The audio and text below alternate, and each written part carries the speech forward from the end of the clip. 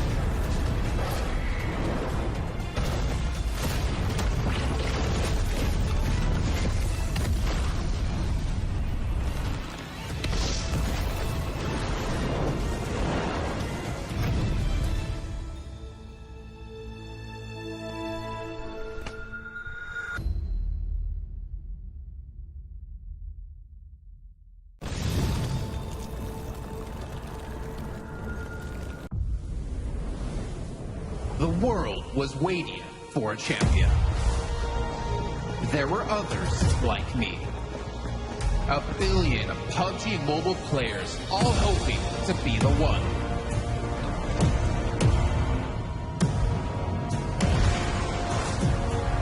There can only be one winner, and I never stopped aiming higher. Aiming to become a pro, the best in my country. Aiming to win a world championship and be the best in the region. Aiming to step on the world stage and bring home glory. We are all here for the original, the first, the best Battle Royale.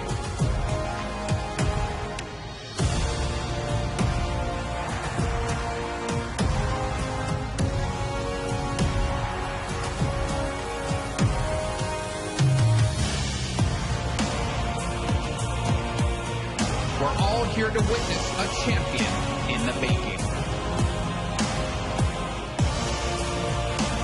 Anyone can be the one. Now is the time to aim high and shine bright.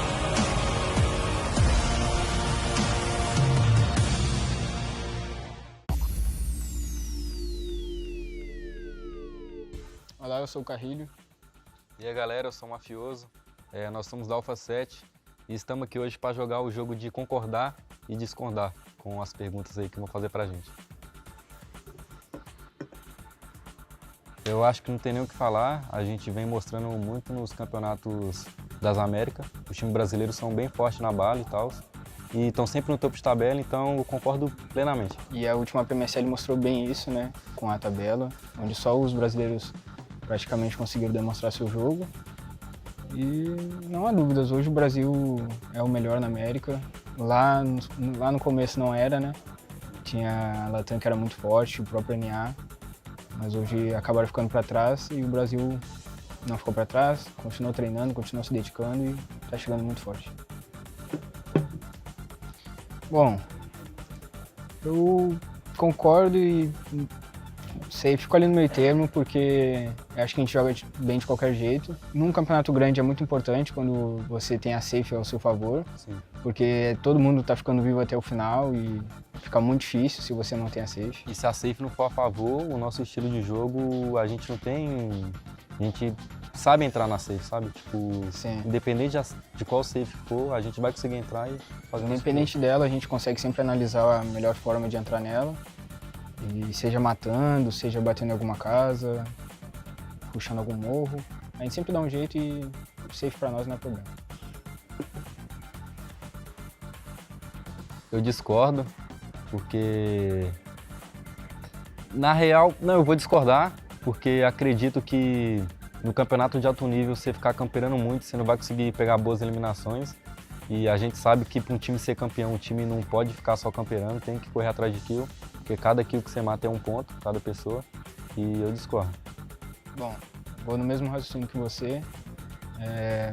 No campeonato de alto nível, os times precisam das kills, as kills fazem a diferença Às vezes você pode pontuar muito aqui, matar muito, mas morrer cedo e mesmo assim você tá no topo da tabela. E por isso eu discordo, acho que campeonato não é uma boa estratégia.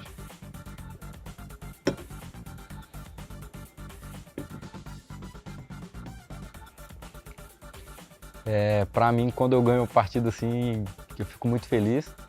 Então é uma das melhores sensações que eu acho que eu posso ter no PUBG Mobile. Bom, eu acho que ganhar é essencial, você precisa ganhar as partidas, mas acho que a melhor sensação, sem dúvidas, é ser campeão, é quando você olha para a tabela e você vê que você conseguiu o que você queria. Mas as vitórias fazem parte, né, disso. Eu concordo, porque sempre tem algum campeonato ali que dá chance para o time de comunidade, então eles são bem acolhidos entre a galera que já está no topo faz tempo, então eu concordo. Sim, pelo menos na nossa região, né, a gente não conhece muito das outras, mas a gente vê muito campeonato da comunidade lá no Brasil e eu acho que é uma boa chance dos outros times que estão lá embaixo crescerem, eles aprenderem com os outros que já estão no topo e assim chegar e disputar os grandes campeonatos. Eu concordo muito. Você dirige o carro mal? Eu concordo um pouco. Tipo, como assim? Dirigir o carro mal? Tá falando assim, tipo assim, não importa você ser muito bom, se você vai bater, você é ruim dirigindo no jogo. Porque eu brigo contigo com o Magrelinho. Tipo assim, vocês ficam só batendo o carro. Não adianta vocês dar a bala que vocês dão e ficar batendo o carro e matando todo mundo. Esse é o meu raciocínio, por isso concordo. Ah, eu concordo um pouco, porque dependendo da ocasião você vai ter que saber dirigir. Se você for rushar e bater o carro, você vai morrer, o time vai te perder. Então eu concordo um pouco também. Eu não discordo muito porque de vez em algumas ocasiões a SMG vai sobressair, porque a DBS quando ela pega o tiro em cheio ela mata o cara, mas de vez em quando ela pega um tiro de raspão e o cara, ela tem um delay, né, pra sair outro disparo, então eu discordo um pouco. Como você falou, em algumas ocasiões a SMG acaba sobressaindo, mas são muito raras. E eu botei que eu discordo bastante justamente porque a gente está num campeonato de alto nível e aqui os times não vão errar o tiro de 12. E todo mundo joga com essa 12, então fica difícil, né, matar. A gente, infelizmente, depois de algumas atualizações, a gente tem que se acostumar, tem que treinar com 12, que não era o nosso forte, pra gente chegar e competir com eles. Não nada. Vai lá. Eu deixei no meio porque eu acho que depende muito da ocasião. Quando você quer eliminar um pixel ou tá rushando alguma casa, a molotov é muito eficiente. Mas quando você vai rushar numa negativa assim, jogar molotov não tem um porquê. Então a HI sobressai. Então eu deixei no meu tempo por causa disso. O efeito da molotov ele é mais rápido, né? Tipo assim, a HI querendo ou não são 6 segundos que você tem que esperar. E como você falou, em casas a HE funciona mais. A HE não, desculpa, a molotov. E em negativas e morros a HE funciona mais. Então não tem como concordar ou discordar mais. Pra mim as duas estão ao mesmo tempo.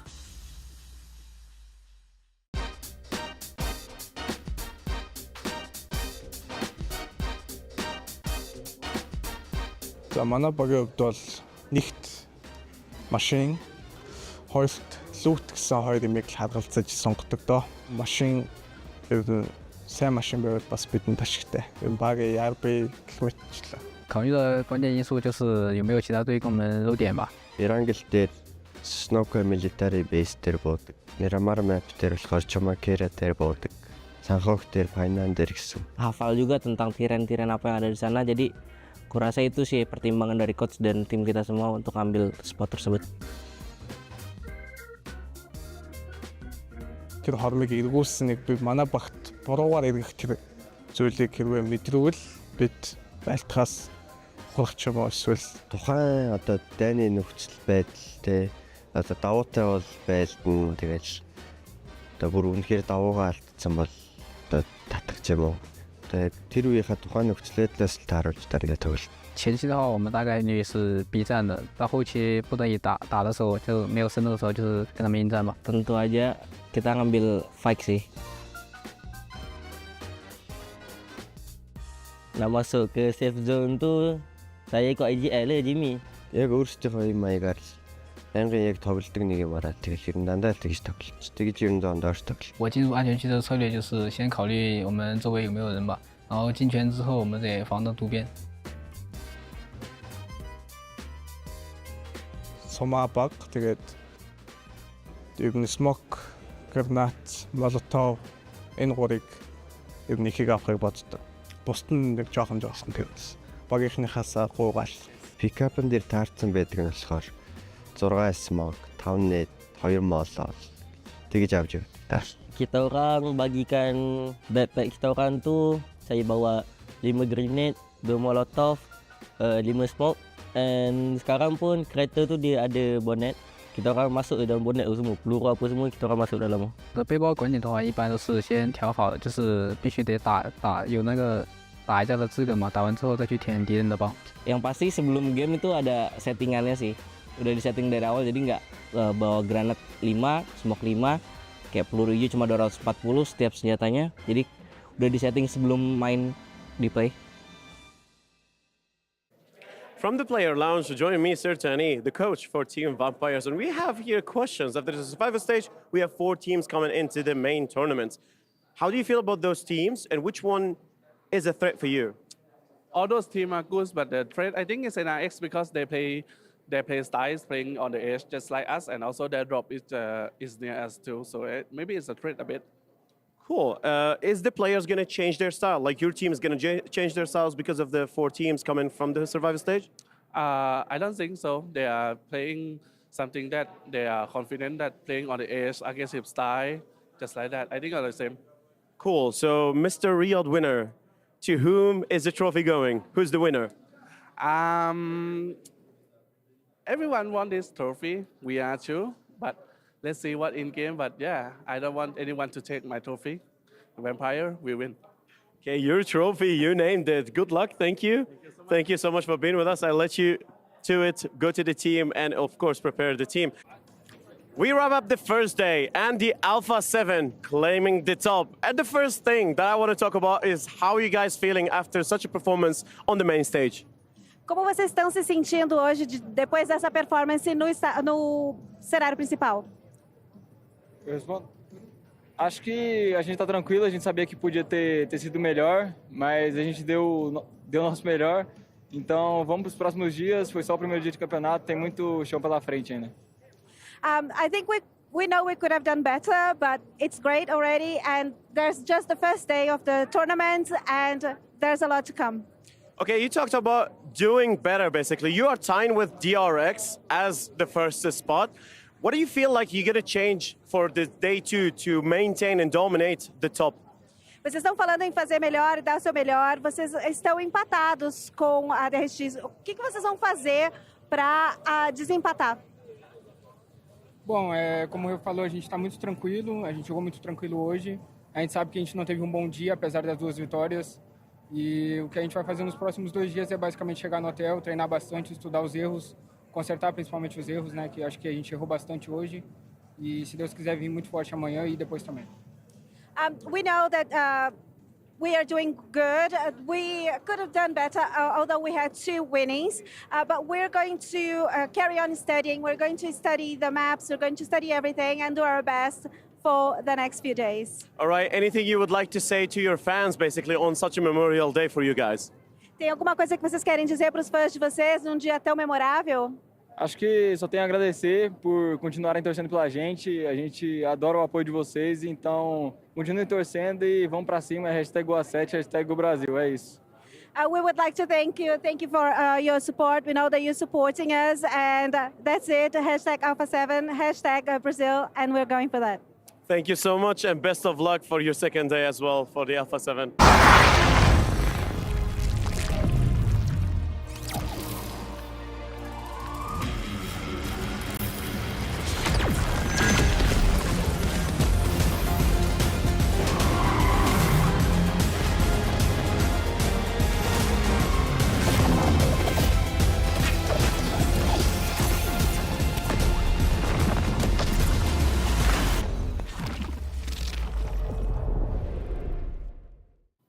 Hello everyone, Ginny here, and this is the second day of the main tournament at the PUBG Mobile World Cup at ESPORTS World Cup. These are our keys. Well, keys of some teams who have their hopes and dreams crushed already. Yeah, we already had some teams eliminated from survival stage. These keys, they're going to end up at the bottom of that totem. And who knows what other 15 keys are going to end up at the bottom of that totem, because we're going to be getting closer to crowning that champion. Absolutely. Only one winner and 15 more to be added to the tally. Who's it going to be? I don't know. Can Alpha 7 finally break that second place curse? Or is it going to be some of the other teams? Vampire Esports maybe making a last place rush all the way to the top. Stay tuned and find out.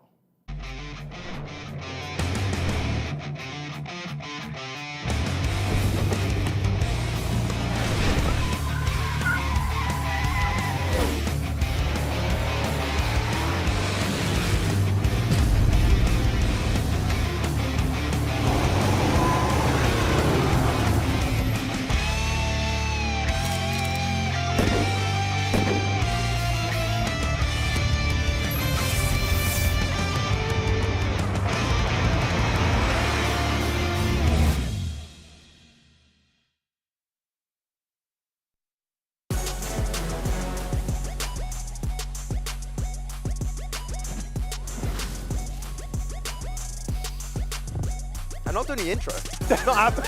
It's not happening. Hello, everyone, and welcome to the PUBG Mobile World Cup 2024 as we're into our final stage and into our second day of play here. Maxman's ready to break things down. That was a really close shot of us. Ready to break things down today because we had a couple of unexpected results. DRX currently tied for first place, technically in second place because they are behind Alpha 7 when it comes to the tiebreaker.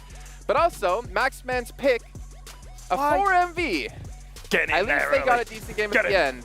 But the Cursed Man Extraordinaire is here yet again. Has not even been a minute, and we're already talking about that, okay? Are we going to expect something better from them today? Hopefully. Is it going to happen? No, maybe not. I don't know. I've given up, okay? I'm moving on. Well, I'm on the Alpha 7 hype train. No.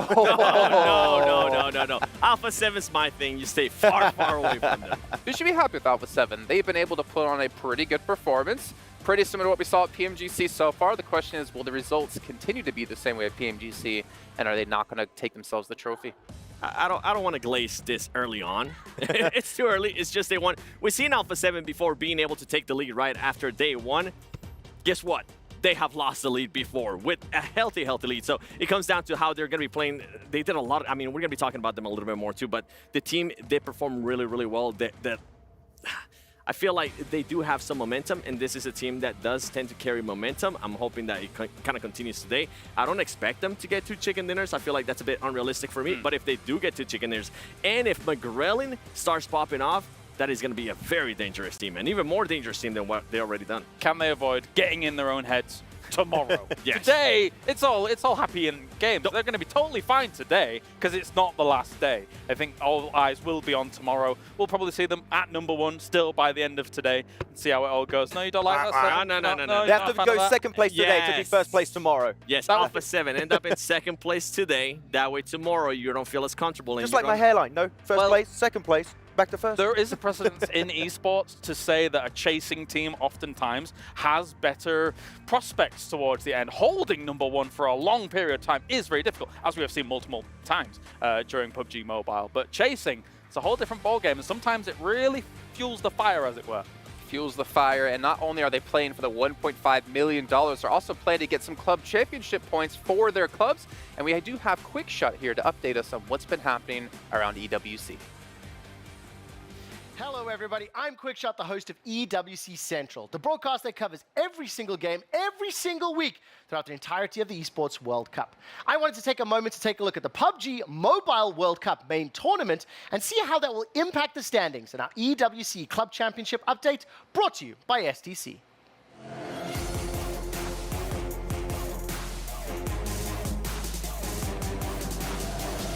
First of all, if you are a fan of Team Falcons, well, I have terrible news for you. The club was eliminated in the last minutes of the survival stage earlier this week, and they will not earn any points in PUBG Mobile. There are, however, strong contenders for a high points finish.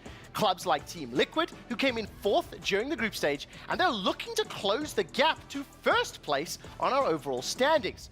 Of course, don't forget Twisted Minds. They snatched away the final main tournament spot from Team Falcons, clipping their wings and sending them back to the nest.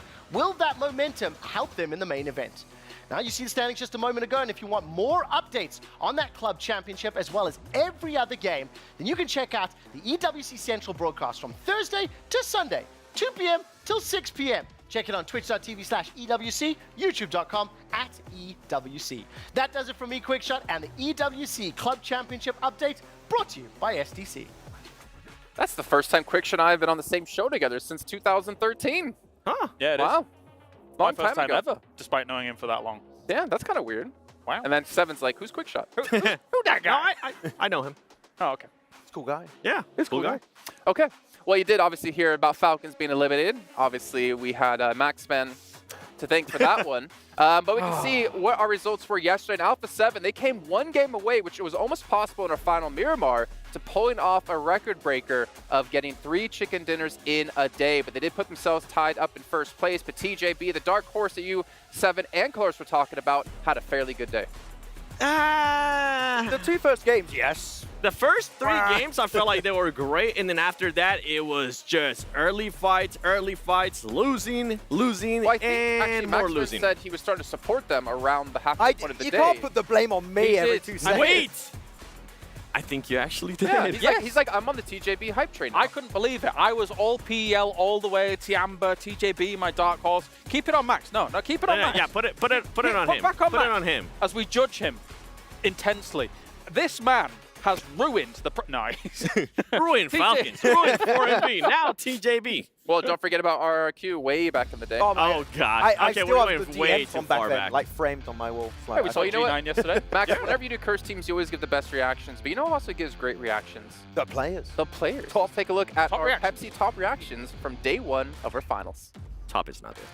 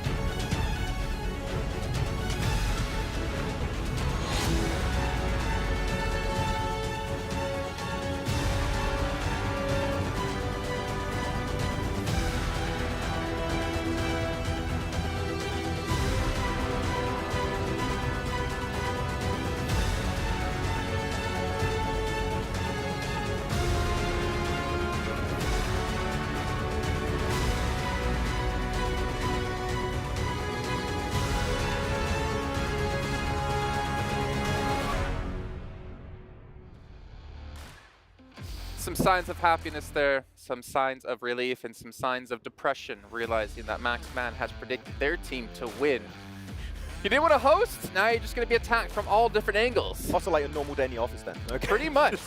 But gentlemen, as we move on to talk about the day here, we're going to have to take a look at our overalls to obviously refresh the mind of all of you viewers at home, and of course our minds. As we did talk about Alpha 7, first place, DRX second, but I think the real surprise, Reject third actually. Yeah, I mean, it's still early days in this main tournament, right? So one big chicken dinner is going to be sending you right up there into the overall ranking. So really good last game here from Reject versus Boom. I did think Boom might be able to get himself the win too at the end, but Reject had a really good spot very early on in the match. So we'll see if they can try and get some good results off the back of that, but really they are not the consistent team in my mind. So I want to see some other games where they can get some points on board outside of that one singular chicken dinner. We're still having a lot of variance, and we did have uncertainty coming into this tournament, Jason, but the one constant truly is, and no, all memes aside, Alpha Esports, Alpha 7. If they're able to continue this kind of form from what we saw from the groups, what we're coming into here as well, I do believe they will be taking the trophy against all of these teams. Again, we just mentioned it. It's a case of mindset for them in that last day. But beyond that, I think DRX obviously really shining bright yesterday with the control play that they were doing. Not huge eliminations here and there, even their win was 10 elims, but they're tied for joint top elims so far. Yeah, I mean, more elims than Alpha 7 too. It steadily comes in. It's not like, oh, we've had a 20 elim game, things like that. No, they're taking medium-sized splits in the middle of these circles, holding it down, playing the control game, and it's going very nicely. Taking those medium-sized bites, and we're seeing Alpha 7 look for those larger bites of that potential cake that they could have coming their way here. And we're taking a look at a breakdown between our number 1 and number 2 team. And I did want to ask you, Kalaris, or 7, or Max, whichever you want to answer this. DRX, we heavily criticized them in group stage.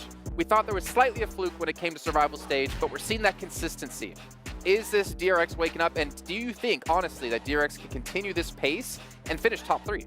I don't think they'll have the success that they had yesterday. I'm with you too. I was really impressed by the control that they were doing. I mean, we saw what they were able to do in Lumberyard, right? Even though that was a given match to them, they were still able to do other stuff in different matches where early on in stage 2, they were willing to just split out in a way that they were playing confidence to a team that wasn't playing this kind of confident before doing group stages. And I feel like that's what we've been critiquing them so much on. And then you had other people, even I said it too, could this be possibly another D+ during group stages?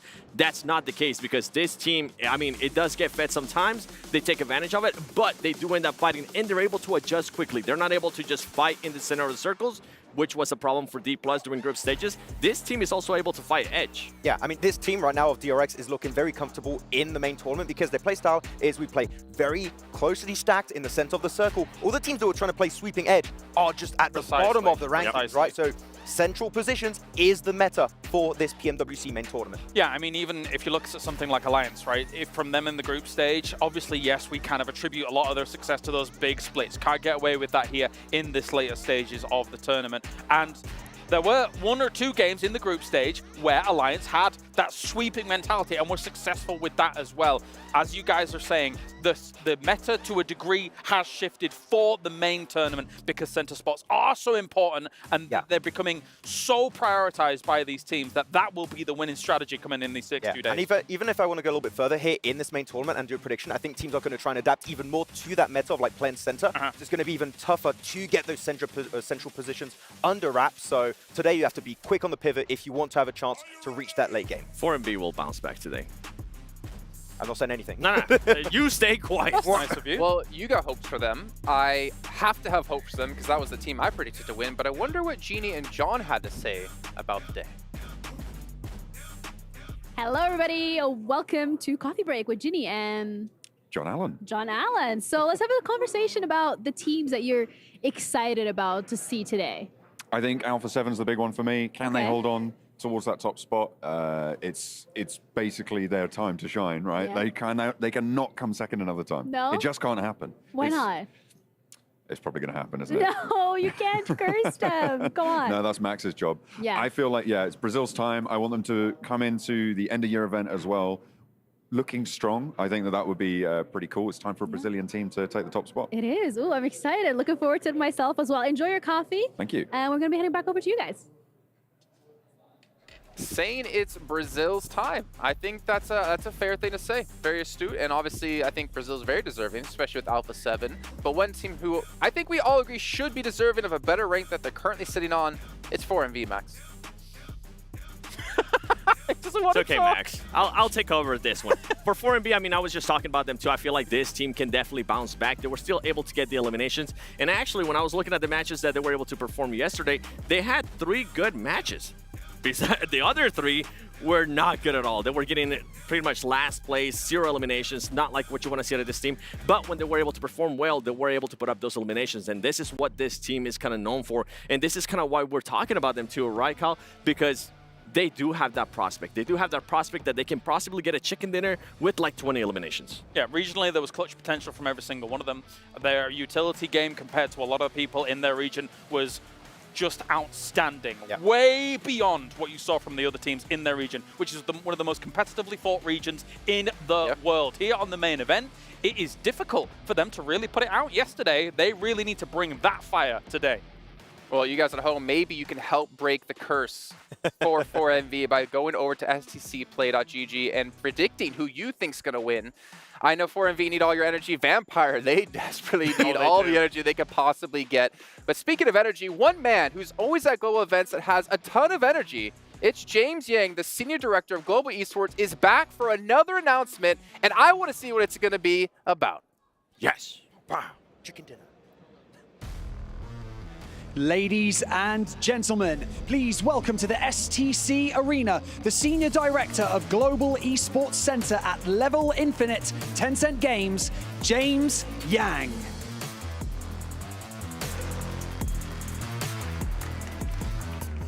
Whew. Hello PUBG Mobile fans in the world, in the Kingdom of Saudi Arabia. Welcome to the World Pulse PUBG Mobile World Cup. My name is James Yang, the Senior Director of Global Esports Center in Level Infinite, publisher of PUBG Mobile. Over 6 years, I've witnessed PUBG Mobile esports ecosystem grow and expand. Regions all over the world have been united in the passion for esports, and we appreciate each and every one of you watching and joining us in the journey. 2024 has been an amazing year for PUBG Mobile esports, and the community in particular has been the highlight of the year to me. Your support has made this year truly one of the greatest years, and plenty of exciting announcements to be shared today will make the community even more thrilled and hyped. So let's dive in, starting the latest details of 2024 PUBG Mobile Global Championship. This December, 48 plus 1 team will get the chance to fight their way to the victory, but only 1 team will become the top of the PMGC 2024 champion. Southeast Asia, 10 teams including top 5 from PMSL South Asia 4, the top 4 teams from PMGC points from Indonesia, Malaysia, Thailand, and Vietnam, and the PMCL for winner. Central South Asia, 4 teams from PMSL CSA 4, and the top 4 teams by PMGC points from Central South Asia, Pakistan, and Central Asia. Americas, top 3 teams from PMSL Americas 4, and the top 3 by PMGC points from North America, Brazil, and Latam. Europe, Middle East, and Africa, 9 teams including top 5 from PMSL EMEA 4, and the top 4 by PMGC points from EMEA, MEA, Europe, and Turkey. Additionally, 2 teams from Japan, 4 teams from China's PEL, 2 teams from South Korea, 1 team from the PUBG Mobile World Cup Season 2, and 5 special invitees to be announced later, and 1 direct invite to the finals from hosting country.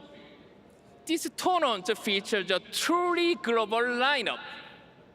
And by tomorrow, we'll know which team will own the very first PUBG Mobile World Cup and an additional slot for their region for the Global Championship.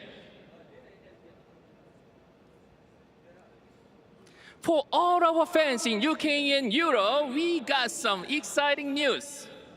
We already have announced this year PMGC will be held in UK, and today I'm happy to announce that the Excel Auditorium in London will be the battleground of choice, known to the host of many UK's greatest game events. We are so excited to bring the biggest PUBG Mobile esports tournament to the UK and hope many esports fans over the world can come and take a photo next to the Big Ben. Ticketing for PMGC will be open in August, ahead of the event taking place from 6th to 8th to December. So get ready to grab your spot for this major competition. This event will be really great. Okay, one more thing. Have you played one of the most enjoyable modes in PUBG Mobile, Metro Royale? We've had so much fun developing this Metro Royale game mode, and we are looking forward to a bright future with it. So let's check out the latest Metro Royale video.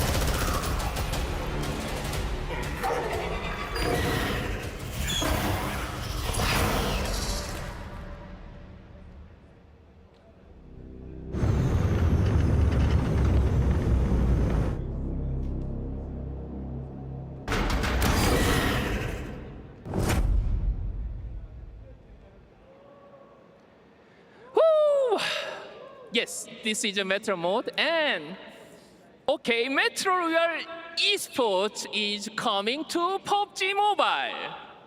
After the success of the Metro Royale game mode, we decided it's time to take it to the next level, which is why we are preparing an esports scene for Metro Royale players. This will join PUBG Mobile prestigious esports lineup and will give a chance to the players to prove their skill to the world.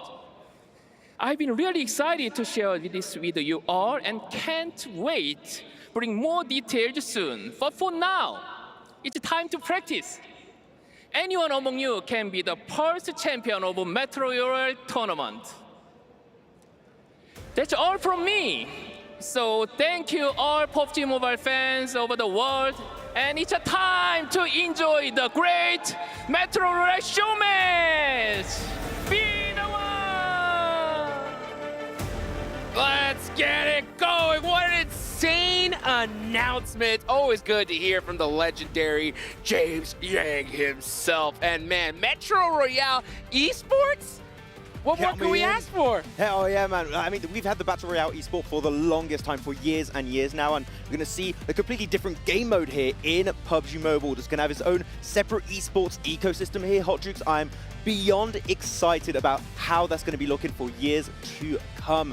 And I've enjoyed myself a few matches already here, Hot Jukes, in Metro Royale. And no, the competitive side of things is going to be very interesting to see on the big screen. I can't wait to see how it's all gonna be done, right? Like, you know, what are the rules? Yeah, what are the rules? You know, what kind of gear do people gonna go ahead and go in with? Everything. You know, Metro Royale is by far one of my favorite modes to play. You know, there was actually a time.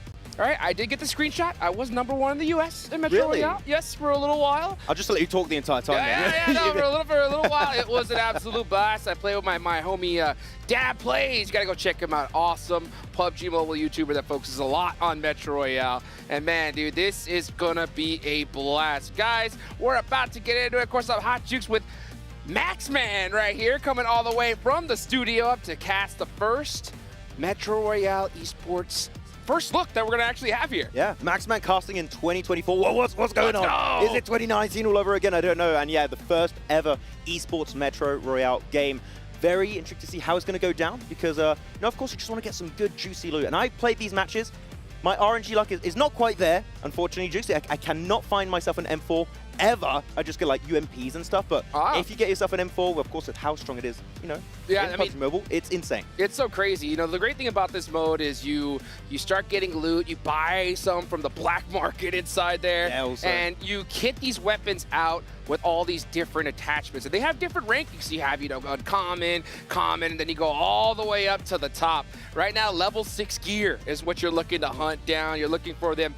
You see them pink items right there? That's what you want to hunt down. And it all depends. You know, I think I'm interested to see what weapons these guys are going to go in with, because lately we see a lot of folks at the highest level of Metro Royale. They be rocking them P90s, they be rocking them MKs, and there's different skill trees that you could use as well. So you start, you know, inputting different things. It reduces your recoil, increases your run speed. So there's people who literally rock an MK14 with an 8X.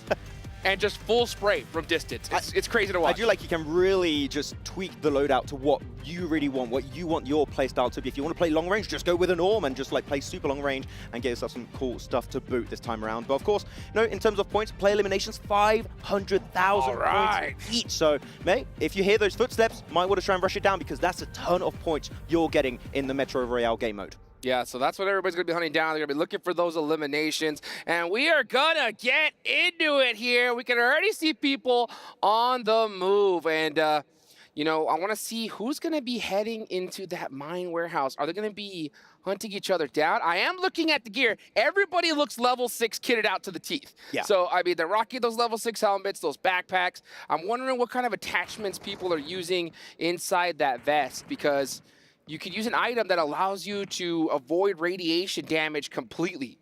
So the main objective, you can see it right there on the left, is just getting as much loot as you possibly can and making it out alive. We've got some early action already happening here for Alter Ego that I was hoping not to make it to PMWC, but they're here in spirit, in Metro Royale here, Hot Jukes. At least they made it through. And we're going to see some MK14 and some early action going on through. And Metro Mania are going to be having a little bit of a rough start here, having already one player knocked away. A second also is going to be falling to his knees. And early fights, when you're maybe also struggling to find loot around the map, is going to be a little bit rough for these guys. But the res should normally and hopefully be coming on through. Yeah, because these guys should already go in with a certain type of weapon, and everybody has different strategies. And honestly, it's going to be tough if these guys don't play Metro Royale like religiously. It's going to be pretty difficult for them to come in here because, you know, the recoil, the weapons, everything is different from like the a different regular game. Yeah, it really is. So you can see everyone's rocking that MK14, the Bob Barker, I like to call it. A lot of pros, they don't even rock a secondary because they want that extra space in their bags, but we already see the first team out. That's Metromania, God, just like that. Yeah, unfortunately over the ridge there, they were just not quite able to take on that fight. But yeah, it makes sense, right, also because I take one weapon, not for the reason of just, getting extra loot, just if I get eliminated, because, I get taken out quite a lot in these matches, I don't lose too much, so that's my extra strat I'm going to be going for this time around, though. Sem9 also going to be towards one of the strong positions over on this map. A lot of loot to boot this time around. And also, we're talking about, the fights, player versus players. You've got some agents. In this mode, you have zombies, right? Yeah. So if you got the super strong ones, that I'm not sure where they spawn exactly on this map, but that is going to be potentially giving you a ton of loot, but they are very, very hard to take down. Yeah, you get a different opportunity to get some, very high-end weapons as well. Some that are pretty exclusively almost drop only.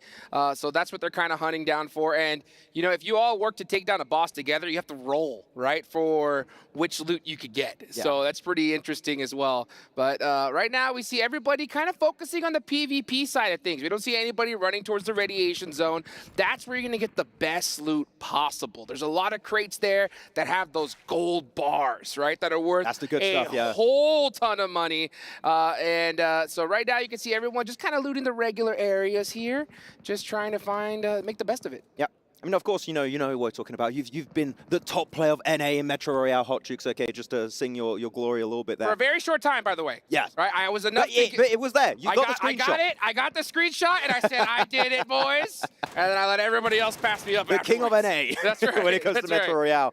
But like, I've played myself a few matches, and my best weapon, my purple weapon, is a pan. It's a purple weapon. Oh, okay. Purple. Technically, I got a purple weapon. There you go. That's I just go, like, bonking people on their heads. The zombies, I think, will tank that one quite a bit, but it's quite nice to have. But you also can fight these players, right? Don't forget, you can also extract yourself out of the map. You got some great loot. You don't want to lose it. You can just leave the place if you want and keep all of that juicy loot for yourself in your arsenal. Well, one of the favorite things I love about Metro Royale, right? And this is for anybody that plays PUBG Mobile. You've never played this mode. The greatest part about this is you spend so much time getting resources, right, to buy better and better items.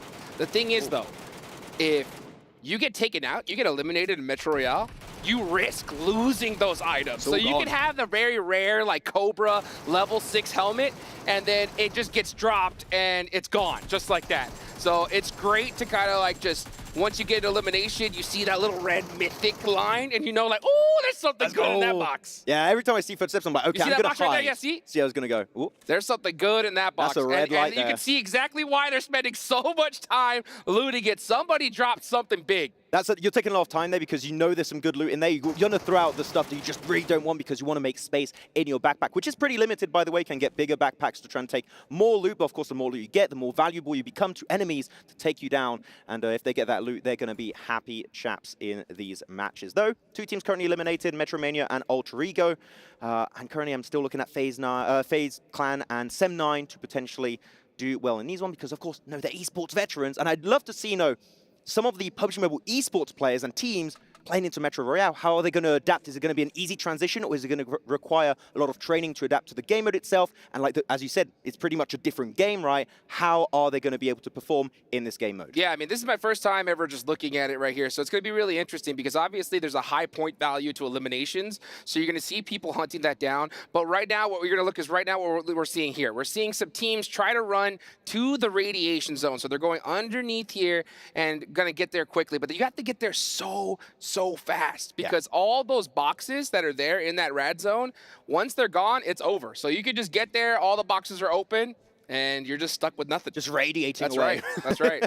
I love these tunnels, by the way, because I'm very scared of dying in these game modes. I'm just like, okay, I can avoid people, I can loot and be very sneaky. use the tunnels, go from point A to point B, get closer to the extraction zone, using these cards, which I personally love this mechanic, playing the Metro Royale game mode, and it just gets you to position very safely until you get out, and if a player's camping, then you might be in a bit of trouble, though. Yep, and you can just see them, and the cards are a good, like, sign to know if a team has already taken the area. Used it, yeah. Yeah, so you see that card gone, you're like, oh, there's a team ahead of me, and what looks like we might see an engagement here soon. They're not in front of them. They're actually just past, I think, in the other tunnel.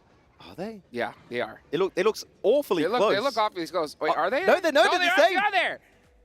Oh, never mind. Kenny's dancing. He must have found something real good. He's hanging out with summoning the emotes.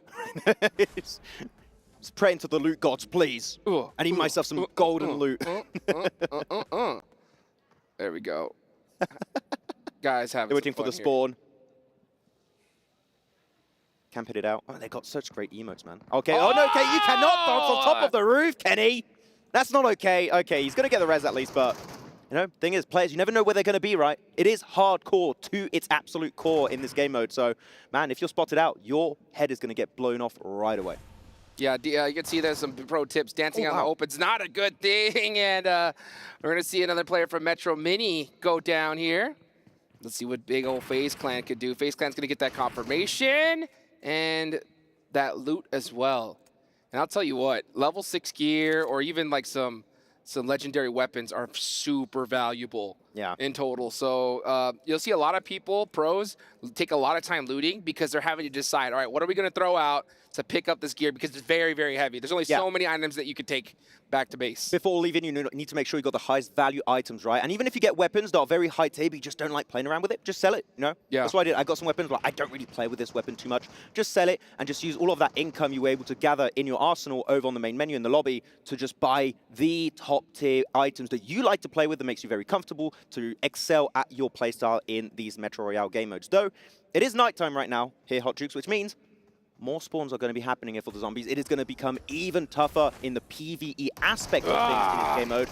And there you go, the zombie spawns, and it is going to be quite tanky, but of course the loot is going to be worth it. So you can see them going for them headshots there. These bosses do have a chance of dropping some serious, serious loot.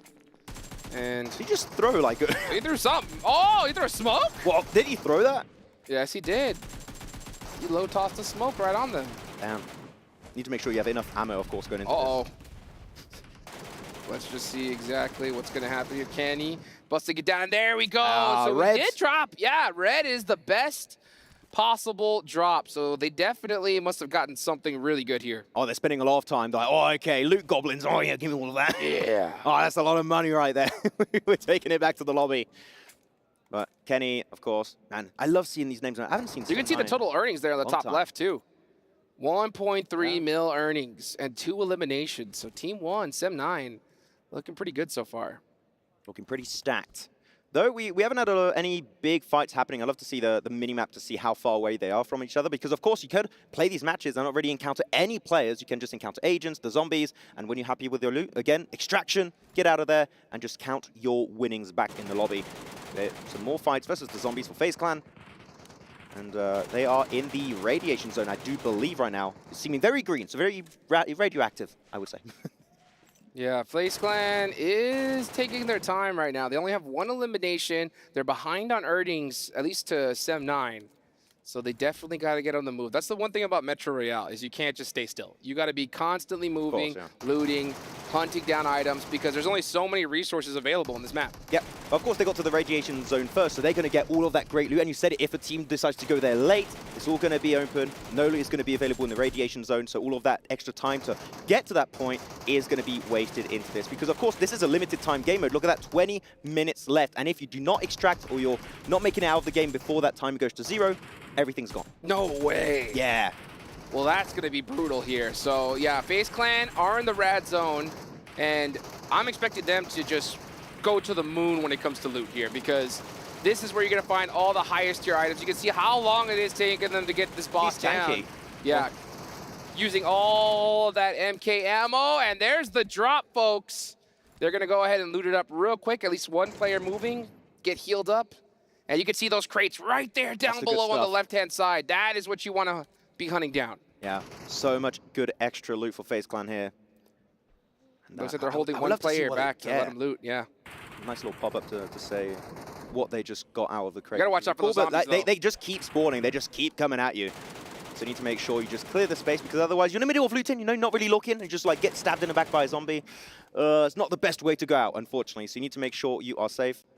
Oh my word, okay. Some schematics Level 4 drop. backpack, man, he can get a lot of stuff back to base here. That's right, yeah. So you may want to leave some of that purple loot, but you're looking for those schematics. Those schematics actually are really high value, and you could use them to be able to upgrade your character, right? To make them a little bit more tanky, give it a little extra tiers as well. So good that he was able to find that. Let's see what Depp is able to look at here. This is not in the radiation zone, so these boxes are not going to have a higher chance of dropping like gold bars or anything like that. Yeah, exactly. So you want to make sure you get those gold bars as much as possible. Although, again, we said it, nighttime, so the spawns are going to be a little bit tougher here. They're going to be tougher zombies coming at you to try and take you down.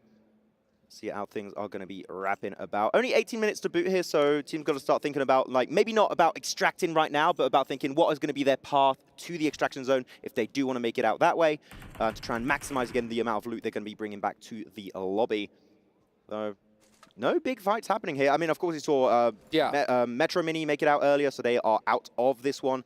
Millionaire did lose one player a little bit earlier on in this match, but they are having to wait. I'm interested in seeing what's going to happen towards the end here, because real common in Metro Royale is, you know, it's a race to the radiation zone, right? Yes. So a lot of the engagements happen either in rad or on the way to rad. And if, unless, right, there's a team camping you and waiting for you to leave. That right? happened to me. That's rough. That yeah. does happen, where you just spend so much time looting a radiation zone, and then you have a team camp you out and just take everything that you dropped. Just do the heavy work for me, you know? Yeah, just which like, is you so pick up all tough. the loot for me, you eliminate all those pesky villains inside of the radiation zone, and I'm just going to pick it all up for myself. So I'm wondering to see, like, you know, especially towards esports, because we don't know exactly, like, what's going to be the meta, right? We're going to see it be developed at the first time. So I'm wondering if we're going to see some teams, you know, go to radiation zone, loot everything, and if they have some extra time, like, do you just go hunt down players? Like, what's going to be in their mindset? That's what I'm thinking. I think camping the radiation zone is going to be very important. Like, getting there first is going to be important, and trying to leave as soon as possible. But if a team knows, okay, I'm seeing what's happening, I'm seeing a lot of crates opened, a lot of the zombies have been eliminated, we're just going to wait outside, wait to hear some footsteps or like some shooting, and then we are going to be focusing onto you, because we know you have the good stuff. Yep. And we want that good stuff for ourselves. Especially if you weren't able to find anything, you know, or if you just got there a little bit too late, you have to take that engagement. And we'll have to see, you know, in comparison, just like how valuable our eliminations going to be compared to like high tier loot. So it's going to be really, really, really fun to watch. I can't wait to see that fully developed. I'm actually very interested in one aspect of Metro Royale, which is, of course, all the teams have got different spawns around the map, right? They're all away from each other to avoid like just instant fighting in the first 30 seconds of the game, right? I'm intrigued to see what's going to be the meta around pathing. Like, what is going to be the min-max path on a specific map based on your spawn and the extraction point to, like, get as much loot as possible and to, like, quickly get in, get the loot, get out. I feel like that is going to be the interesting macro aspect that I'm going to be very intrigued into when looking at the esports side of Metro Royale. Yeah, and you know what? One thing is for sure, guys, if you are watching now, pro tip is that if you're riding in a cart, you should always have 1 or 2 players just scoped in downrange, just because if a team is camping for you. So that's something you got to definitely keep in mind. We're watching Kenny on the move here, and it looks like he is. They are going to enter the radiation zone. FaZe is there waiting for him, but do they know that Sem9's there? I don't think so. Now they know for sure, and FaZe start this one off with a huge knock. Yeah, Kenny's going to be instantly dropped to his knees. Depp is going to have to make it back inside the building. Does make it around the corner. Luckily enough, the res will be able to potentially come out also at some point, but Sem9 are going to be having a rough time. Actually, no res, 1%. He got absolutely confirmed instantly, so he was sent right back to the lobby this time around. And Sem9 now against a wall too. They can't really leave except for that one singular point they entered from. So like FaZe currently have a big advantage, but they also got a player knocked on their side. So currently down to a 3v3 hot jukes, and is now going to be Sem9 Depp with a great opening. Put low, but will be able to go for the med kit. He got lit up. Now, if you look there, his gear is pretty beat up here, so he's only going to take a few shots left. Those heavy impact bullets definitely cause an issue, and I can't wait to see what the meta is going to be of like, all right, what kind of ammo that you could use, because you could even use like immolating ammo, which puts them on fire after you hit somebody. Yeah, you've got so much depth to Metro Royale when it comes to the guns itself. You've got guns that doesn't exist in the normal Battle Royale game mode. Oh! But Lawyer gets saved, actually. Actually, he gets knocked away as he was trying to knock an opponent of FaZe Clan.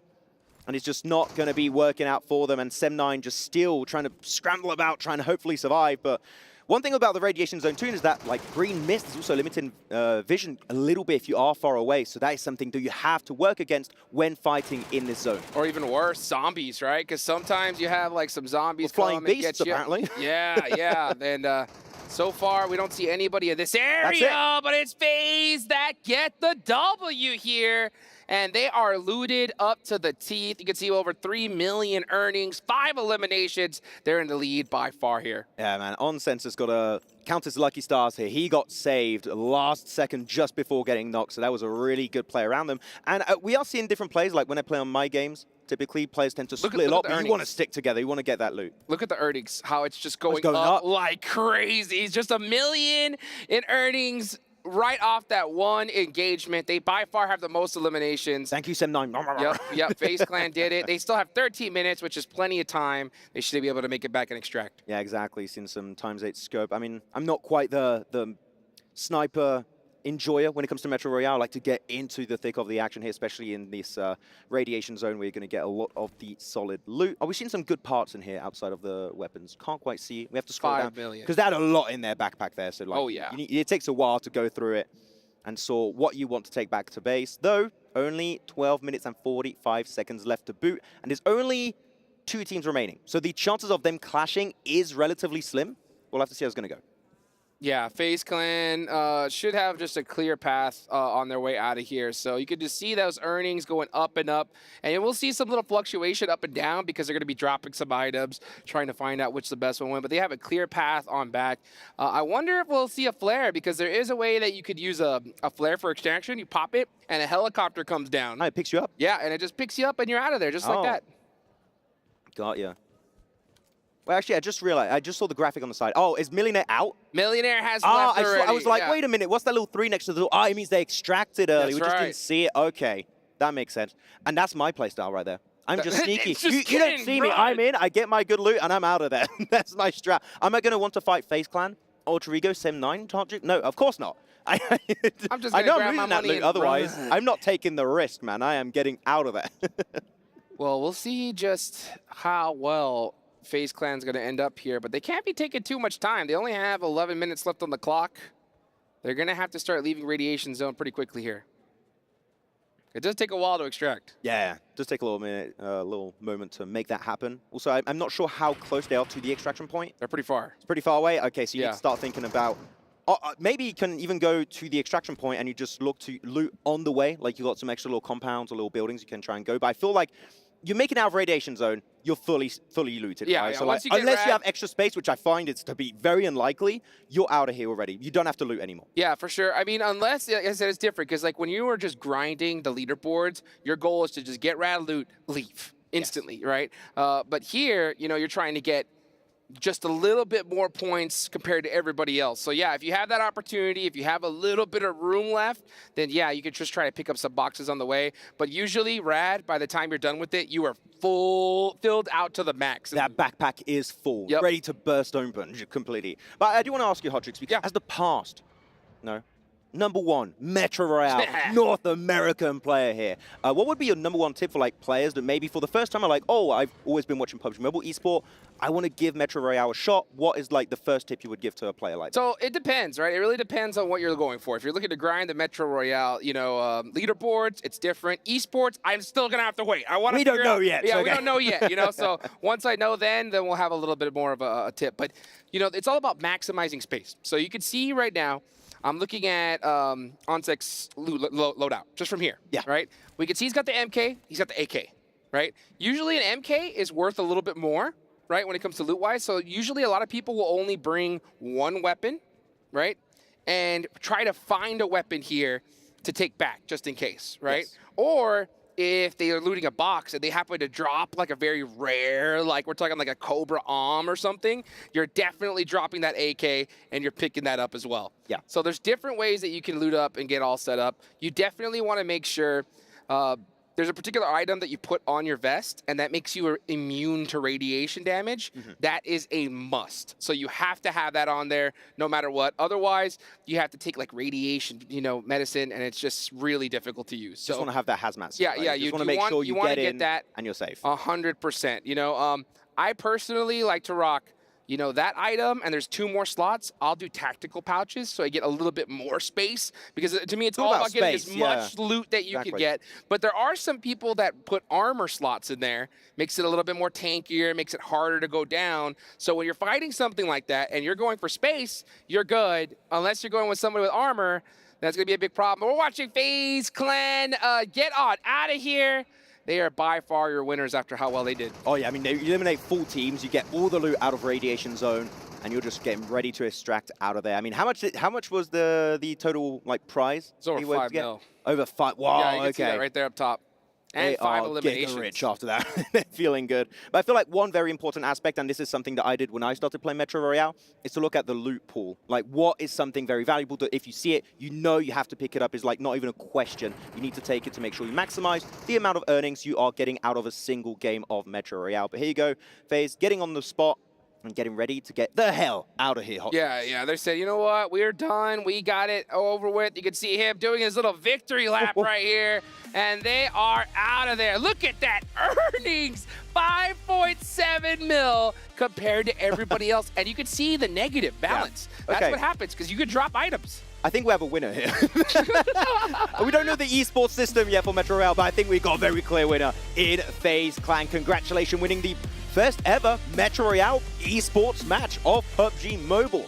Great stuff here from the team, but going out negative, no, that's rough. Yeah, that's rough. But you can see it there. I believe it was 500,000 per elimination, right? Yes. So that's 2.5 mil for 5 eliminations. That's pretty good, right? I think it's definitely going to show, though, that the value is in the loot.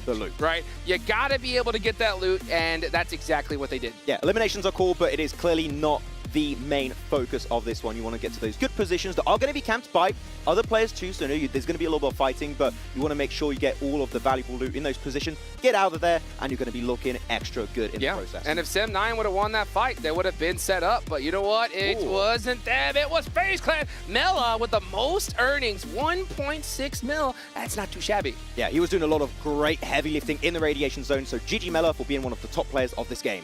Great game, guys. Let's take it back to the stage, and we'll get back to you in a bit.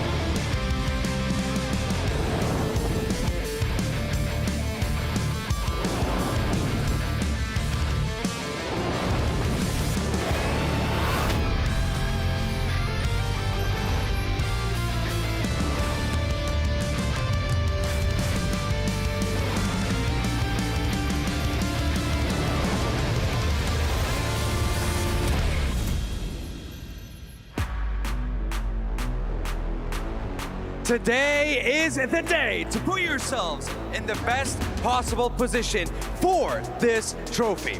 My name is Dawood Sandstorm, and I am your host alongside Barney Banks, and welcome to the PUBG Mobile World Cup at the ESPORTS World Cup. Yesterday, we got a glimpse of the composure and skill set that is required of each of our competitors. Just one mistake, and you are immediately on the back foot. some of these teams will be brimming with confidence. But don't forget, there are 15 other teams with their sights set on you, waiting for you to turn your back, waiting for you to drop your guard, waiting for you to become vulnerable. Yesterday, we mentioned that each of our teams have earned their spot here. Just one high elimination win and you are right back in the mix at the top of the table. So, with that being said, let's introduce our teams for day 2 of the main tournament, starting with Al Ola IHC. Team Liquid! TJB Esports. Rejects! Vampire Esports. Boom Esports! Twisted Minds.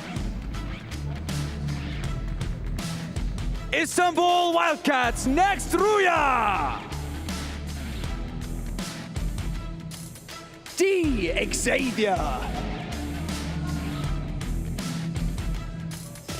For Miracle Vibes! Tianba. DRX! Alliance. Talon Esports! Alpha 7 Esports. Power Esports!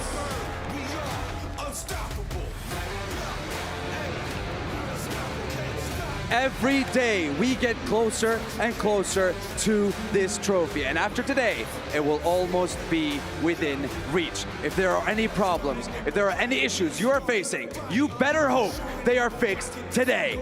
Just 12 maps remain, and currently only 44 points separates the entire leaderboard. So it is time to close that gap. Let's kick off day 2 of the PUBG Mobile World Cup main tournament at the ESPORTS World Cup. Casters, let's do it.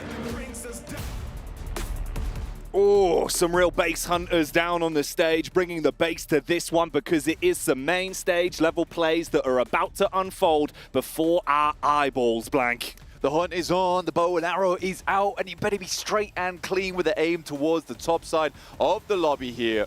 Pick yourself up a beautiful little win, or 2 if you'd like, to make sure you have the points necessary to hit the top side of the tables. Yesterday, we had a massive chicken dinner coming through from Reject, but it still is Alpha 7 leading the pack. Currently 62 points in first place, Jackie. Oh boy, it's that classic statement. Are we going to see repeatable chicken dinners, or will we see new top dogs rise today? We are coming close towards the end of everything we have been building over the past weeks, Blank. So much competition, so many back-to-back near moments for all of these teams, but it culminates in these next 2 days of play, starting here with our opening game. Yesterday, we laid the groundwork for the performances to come, but today we start placing down those bricks, creating the foundations, because honestly, this is the day where anything can change, but it's where things start to get a little bit more locked in towards the end at that match 6 point. And that last day, unless you've made sure you kept up with the pack, you were one of the front runners, that trophy might just be out of reach by tomorrow. So this is probably the most important day out of all of them. And Sandstorm's right in the sense that, look, if you've not had that night to go over all of your little transitions, your changes you're making to your playstyle to ensure you have the best chance possible today, it could be all over before you even make it to day 3. You better hope each and every one of these teams have made good use of the time that is available to them. Their strategy, their benchmarks, how will they adapt on the battleground today? That's the big question. You can see the difference in the body language from squad to squad as well, and especially the way they've prepared, the way that it's easiest for them to be clued on. Some teams having the fist bumps, a little bit of camaraderie. Some of them looking at the books for their last time, glancing over their notes, their hot drops, their rotates, and making sure that they're on point, because like you say, Blank, there is no room for error. Alpha 7 looking happy here. 62 points, yes. However, tied up right now with DRX. The big difference is that yesterday Alpha 7 was able to pick themselves up 2 chicken dinners over the course of the day, which is a very nice result on day 1 of the main stage here for the PUBG Mobile World Cup at ESPORTS World Cup. Very nice to see. However, it's DRX tying right now with 62 points. They've only got 1 chicken dinner, 2 third places, a second. So honestly, out of the day, they had 4 top 3s, which is very impressive and difficult to deal with. Not to mention the fact that, you know, their other games weren't that bad either. You know, a 7th place and an 8th place. This is some really consistent results coming out from DRX. Remember as well, something different that you'll notice today, those crushed keys sitting underneath the trophy. The contrast of either side, teams like DRX, like Alpha 7 that are in the runnings to potentially have a chance to still take the trophy home, whereas everyone else that we've already had to say goodbye to, who didn't survive through groups and the survival stage, who unfortunately couldn't make it to the top 16, that have been battling it out already in the past 24 hours. And that amount of momentum that's going to be pumping through you, thinking about the fact you are now within reach. If you have a few good games, if you can keep consistent and actually make it become reality, you could have your emblem doused in gold here at the PUBG Mobile World Cup at the ESPORTS World Cup.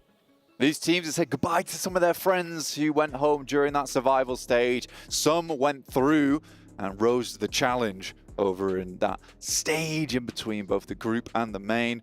And honestly, it is a little bit frightening. I think teams understand how real it is getting now. You're in that top 16. It's time to pop off. It's time to get the work done. And we commiserate those teams that tried their best but fell a little short. But now it's time for the top dogs to show who is the best inside this lobby. We've had some unfamiliar faces. Let's be honest. Up towards that top side. We didn't expect. Reject yesterday. 49 points right now. 3rd place after a chicken dinner and 17 limbs. At the end of the day, felt like they were getting into the groove of it towards that point. But here we are on Sandhawk, once again sponsored by GT20 Pro, our official smartphone here of the tournament.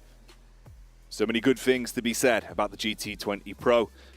Hopefully, so many good plays to show just how powerful that phone can be when we get into the games today. Thank you for joining us, everyone. Strap in. We've got a huge house tonight in the crowd as well at the STC Arena. Yesterday, they were going absolutely wild for power. They were hoping to see some huge results from them. We saw some good moments.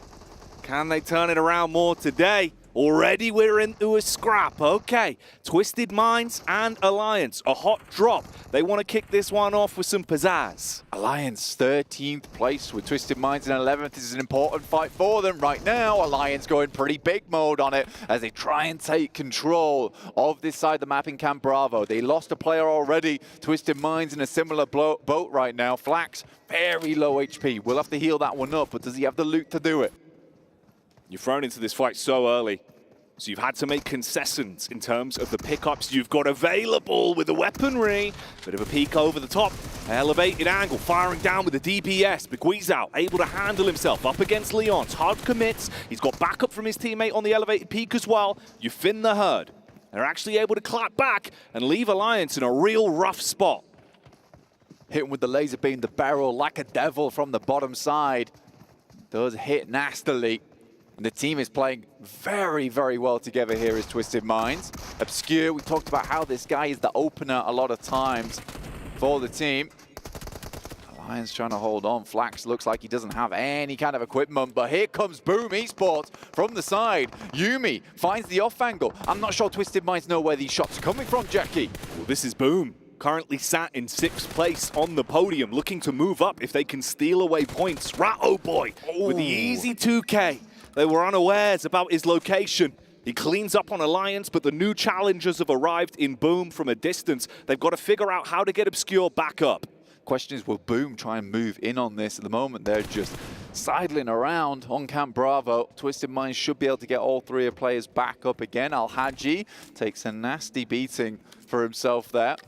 Should be able to heal that one up though. This is all the way over towards the western side of the map here on that northwest island. Power just congregating around that coastal edge with Talon around them. And Alula IHC down towards that south side. Team Liquid start their game off in a very comfortable position in boot camp, but we head down towards that southwest, more favoring, I would say, for Miracle Vibes and potentially even Reject, who are sort of playing the old Gladiator split, and they know they're not in, so they can take a lot of space here down towards that south side on the Confluence compounds. I really like this move from Reject. If Boom don't like the bait, maybe Alpha 7 do. This is the establishing replay, so you get an idea of what just went down. If you missed it, it was the compound crash, of course, where both teams on the hot drop had to juke it out amongst one another. Boom took shots from the distance. In the end, we say goodbye to Alliance, but Alpha 7, they've sensed the blood in the water. They might feel pretty confident on this one, maybe steal away a few elimination points off the back of the weakened team. Yummy from Boom jumps back in the vehicle as well, so he isn't going to be an issue here. Ratto boy getting back up to full HP. 4 limbs, still feels good though. Here's Alula HC. Your demo. Overseering the high ground at the moment. Got a nice purview down towards that south side and towards the east.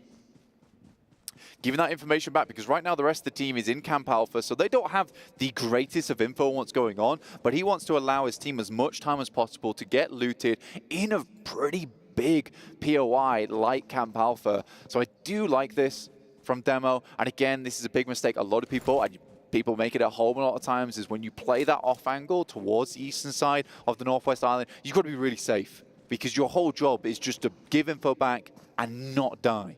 As soon as they lose that player, things get very, very awkward. Here's Alpha 7 though, and this is what you call Jackie. Oh, that's a huge spray as well. Beautiful work there. With a garden hose, unleashing bullets, spraying them down. And it's only Obscure that's left. There's no timeline where he can make a play to get Guizhou back up. So far fragmented and so low on health, they hard commit onto that. They flushed out the entire squad, just Obscure remains. He's good on off angles. He's good in 1v2s normally, but can he go absolutely huge here? Claps down onto the first. They'll barely save his life. That was cheeky from Obscure though, bro. Dear me. The question is whether Boom heard this, potentially have a look back down towards that south side, but I think Alpha 7 are safe. Carrillo though, 3 elims. Picked all of them up in that engagement. Basically didn't need the rest of his team to be there, but they will have to get a move on now as the circle starts to encroach over towards them, pushing them further towards that center, down towards that southwest side. As most teams have made it in. Team Liquid even made their way across from boot camp. They crossed the river. They're now on that north side, potentially looking to hold out power as Reject decided to regroup around Pineham Bridge and some of the compounds that sit beneath it. I think that's a strong spot, Jackie. Could keep them safe. Could. It could. You'd hope so. Maybe bolster their defense and set them up for a good swing of things in the day here. DRX on your screens now, of course, as well. Alpha 7 with those early elims. They will be peeling themselves a little bit further ahead. And I suppose the big talking point there really is as well, right? There's a timeline where Obscure does put them down to a trio. Then maybe it's not as great of a start to the game. You're thinking, all right, yeah, we got a couple elims, but now we're in a bumpier spot for the actual chicken dinner. The fact they make it out, stealing all the points, getting away, and still having the full squad alive is gigantic for Alpha 7 on the first game of the day. Yes, yesterday was brilliant for them, but remember, Blank, it's a new day, right? Anything could happen, but that goes to show the blood's still pumping. Decision-making is looking clean. For Alpha 7, an aggressive map like this is where they really thrive, right? This is where they find their most enjoyment, get themselves the chicken dinner yesterday on this map too. Potentially looking for a little bit more. Their rotation's a bit more difficult than some other teams here. They're right at the back of the queue on this southeast side. They'll have to go through Boom, the Xavier, who are well renowned for their long-range engagements and some of the nade play. So pushing through them is like pushing through barbed wire. So yeah, the Xavier could be a little bit of a problem in front of them, but Alpha 7 might just blow it to pieces. You never know with how they're playing. Definitely could be an opportunity for that. Get a bit of an establishing shot here. Nice cinematic pan over the bridge, seeing where Team Liquid and Power are.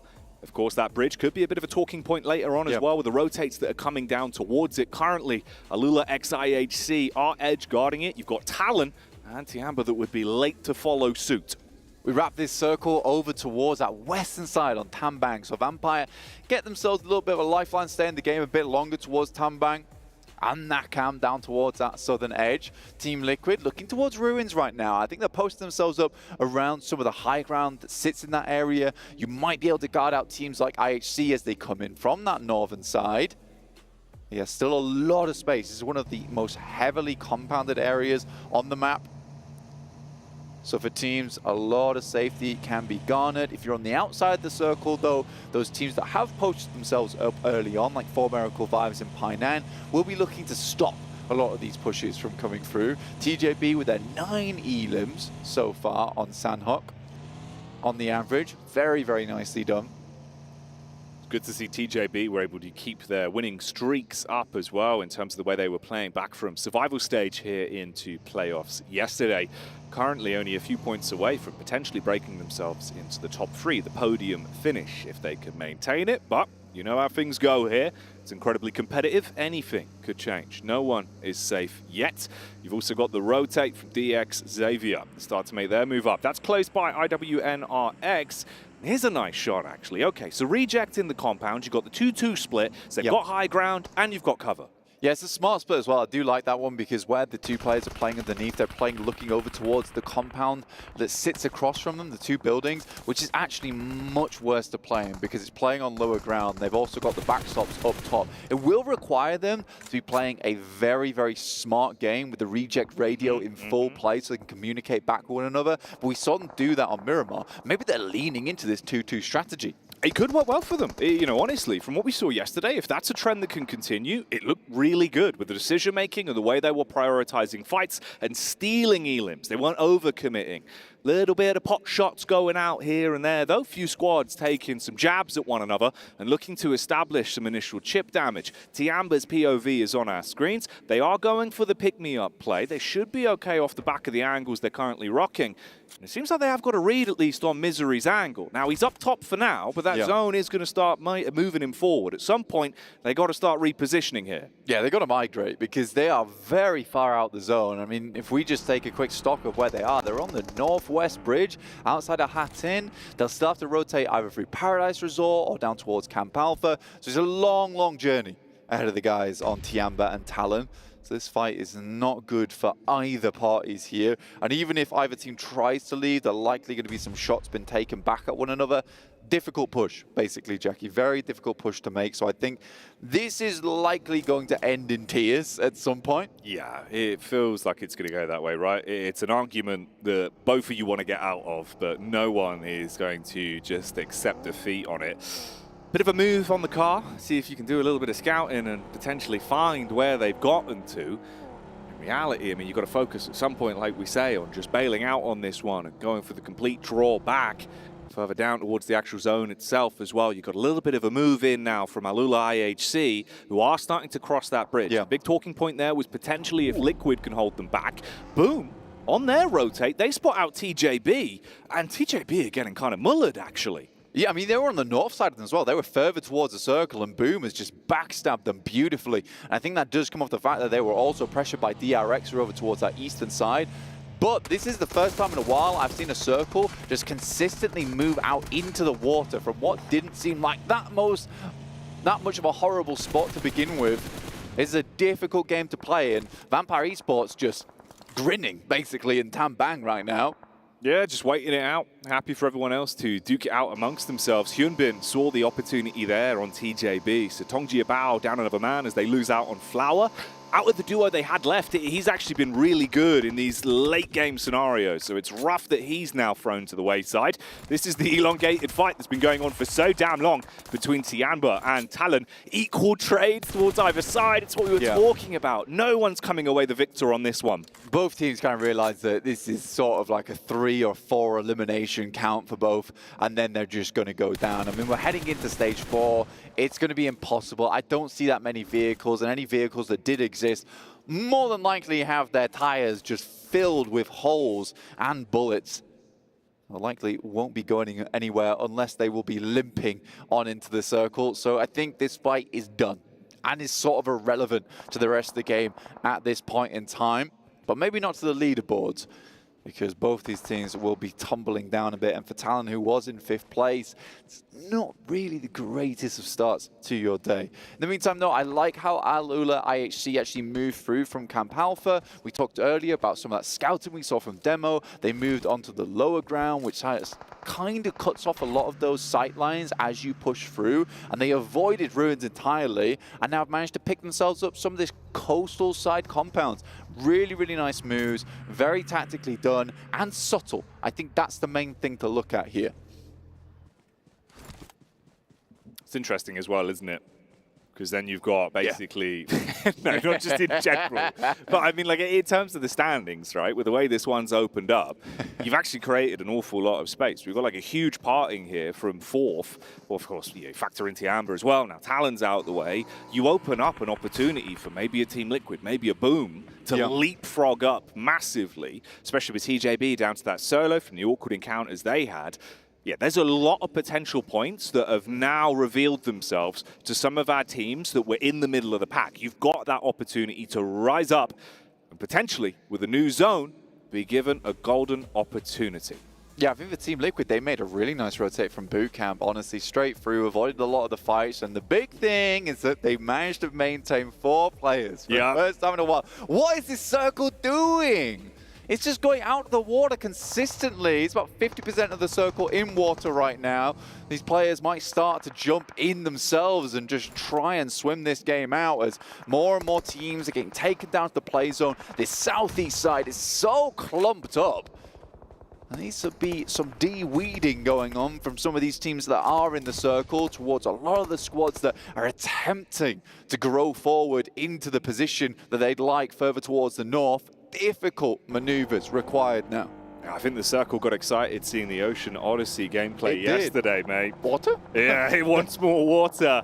No Krakens here, though. No Poseidon to bail you out, so that Trident isn't going to be helping you. It's all about the raw gameplay for Miracle Vibes going down as well to their direct competitors in IWNRX. So they start to move on up. They'll be happy with the 3 Elim points off the back of that. Now, when DXavier were also making their move into the zone, they took heavy damage from Alpha 7. It might not be Elims, but they softened them up so much that the play zone has ruined them. Yeah, DXavier played a weird game where they were desperate to try and hold out teams as much as possible, and I think they forgot about the fact that the circle was looking nastier and nastier by the second. They actually had a decent opportunity to move in, but they'd rather look towards some of these rotations as they came through. Alpha 7, on the other hand, even though they're an aggressive team, I think that they had way more stock placed on where the circle was. They knew they just had to belt their way into the circle. That's exactly what they do. They've got some front members towards the Boom team here, the McGrellum, as well as Revo. Revo being a very, very good close quarters player. So he's the guy you want up in front. But this is going to be a slightly difficult rotation. Look at that circle. It's actually grim, dude. Yeah, it's really not comfortable. Considering the amount of players we still have alive right now, trying to squeeze each other in. Maybe Vampire have played the right move the entire time. I mean, they've just been sitting back. They've had a pretty good setup in terms of the actual map control here. And with the zone ushering everyone else in, from high, they're just taking pot shots. So they understand exactly where Alula IHC are coming from. They've got that covered. And now GK First actually is kind of making a bit of a smooth move around the back line just to keep his head down. He's just thinking about, like, 20 minutes from now, maybe something like that. Then I'll have an opportunity to pop up. Everyone else is battling amongst themselves. Team Liquid, with all 4 alive, do start to throw themselves into the fight. IWNRX watching the move up from the zone as well. They've got vehicles, so they're okay for now. Clap back from Power. That's actually going to be a bit of damage done to Team Liquid here. So it's getting interesting now, Blank. Luckily, Powers get taken out for Team Liquid from IWNRX, who are just slowly making their way through this circle. I mean, 6 limbs. But you're right, Vampire has literally the tam-banging spot of the circle. And they didn't really have to do too much. They sort of just wanted to keep themselves out the way. The circle said, no, no, no. You're winning this game, by the way. This is for you. Yeah, this is for you. Stay there. Stay healthy. IWNRX take themselves a knock. And you're right, GK first could get him a really, really good game, purely off the back that so many teams haven't made this play early, and TJB instantly was just switching into points mode. How many can we get from placements? And with the amount of teams that are going to fight on this Eastern side, it's likely he's getting a top 5. Yeah, he could actually make a bit of a smooth move later on. Steal away some points from it. We'll see how that unfolds. Goodbye, though. Alpha 7. They were going from strength to strength on this one, but they've been hit with a detonation as Alpha 7 are gone. Such a weird play. Talk about gunning it into the circle. And talk about a throwaway game for them. I mean, they had the good chance to try and take out Boom Esports. Surely they knew the positions they were in. They're not a bad team at scouting. I think that they were actually going for the crash onto Vampire's spot, but there's still so many angles at this stage of the game that, I don't know, man. I think you just take the straight fight with Boom. And this is really rough to watch for DRX as well. You're thinking, okay, I mean, Alpha 7 just detonate out of nowhere. Maybe we've actually got a chance to kind of build ourselves a way into the game now. No, you get hit with a barrage of bullets again and again and again until the entire team is torn down. So our number 1 and number 2 squads currently on the rankings are gone here in game 1. And this gives a perfect opportunity for Reject now in third place. 4 players alive in a fairly decent compound on the eastern side to get even more points on the game. This was the best opportunity for them. Carrying the momentum over from yesterday on that last Miramar, this is awesome for them. Unfortunately, just a tiny corner of their compound now remains in the circle, and Vampire once again gets hit with the lucky stick. And we'll continue in this game here. GK First still down by the coastal line, just behind Boom. He really is just trying to avoid any kind of sight. Doesn't want to be detected at any point throughout this. And Boom is an important squad here, because if you look at the way we're setting this up with the map screen, Reject, yes, they're going to have to move forward a little bit, meaning some of these players are going to expose themselves. That's IWNRX's opportunity to rain down from the back, and Boom will spot you.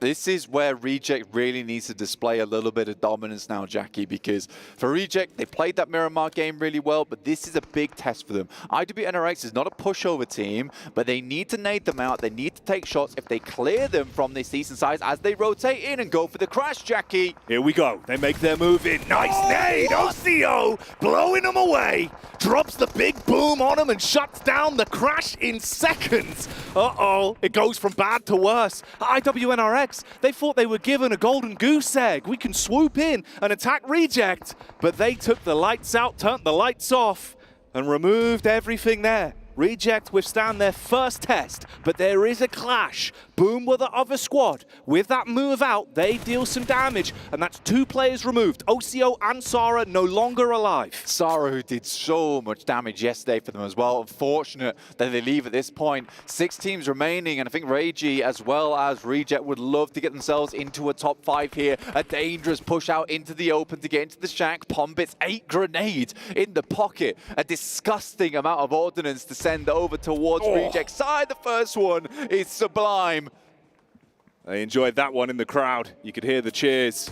On point nades. He's got backup as well. And Reject. Their supremacy rejected on this one as Boom bring the nitro down. And this is now really setting up Boom for potentially a huge game off the back of this, man. It feels like they're in a pretty good spot here. Vampire, maybe they're not as hot as we're thinking. They've had good zone, they've had good positioning, but that's going to change a little bit now. And are they ready when it comes to the gun skill? Tony K certainly is. We know he can slay. He's got backup, and they remove Alula XIHC. Fortunately for Alula HC, they just had the right approach to the game, but it was just going away from them so much. And that low ground that was supported them so much in the early game to give them that time to get in actually becomes the death sentence. You talk about low ground. Look who's just down there. Still alive, still kicking. The last man for Tongji Bao. We said it so long ago. Like, his only mindset was, I'm just going to avoid all of this. Bro, he could stay in the circle. Yeah, he's living his movie. He could literally, this could be a second place for Tongji Bao in 5th right now, looking to jump up. Those 6 points will be gorgeous for him. There goes the top from Tony K, who has been consistently the best player on Vampires at the moment. But it's Boom with a 12 elim game so far, looking to shoot up the rankings, up to 4th place right now. All of Tongjiabao have got their fingers crossed that this fight between both teams turns into a bit of a messy battle. It's clean on the engagement, at least. Vampires, they get stuck in. The teeth are chomping down, and it's explosive with a nade onto Boom. Reply back from the side. That one goes in. You can see the position of GK first. Oh, the timing on it is brutal for him. He's thrown to the wayside by the play zone, and now it turns into the meat and potatoes action then. What can we do here, Vampires? Can you win out on this one? Show that championship mentality as Boom are bringing the damage to you. The DBS unloads on the first. Peacock for the reply from Yummy, but that one ain't delicious. And there is the final move. Boom, shut it down in the end. Walk away as they withstand the test of Vampires. A great explosion onto the leaderboard as well. A third place secured. And guess what, Jackie? Tied with DRX at 64 points. What an ending from Boom Esports. A lot of shouts and cheers for Yummy, who looks like an absolute beast in these games. The DBS from the grass, they had no idea, and a gifted game to Vampires gets rejected. Oh, mate, they had the zone, they had the placement, but when it came to the firefights, Boom, that looked red hot, and I think that's the difference as well. They were warming up over the game one here. You could see they were taking smart engagements, but they looked on point. Vampire's first real test, other than a little bout with Alula XIHC, was against Boom in the final fight, and they were just shooting harder. This could have been an easy Alpha 7 game as well. Oh, yeah. Right? I think that the Boom 4v4 on Alpha 7 could have gone either way. And it would have been a case where if they'd won that fight and decided not to just send for Vampire's position and just fight Boom instead, potentially it's Alpha 7 taking that game, they send themselves further towards the top side of the lobby. An interesting game. I really did feel like a throwaway from Alpha 7, and I hope that doesn't affect their mental game, because this is the type of game that would get in the heads of Alpha 7. Yeah, that is a game that you're going to want to forget, right? You want to put that out of your mind and kind of just focus on what's yet to come the rest of the day. Luckily enough, as much as it's a blessing and a curse, it happened in game one. Yeah. There is still a lot more to go through today. If it happens in game three, who really knows? Maybe things start to get a bit sour. Yeah. But that's not the way it occurred. Although, I will say, to kick off the day here, pretty good pace on this one. Some cool fights, some interesting plays for Rejects as well. The difference, if they had a little bit more stock on that zone, mate. Yeah, it was a tough one where they just sat back and two of the players went down. It was just really, really horrid. However, the games for the rest of the day are going to be awesome, I imagine, for you guys watching at home. So make sure to continue tuning in, and we'll be back after a short break. For thousands of years, my wrath has burned in the waters of the deep. Its power awakens me. The kingdom will fall once more. The sea will consume all yet again.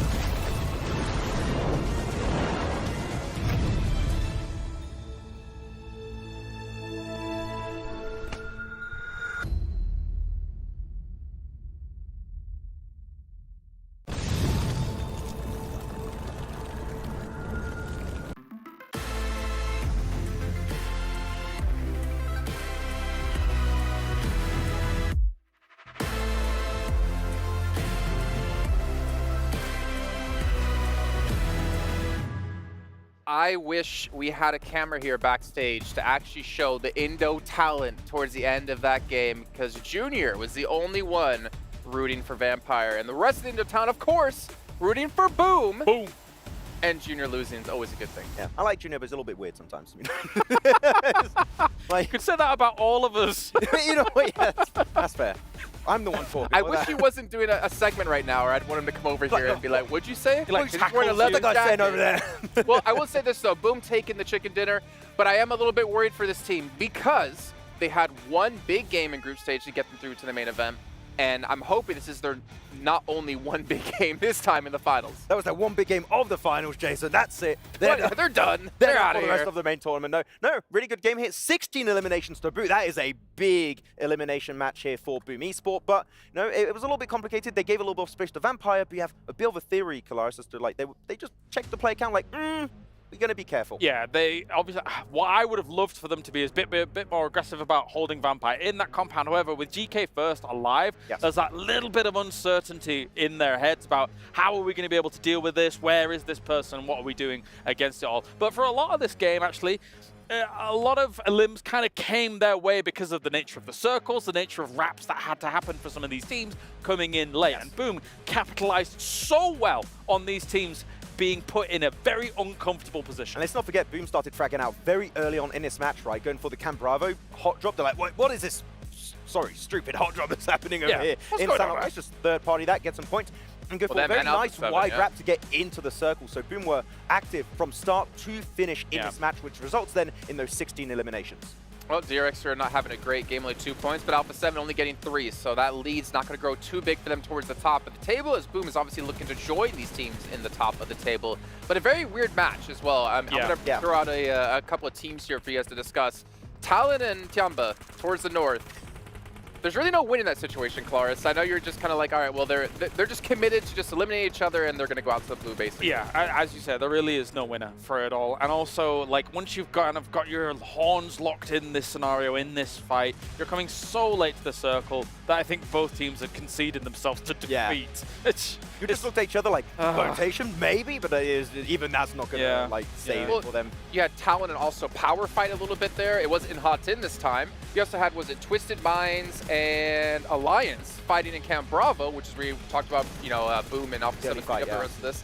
Why are we seeing hot drops on Sandhog? I don't understand. I kind of agree. Like, we were talking about it, and Kalaris mentioned earlier, I think that for a team like maybe Tiamba, Sanhok is a bit of a non-game. Like, they're more focused on your angles and Miramar. They're so late. Maybe that's it. That late. It doesn't seem like they're trying. I'm sorry, when you get involved in like some early altercations, not trying to rotate early, for me, you're just focused on your angles, you're focused on your Miramars, because you just don't really expect to get any of the points on these Sanhok games. Sure, especially with how aggressively the circle ends up shifting as well, right? As soon as you see that second circle shift aggressively, you're like, oh, geez, if we're not moving now, we are donezo. And then also, it to be so far west to Tambang, it's just a very, very uncommon location to have this circle happen. So yeah, for a lot of the teams, one thing that Sandhawk really does test you with a circle like this is how dynamic you can be as a team, how reactionary you can be in the moment. And for some of these teams, they kind of floundered on it. It's very difficult. Yeah, actually, one team I was hoping to see do really well in this game was going to be, I mean, DRX, right? Oh, I think you're going to say Vampire. You're going to say Vampire. I mean, Vampire, they got a decent game still. I mean, very low elimination, but they just make it to the late game.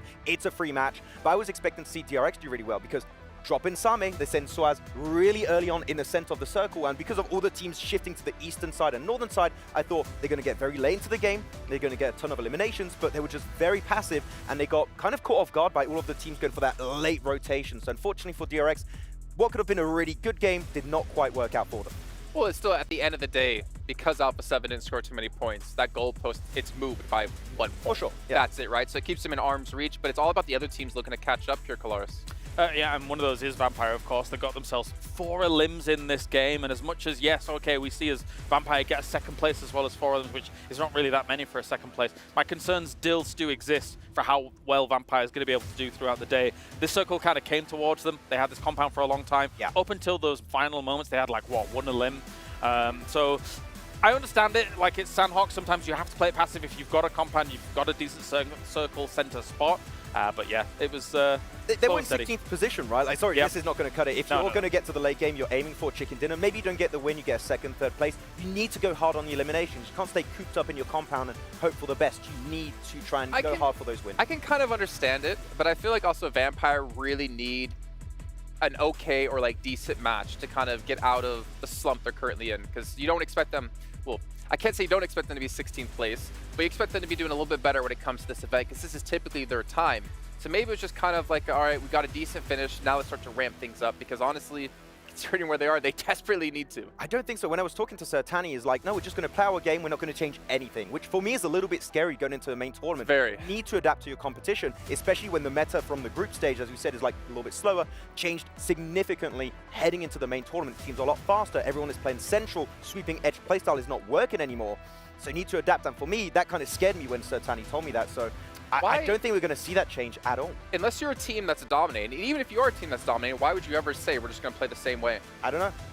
Literally no clue. I wish I knew, but unfortunately, I don't think that is something that is going to make you a champion in this. In an invitational, maybe it works. Not in a qualification-based tournament. It is going to be so much tougher to make it happen. It's tough because I'm conflicted, right? Because if you compare it to previous mid-seasons, obviously it's a total different ball game. But when you look at how they were able to perform in PMRC before this, up against PEL, up against CSA, all of it. The fact that there's 3 acronyms in this PMRC that they played does not help my case. Anyway, the problem is that even there, they came second out of their region. Of course, China was able to dominate that PMRC, but they still put up some decent performances in those games. So what I saw in that tournament is not really what we're seeing here so far, I would say. Take a look at this. Boom. With that victory, have been able to catapult themselves into 3rd place here, overtaking Reject, and a little bit of a gap starting to grow here between some of these teams. But again, for Boom, they only had that one good game. And TJB as well hold on to 5th place here, considering GK first just staying alive and getting a 3rd place finish for them in that last match. Boom pulled a reject right now in this game. They just catapulted themselves up in the rankings. I'm still waiting to see IWNRX do something. They had some good elims. They had some good elims. Like but it's not the same level as what we saw in the survival stage, right? They've shackled themselves again. They're like just playing a little bit more scared in these games. Different lobby. It is a different lobby for sure. Very like they are not willing to go for those big sweeping plays, which I don't think is like would suit this lobby at all. But it does seem like they're playing more reserved than that previous stage. Exemplified by the placement points they've got so far. 8. Sure, yeah. Like they are not getting to the late games to be able to start asserting control and things like that. I do think that NRX, the problem is it might be a little bit to do with map order. I think actually they're able to really flex out on Miramar, but it comes at the end of a day when maybe you've not quite got that like boost Hurts your for morale, yourself. yeah. So if it was all reversed, maybe it would be entirely different because there is so much mental game going on in PUBG Yeah, I mean, Mobile. you talked about it, I think, a few days ago, right? It's like when you get eliminated early on in the match, you're just here thinking to yourself, like, we're having a bad time, what are we going to do to repeat? Yeah. And you just get in your own head, and at this stage, that can really impact your performance on the global stage. I mean, while they're sitting there out, they can maybe look at the skins they're using in game and be like, that PMWC Violet That makes me set feel looks better. pretty good. Maybe I should pick one up because it also has an S12K skin, and you guys at home can pick it up. And it also incorporates aspects of that PMWC trophy based off the design by Ailu in the PDPX Esports Outfit Design Contest. It honestly looks really cool. We got to see one of our performers yesterday wear it. Well, speaking of performers, time to head back to our casters to kick off our back-to-back Aaron Gills. Take it away. Thank you, Jason, for setting the stage. And what a glorious stage it is. The Power fans getting rowdy, hoping they can rise up the energy for Al Hajj and the rest of the Power squad. But at the minute, the real Power rankings, Blank, for me, that get me excited, are those top 3 spots, the way the points have fanned out. 65, 64, 64 Zoo Lane. This is unbelievable for the boys towards the top side. Very, very tight on the scoring. Can't believe Jason just called us a couple of jesters, though. That was mean. Well, you know, welcome, There's a couple of Pilgrims. performers in it, yeah. It's us, the Crown Jesters. We're going to be getting you entertained with all the plays on the GT20 Pro. Which is the phone to be playing on. You can now play the rest over here in the circus with us, Mr. Blank and Jackie. We're like a comedy mime duo act. That's right. When we commentate, we're doing a lot of miming. We can't see it. pretend we're playing on the GT20 Pro, but we wish we were playing on the GT20 Pro. We do. Maybe one day. Maybe one day. For now, though, we'll stick with the present. And what a gift we have been given with today's opening game, Blank. And look at the statistics we've got to give you. Man, Yummy having a hell of a day. And really, boom, showing they could actually push themselves into a fantastic finish. If this is the way they're playing throughout the rest of the games we've got playing, we're in for some explosivity all damn day. Yeah, I think a lot of people were saying, I was saying it even yesterday, Yummy is a big player here in the PMWC, right? He's very, very good at the game and also seems to operate extremely well under pressure, making plays that I don't think a lot of teams would have expected. I mean, there's the waiting in the grass in the middle of the open for Vampire Esports to basically step on him before he sent in with the DBS. That's something that I don't think a lot of teams were watching out for here. It is Reject on our screens. Twisted Minds get a little bit too close for comfort. And this seems to be a reoccurring trend of Twisted Minds putting themselves in very uncomfortable positions at the start of the game. It was a bit of an awkward playing path up from that north side down towards Lipovka. And for Reject, they're not in the worst place. They had a great finish to yesterday, weren't able to capitalize on the potential that we saw in game one. You don't want to suffer too many losses up against Twisted Minds early here. So they are playing cautious at least, trying to share the limited loot that is available between the two. I think Reject understands that they play their best games towards the end of the map, right? Where they can play as four, they play off the back of one another, and they're able to get some good shots in. So I think for Reject, taking an early fight like this is not super comfortable and not one that they're often going for. If we remember, we go back to the group stage. Teams ran at them, they got scared. They were like, what? They panicked. They really did. Yeah, and then they just fell over. So I think for Reject, this is not where they're at their most comfortable, though I think that a little bit of that confidence coming back through from being right now in 4th place, 55 points. They are currently 9 points behind 2nd place, which is a mediocre game, let's be honest. And hey, even with Alpha 7, hi there, even with Alpha 7 looking good and feeling like the early game went really well, all it took was one rough rotate and they were blown out of the runnings there. Yeah. You are in a good spot, but it's only 1 point of safety. So obviously DRX and Boom nipping at your heels. Then like you say, you're not that far down. When we looked a little bit lower than that, outside of the top 3, there's a lot of room for these teams to move up. It gets a bit scary. The real struggle bus is down towards the bottom end of our leaderboard. So some of these teams, like Alliance, that had a monstrous performance previously in the tournament, well, they've lost that oomph, they've lost that steam. If they want to climb back, it has to start now. You might leave yourself on a sinking ship. Divine, though, let's tune in on his POV. Uh-oh, Obscure, he slipped off the top rope. Man's lost his footing and lost his legs. This makes it more awkward because he's so far back, he's a bit of an off-angler. So there's no one nearby to support him. Divine starts to creep on in through the door as well. Clearing the angles in 3rd person. Reject might have been given an opportunity here. 4 versus 3 versus Twisted. I like this rotate as well from Divine, honestly. I mean, the moving out from that building, a lot of players would have just completely committed to that position for way, way too long. Instead, Divine's like, look, I don't need to stay here. My teammates don't have the best angles for me, so I'm just going to slip out as they come up the stairs. And now he's in not a horrible spot. 2 shotguns to work with, but no vest, no helmet. He is incredibly weak when it comes to shots coming over towards him. Obscure, no way to get him back up again. I'm not sure if it was an explosion that he caused or what Reject caused. So, again, we'll check the elimination feed for when that one does come through. That should be a nice nade, actually, onto Duello. Yeah, it is. Wow, Twisted Minds priming that one to perfection. Gonna hit the first man, blow him away. Sasara out of position. Duello has to make a move and gamble on picking him up. In the meantime, OCO, he gets an elevated angle. The shotgun peek through the window as well.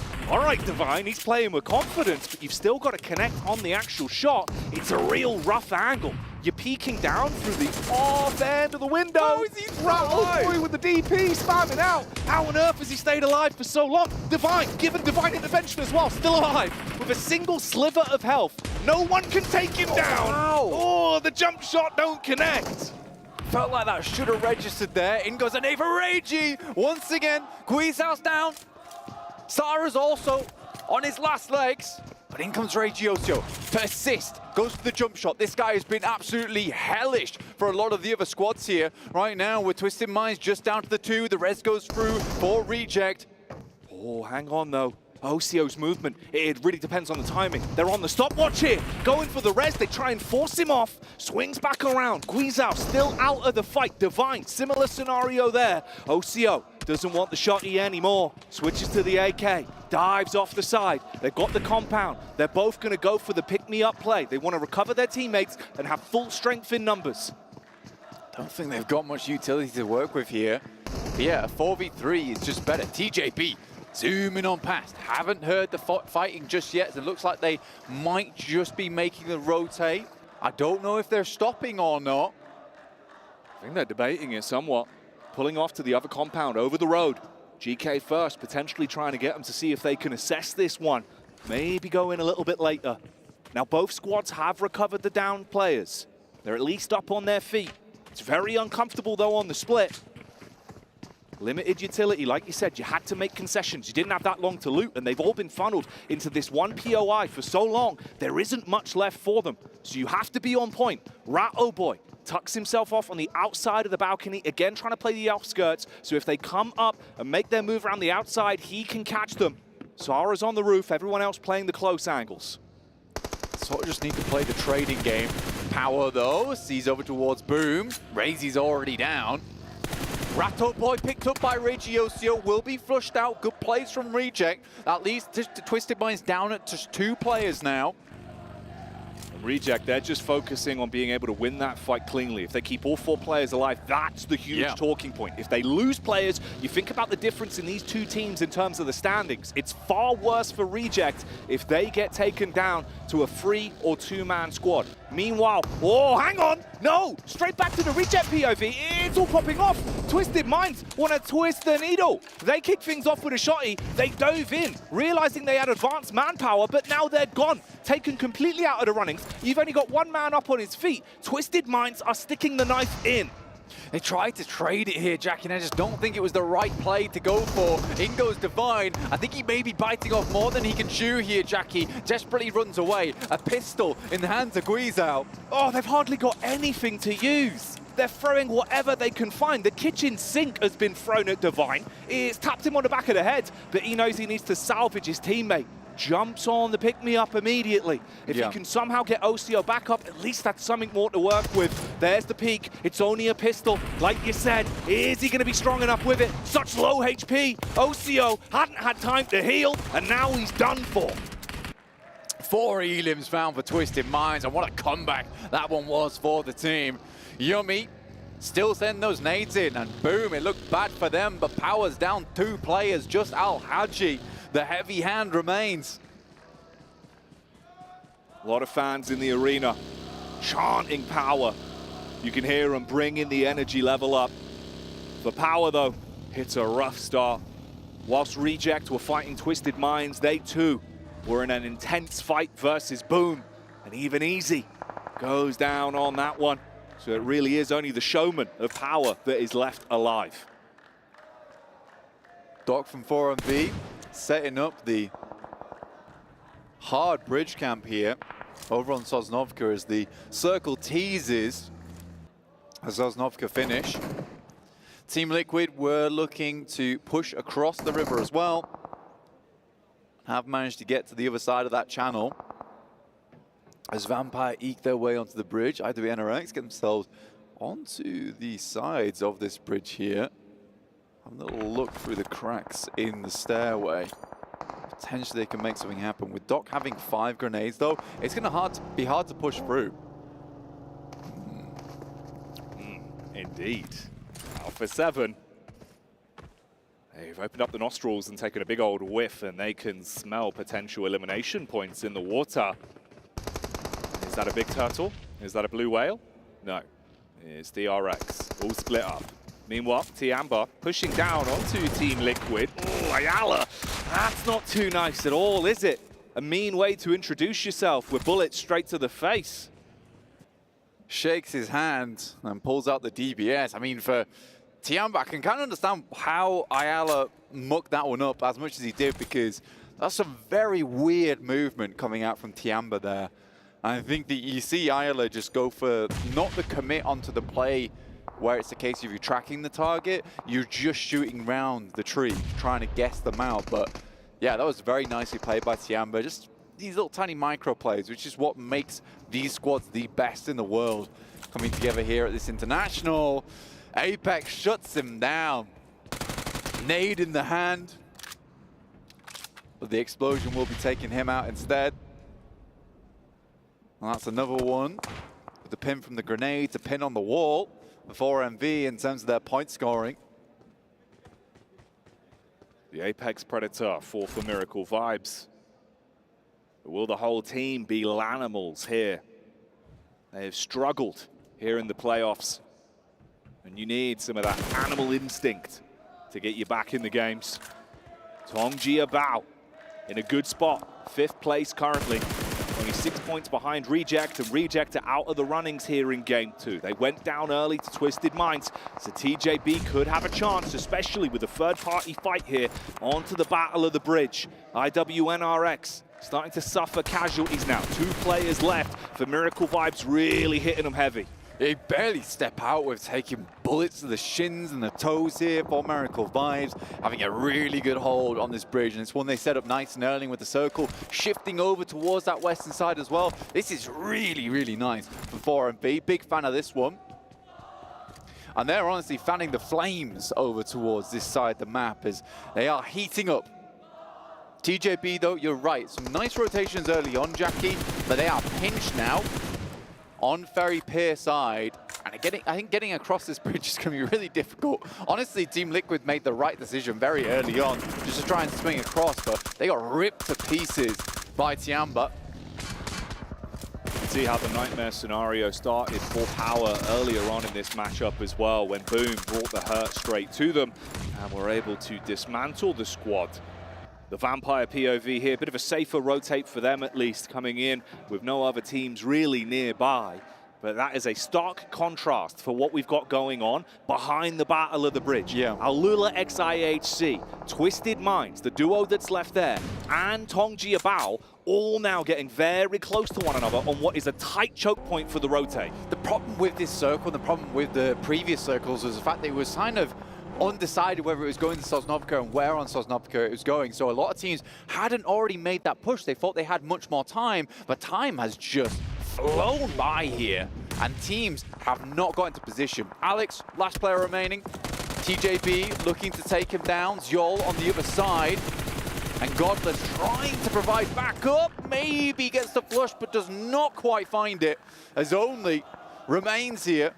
And a good player to get back up on his feet, because he's been making plays for TJB. It's so rough as well. You can see Alex is trying to come across everything he can, even from the knocked state, to try and give them an opportunity to do something. Maybe commit with another tag back. Only's going to be tight on the push here, trying to med up quickly enough as the move comes in. He does give himself some extra HP to play with, but barely. You can see how low he is. There's not much left. Oh, here comes Twisted Minds onto Alula XIHC as well. Remember, these teams are all on top of one another. It's close distance. You can swoop on in, potentially flush some good Elim points. That's a good connection from Guizhou as well. There's a timer on this fight, though. The blue is hurting, and 4MV is a team that's waiting on the other side. The more open, ready to accept any team coming their way and chomp on them. Pick up the points for their troubles. Nades keep flowing through. In the meantime, Tiamba taking shots over towards Alliance, who are having a very bad main stage here, despite being so dominant in that group stage. It's a complete change of pace for them.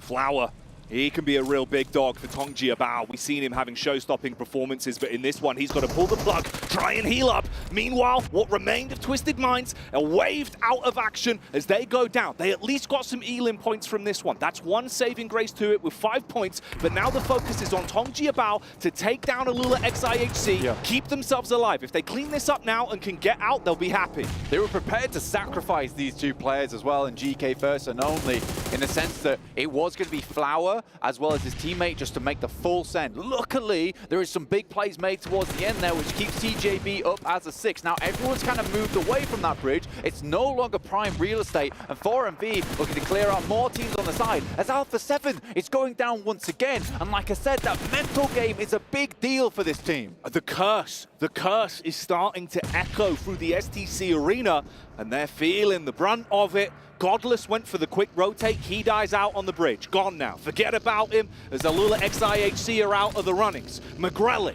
up close and personal. Switches to the shotty. Bombards down onto Baron and removes his rule in the close quarters combat, but the zone is moving them forward. For Miracle Vibes still have a clean spit and eyes on him as well. Nade gets cast into the smoke. That's on the money.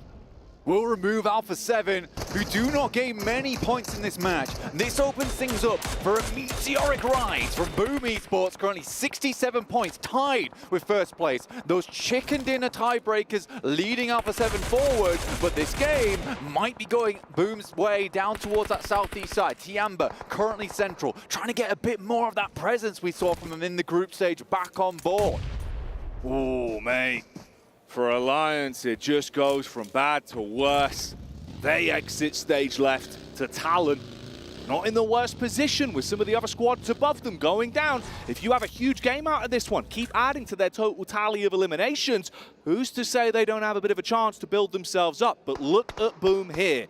This is the team that could be exciting for this one, Blank. You come into it in second place, already 3 elims. Feeling pretty confident with how the game's going. They've taken a chicken dinner already. It could be a great day for them.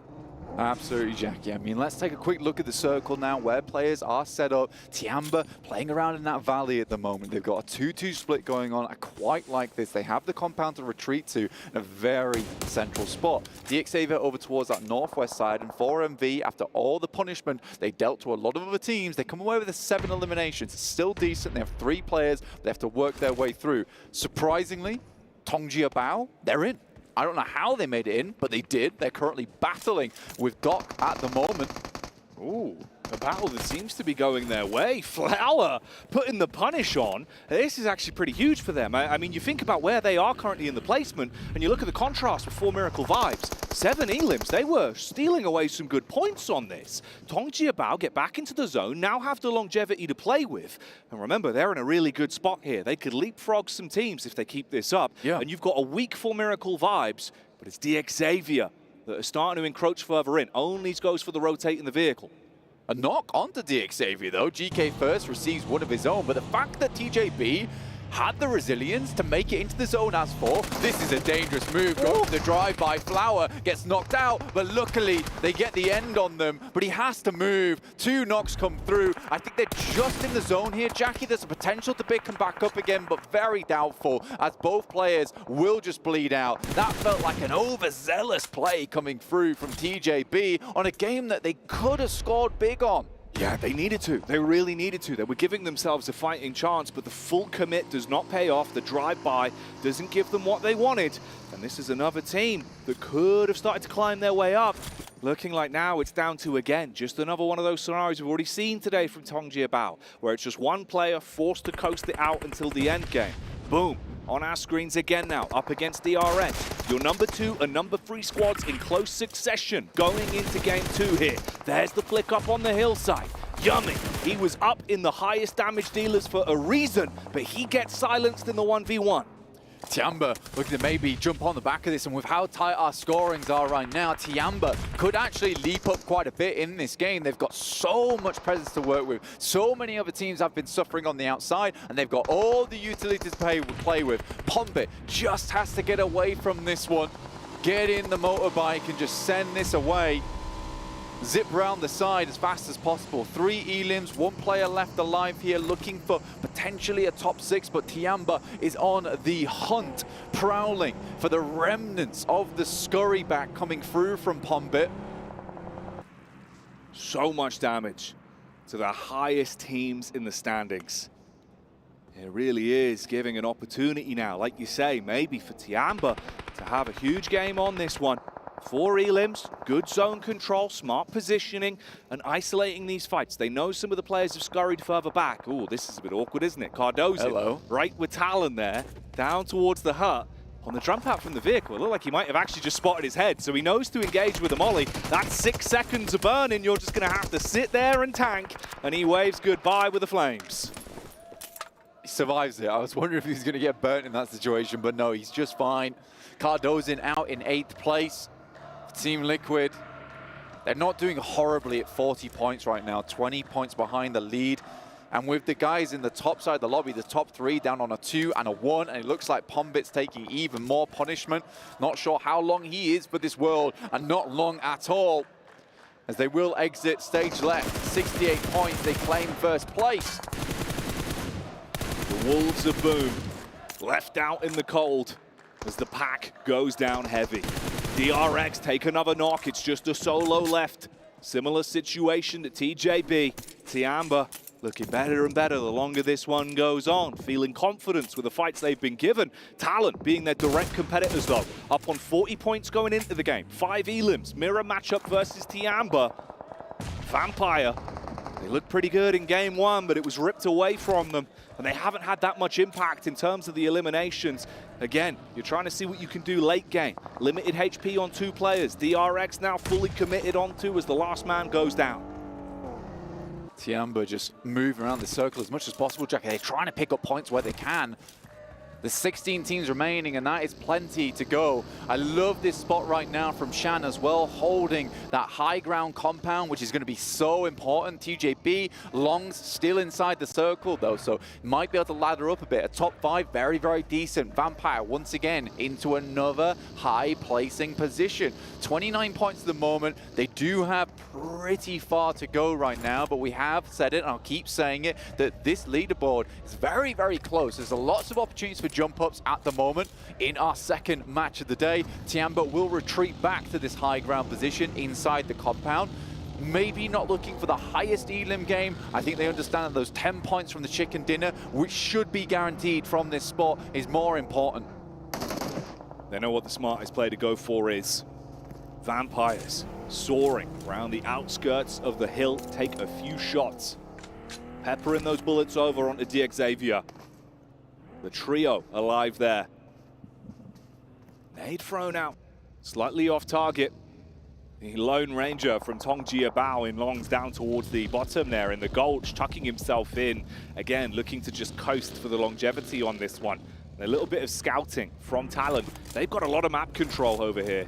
So much room to breathe, whereas the rest of the squads are fighting in close succession, especially with Tiamba now getting a good line of sight back over onto DXavier. Yeah, just slowly dropping these smokes out to deny some of the sight lines onto their position.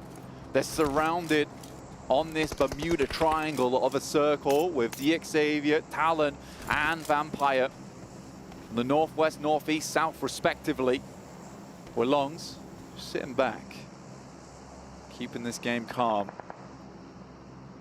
Tongjia Bao done very, very well. Realistically, this team should have gone out probably 15 minutes ago. The fact that they get into this position is just a testament of the skill that they displayed over towards that northwest side of the map in the blue for so long. More shots go through, though, from Luzi. Finds Nade. Ooh, that was actually a bit risky as well. I mean, Stoned has now isolated the peak from QZ. He was able to put bullets towards him. He scarpers slightly back, tucks into the compound with the rest of the squad. So Vampire deal a bit of damage onto 2 squads there. You do get that 1 knock across onto DXavier, but they should have time to pick things back up. Talon starting to move up a little bit as well. They've been scouting for some time, but have never fully committed onto these fights. Stone flicks back over. Oh. That's the re-knock onto DXavier. Consistently punishing these peaks coming through from DXavier.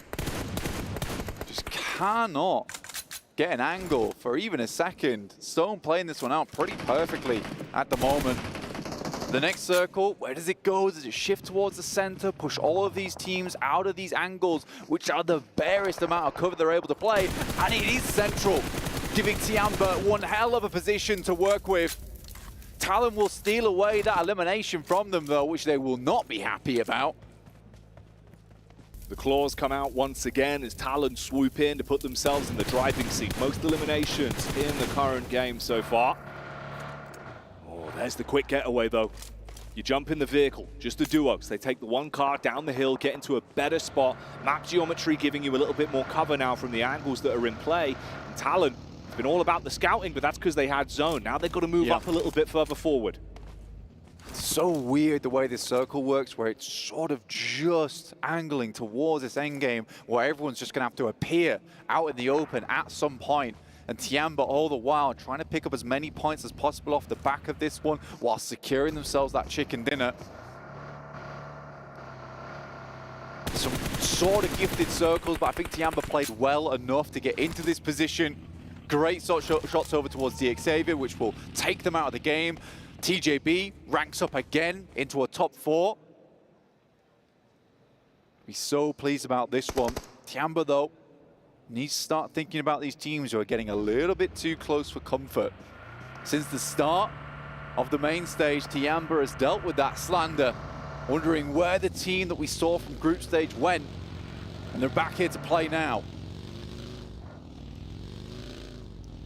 Tongji Bao, the entire team watching on the last man screen, hoping that he can coast on through, go undetected, and that the fights will erupt between the other fully topped up squads. Talon, debating whether or not they want to get themselves in the vehicles. You talk about vehicles, here you go. This was the solo. Behind the car, the burned out vehicles. No chance to detonate it. Little bit of cover from the rock, but Vampire seem to have sniffed him out. They've got some nades still. It's a question of whether it's worth it to make the push out, to send a grenade across. I mean, these players are so good. Lobbing a high grenade like this is child's play to them. Takes the hit. That's really problematic. Now they know he's there. And more is going to flow through, but they'll need these nades later on. That one's perfect. Yeah. Oh, he's alive. Timing on it so rough, though. Oh, hang on, look at the reply. Tiamba, they cast one in. This goes both ways. You've given the information about his location, but now they know they can bombard on you. Nice. They've forgotten about Longs. Vampire's nades are good for the response back. QZ takes a heavy hit. Smoke wall goes up. There's finally the tag. That's Vampire securing the bag on that one. And off the back of that engagement, I mean, maybe they can move up onto this. Nice. Try and swing heavy on the compound. Hard confirm on the knock player as well. That was a great response from Tiamba into an even better reply coming through from Vampires. They're blowing the doors off now. Looking to hit him quick and fast here. Hard commit onto this position. In come the smokes, but Talon waiting in the wings. An opposition not to underestimate. Sharp as the claws that they are wielding in this game. The crushing power can be so lethal. Biding their time, knowing that these fights are erupting, but thinking about the big finish. Tony K, stoned, both of them looking really impactful with some of the plays that have been made over the course of the tournament. For now, it's a little bit slower. The flow of action was ramping up with the utility usage, but you know you're down to your last few bits. You don't want to overcommit with them. Use them when it matters most. Get those clean engagements off where you set yourself up for a cleaner firefight. Talon still lurking towards the backside, but your timing on that is going to be limited. Everyone will be forced to brawl as the zone comes in. Stage 9 now. This game has gone all the way. The high ground literally playing king of the hill at the moment as two teams start to aggress over towards that position. Vampire is going to open with a Molotov. Look to hit the Vam rip-roaring pyre over towards the compound itself and burn Tiamba out of position. So many smokes to deny the sightlines as everyone gets closer. The mist enshrouding our battleground. Last nade.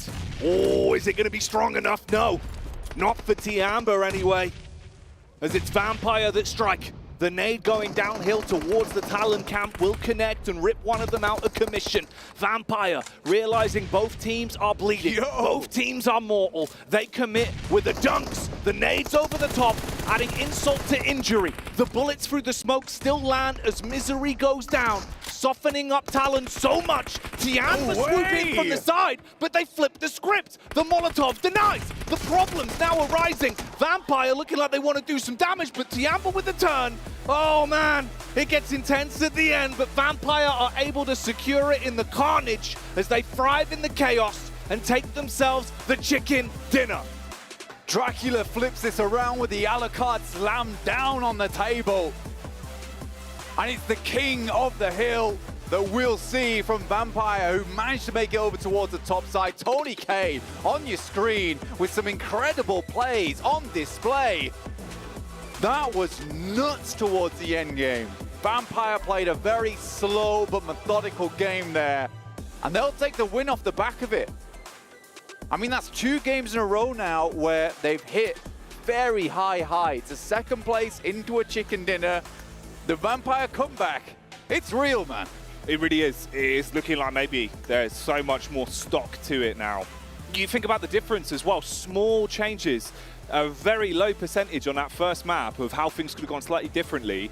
Whew, you could have them in a position where we're talking about back-to-back chicken dinners, but we'll look at the facts of what we have been given. Yeah. That's still a huge win in its own right, especially with the way the comms looked, the way the nades looked. It felt like a lot more of the Vampire we want to see. I think the mistake came in from Tiamba quite early in that game, which is where they went from this roaming playstyle where they felt like they're on top of the world to suddenly, I think a call must have been made. It was like, we need this chicken dinner. We need the 10 points. That's so important. So they just rolled back on all those eliminations, which might have been more beneficial to them if they just took more of a proactive approach. Because in the end game, it just got to the point where they were completely surrounded, Jackie, which is not good for them. That is a situation they didn't want to put themselves in. If they'd been more proactive, moved out early, isolated a 4v4 with a team on one of the side, potentially Vampires don't take an approach on that. They don't risk the third party. So again, for Tiamba, it was just a weird change of pace towards the middle of that game. It really was. The all-out carnage then in the final few moments there when everyone finally had the confidence to swoop in on one another, and the nades made a world of difference for them. Yeah, absolutely. I think some of the nades that Vampire were throwing were just unbelievable, Jackie. It was really nice to see, and I think that even the nade that came through from Tiamba after they saw Longs, that one came out so quickly. But you know what's going to be quick as well? Is this break. We'll check out the desk as well and we'll be back real soon with the next game.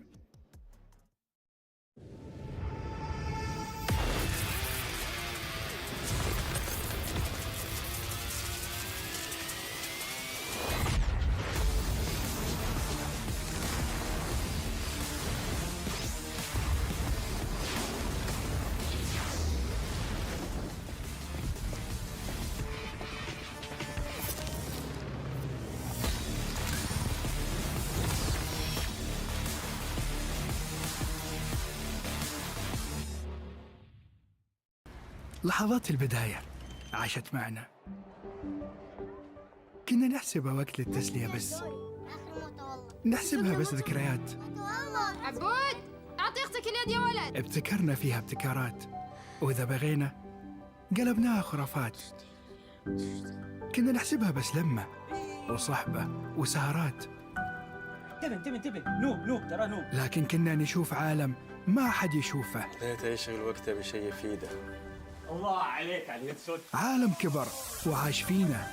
عالم الحماس فيه يوصلك كل مرة لحلم أصعب، بس ما يصعب عليك.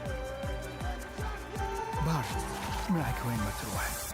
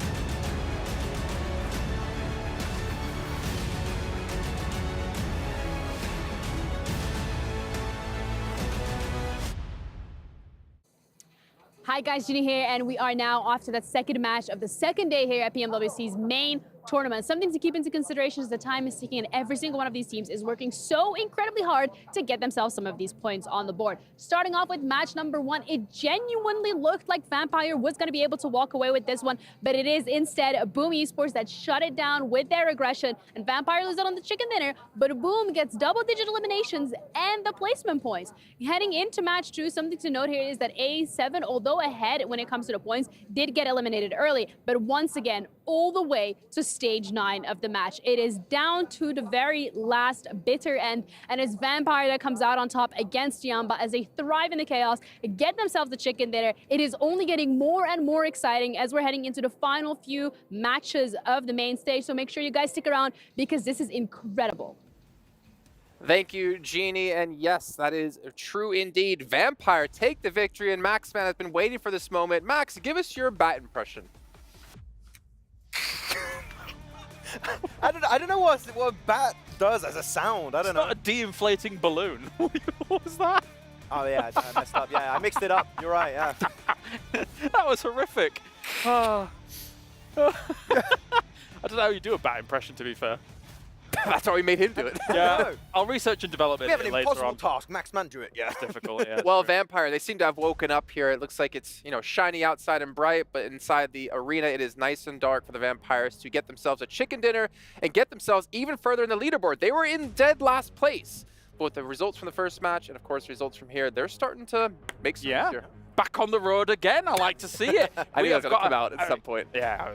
I mean, the fact that they had one of the better positions out of the 3 teams in the slate game scenario, and there was an apprehension from some of the teams about trying to be a bit more aggressive on towards the Tiamba position. But Vampire, in day 1. The boost. Well, the boost. They've got themselves a barbed baseball bat to be able to whack over the heads of the other teams here in this scenario. And hey, loving it. That is a huge step up from yesterday. And holding on to their utility until the very end of the game too. Newsy was on point with those nades and those Molotovs, clearing out all of the building of Tiamba and getting so much extra space they can control. So yeah, the Molotovs, man, maybe on a wooden floor. Yeah, I mean, wooden floor. On the wooden floor, he spread. That was great. That's exactly what I wanted to see. I mean, we talked about it on the last segment, right, Jason, about them being apprehensive to change their gameplay style. I feel like they're just understanding, okay, we have to change something, and it's like, wait, it worked out, and you can see how like relieved they were after that match. Like, we finally got that big win. We're back in a race, baby. Let's go. But it also goes into what you were saying, Kalaris. It seems like they're just playing a more passive style. Yeah, so I think that they have kind of refreshed their approach to some of these games. Obviously, last game on Sandhog was a bit of, okay, we've got the compound, how we can play this out, okay. But get 4 to the late game. Just try and do that, avoid a lot of conflict wherever you can. They only had 1 limb really going into some of those late game scenarios, did Vampire, but they were able to backfill Tiamba, who came across that eastern bridge pretty rapidly and found themselves one of the best spots in the circle, let's be totally honest. But I don't think Tiamba was very ready to be able to take 2 conflicts on both sides. The fact that they lost 1 person, I would say pretty early into that 3-way conflict, really hindered Tiamba's ability to cordon off and hold down the defense. I find it very hard for Tiamba to truly try and defend that position because you're getting pushed by 2 teams on 2 completely different cordonal positions, right? You've got Northern team coming in, Southern team coming in. If you leave that position to fight them, the other team is going to take your spot, right? So you're going to just have to hold them at bay at the same time, but it's so much to do for a singular team that I feel like they were going to get overwhelmed eventually. This was a very tough scenario for them to do. And they were kind of pushed off the roof a little bit as well. You can barely hold a roof position when there are 2 teams looking at both sides of the roof. If you've kind of cleared one side of the circle and playing that side of the roof, then totally, yeah, you can play that for a while, and it gives you a huge advantage. But the fact that there was just too many threats, and you can see it here from Vampire, they are happy about that one. Back here to be able to try and challenge for the title. Well, you can see here the difference of style as well. Talon with their 11 eliminations didn't really put up too much more damage than Vampire, but obviously weren't in the winning seat here to close out this game. But still a lot of points nonetheless as they're continuing to climb the board. One thing I do wonder, by the way, about Tiamba is I feel like if the way they saw the zone closing, eventually those teams would have gotten closer and closer and closer, and thus in nade range. And with the buildings, as you were saying, Max, it's just one big room. You throw any sort of nade in there, you're going to catch probably at least 1 person. I would assume if you're Tiamba, you should have made a play earlier, even if you did get backfilled or another fight came your way, because eventually they got nothing from that position. Yeah, but again, if you leave your position to try and fight one of those teams, because you can't take a fight from that position, you have to actually leave to peek over the ridge. The team, like, if you try and fight Vampire, guess what? Talon are going to take your position away. Yeah, but you do nothing, and then you get nothing. That's what I think it's a very tough scenario. I feel like it's just like we have to go for Hail Mary play. What do we do? Do we find like sweep everyone, or do we just stay in our compound and hope for the best? Unfortunately, as you said, when you get in nade range, then you're just going to get obliterated because Newsy in particular, man, those nades were good. He was on point. Yeah, and that's in part what makes me happiest about seeing a late game scenario like this. The util respect. Yes. Oh, every team had so much to expend in those final moments. I would say particularly offensive smokes to be able to block off a lot of line of sights to cause, and so some chaos in these overall. And yeah, Vampire ends up winning because they had the better position overall. I do like the smokes coming out from Talon because they were offensive over onto Chiamba's position to block out their vision, to keep themselves safe from Vampire at the same time. So really good play from them, and they do jump up quite high. Talon here in top 5.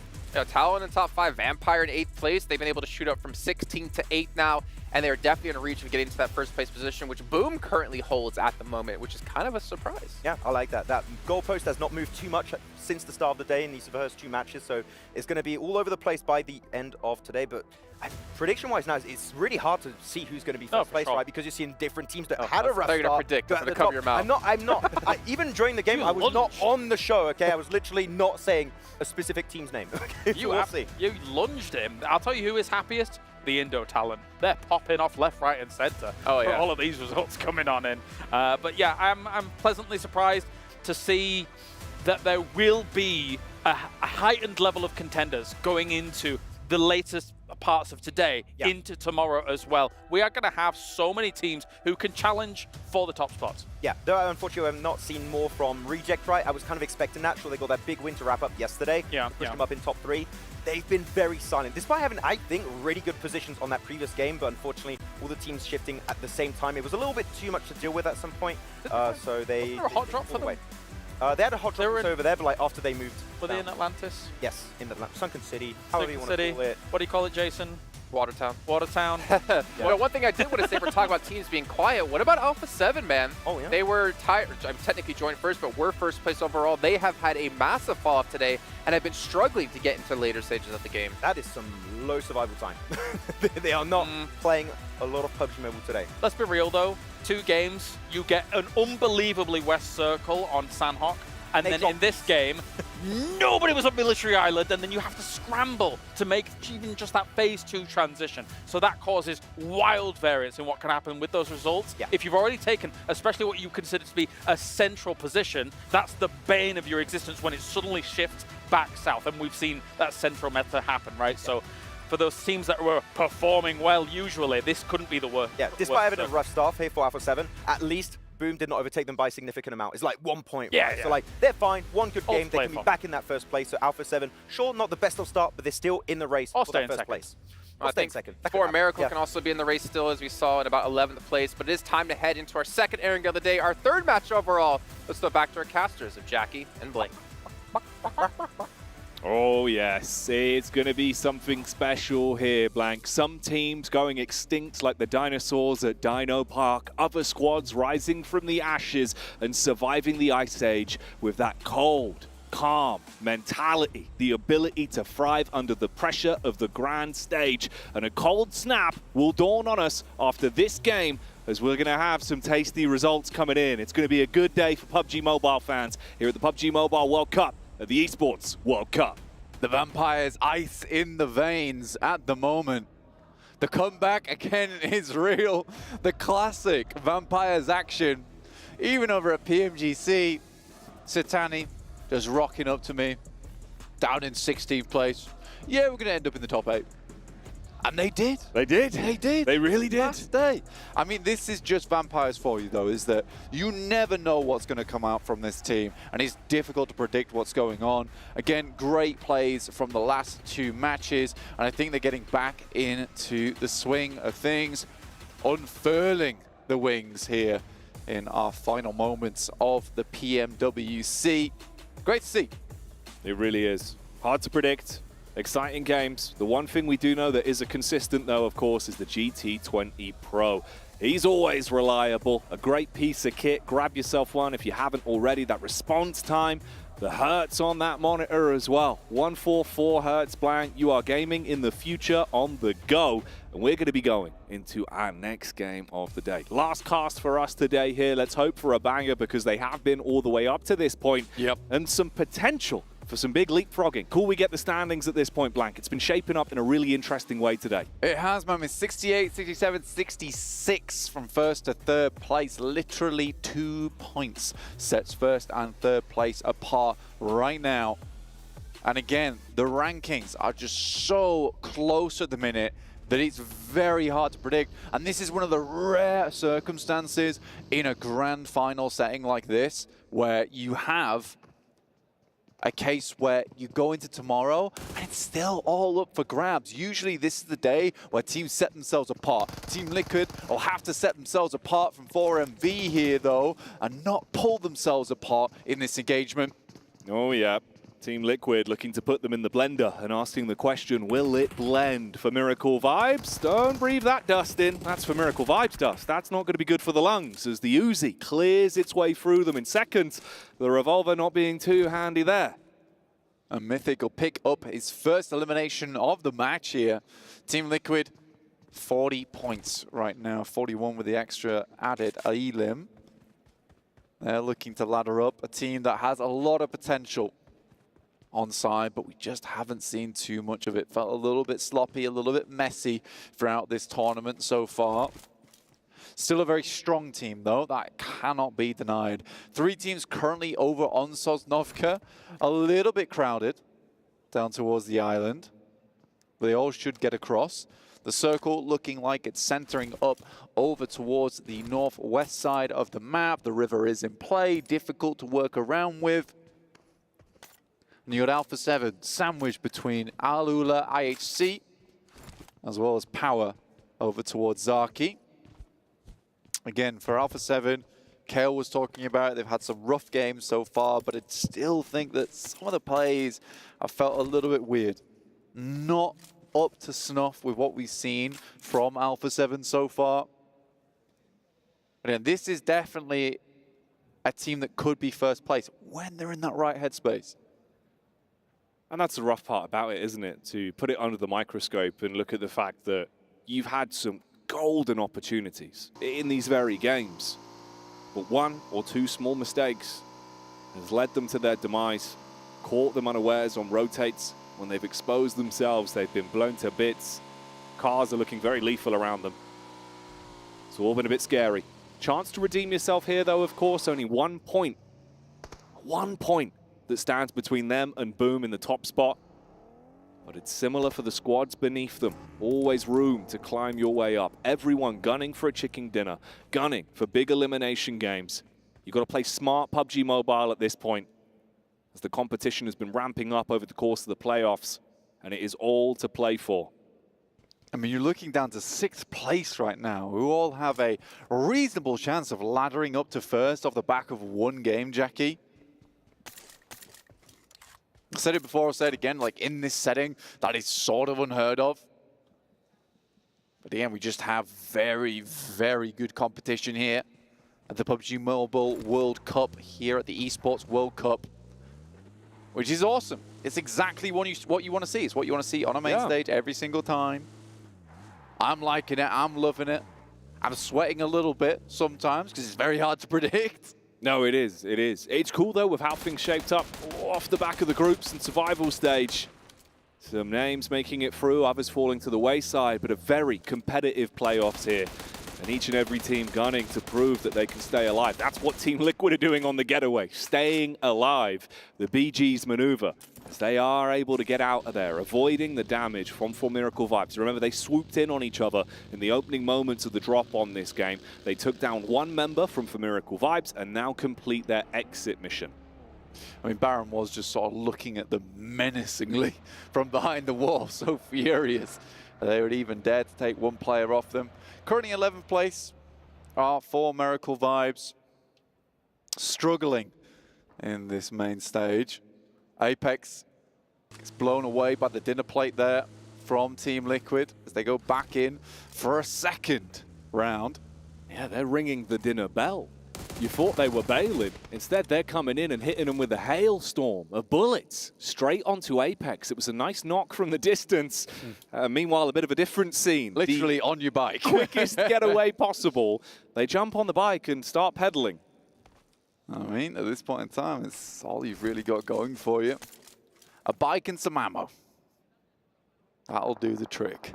Put it in the saddlebag, boys, and head on into the circle. Right now, I think 4 Miracle Vibes currently in a position where this tournament, if they continue playing the way they have, they'd need a big comeback like Vampires have had over the past couple of games to 43 points after what was, I think we can quite confidently say, a pretty abysmal start. Yeah, first day was not kind to them whatsoever. Yeah. For a team that's won 2 mid-seasons in a row. Yeah, that's what I mean, right? You've got that championship mentality. You know you've got the firepower for it. A lot of power on that team. We're so back now, though. Exactly. If you're waking up now, who knows? Yeah. It's always hard to put a sleeping giant back to sleep. Teams are going to have to cook up some kind of sleeping potion for the Vampires so they can retire back into their coffin and stop causing so many problems inside the lobby, at least at the beginning of day 2, the main stage. If you're joining us just now, hello, welcome. We've had some pretty crazy games so far. If you want to go check out the VOD, you absolutely should once the day ends, but for now, stick around with us. We'll keep you updated as best as possible. And thank you very much for tuning in to the PUBG Mobile World Cup at the ESPORTS World Cup itself. Stage 2, about to pop. See where the zone's going to go, how things are going to shape up. There's already teams are beginning to make their move. Amber getting over the choke point of the bridge with Team Liquid trailing behind for Miracle Vibes after the dents that were done to them. They're quite far out. Wow, bit of a shift on that one. Yeah, very uncomfortable actually, Jackie, because this one does sit the river right in the center of the circle here. So you've got to make this weird decision of do we play north side or do we play south? South side has a lot more compounds, but the fact that north side does not have a lot of locations to play, a lot of teams will try and take a position on this north side if they have the possibility to do it, because they know that later on they could probably make their way into the south side of the island, of this river, and find themselves a position that's relatively easy to play with. But getting into a position on the north side later on, that's much more difficult. Reject, though, finding Twisted Minds and getting some much-needed revenge from our last Erangel. Oh, yeah. Revenge is a dish best served cold, and it will be a bold play. They instigate the fight, but Xavier might want to finish it. Now, you've got a bit of a spread on these 3 squads in a line effectively amongst one another. Obviously cluing you in, if you missed it in the previous game, it was a hellish encounter to open up that game 2 between Twisted Minds and Reject. Went on for far too long. There were no winners there, but Reject lost out in the overall encounter off the back of what was quite a nice cleanup. You know, they were down to, I believe, just 2 men and turned the tides on a full squad of Reject. It was really nice. I think Reject probably could have just dipped out at that point, to be honest with you, and just focused on what they were trying to do, which is just maintain players, realistically. I think that would have been the smarter move. Again, I don't mind a team that is on the come up here and just decide, look, let's try and just push it a little bit further, see what we can get away with, what can we not get away with. They're in a position right now where going into tomorrow, there's still a good chance for them if we ended things right now on today. But figuring out what doesn't work at this stage, where you're a little bit safer towards the top, is not a bad idea. Alula IHC. Shots over towards DRX, who have got a measly 2 points on the day, Jackie. Not great for them. Definitely not grandiose at all. Now, it wasn't just the knock, it was the full elimination that went through as well, by the way. So that's Reject being able to grab themselves 1 point off the back and leave Twisted Minds as a trio. Here's the move on in from Alula X IHC. Of course, they instigated the fight onto DRX. Things are still a bit bumpy. You've got 1 man down on the ground. The rest of them trying to move out. Power from the sideline, hard confirm onto the knocked player, and will grab that one. So they take away the point all the way from over the back. DRX tried to pull a fast one there. Pull the wool over the eyes of the teams that surrounded them, trying to get out with the player on the back of the buggy who was knocked. Respect the play. Doesn't work out, though. Meantime, stage 3 about to hit us. We'll decide whether we're heading north, south, or directly central, keeping this game up in the air. And that's exactly what we're doing, heading over towards that island. Reject currently have that nice little split over towards the southeast side of the bridge that runs through that tiny little island that sits between the river there. And TJB is in. I think TJB has made some smart rotations like throughout the main stage. Not always having the greatest of success on them, but I think they are rather smart in the way they did it. I mean, they impressed me yesterday. 2v4 coming out as well. Yeah, I think China is definitely here to play, with Tiamba actually regaining a bit of points here themselves, up to 7th. They're putting on a very, very nice little performance for us here. Yeah, it's a good show for the fans back home, especially if they can keep that momentum up. Not the worst place in the world whatsoever in terms of the new zone that's moved in. Awful lot of water in terms of the density of this one as well. Fragmenting the map, like you said earlier, just straight down the middle, dividing some of those peaks, making it a little bit more uncomfortable in terms of your rotation pathways. Teams moving in a little bit. Reject still got that nice split on the go. Boom as well. They've been looking good today. Currently in the driving seat. Top spot for them in the standings. Yeah, Ignition switched here, Jackie. Ignition switched on, and you got Boom Esports exploding out the gate, honestly, which is awesome to see. And I think for Boom Esports today has just gone really well for them. And I think this is something that a lot of people are expecting. For Indonesia as well, this is a really big result. And again, it was back in the day, a lot of Indo pride. I mean, they used to be the greatest at this game. Okay, and it's nice to see that we're having these send-ins from teams like Alter Ego and now Boom as well. It's awesome. I'm very, very happy to see a bit of a resurgence here for this team. Oh, yeah. And region. Oh, exactly, man. It's cool to see. You can only imagine, you know, what the Indonesian talent are thinking right now. It must be popping off over there with some of the calls that are being made. You know they get hyped. It's going to be fun to check that one back on the VOD.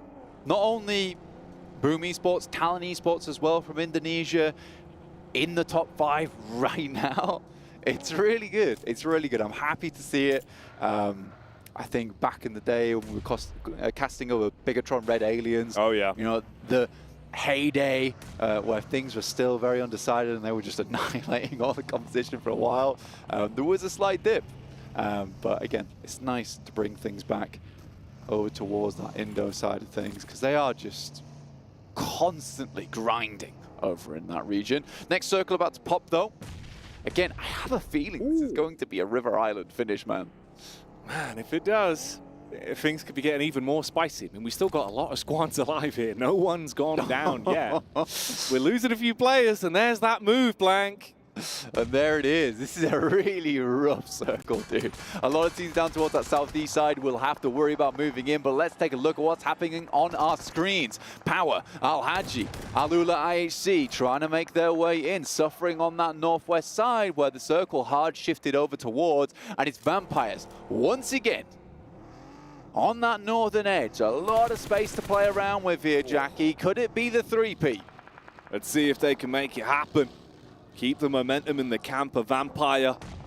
Spread those wings and fly up the rankings. Team Liquid have had such a bumpy move into the zone.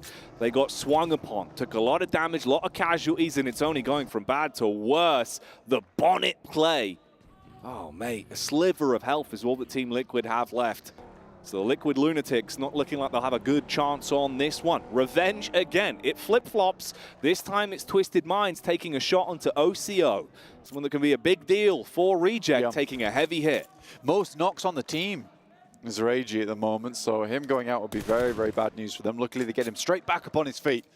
I know they need him. Even the pep talk, drop him a first aid kit, he's good to go.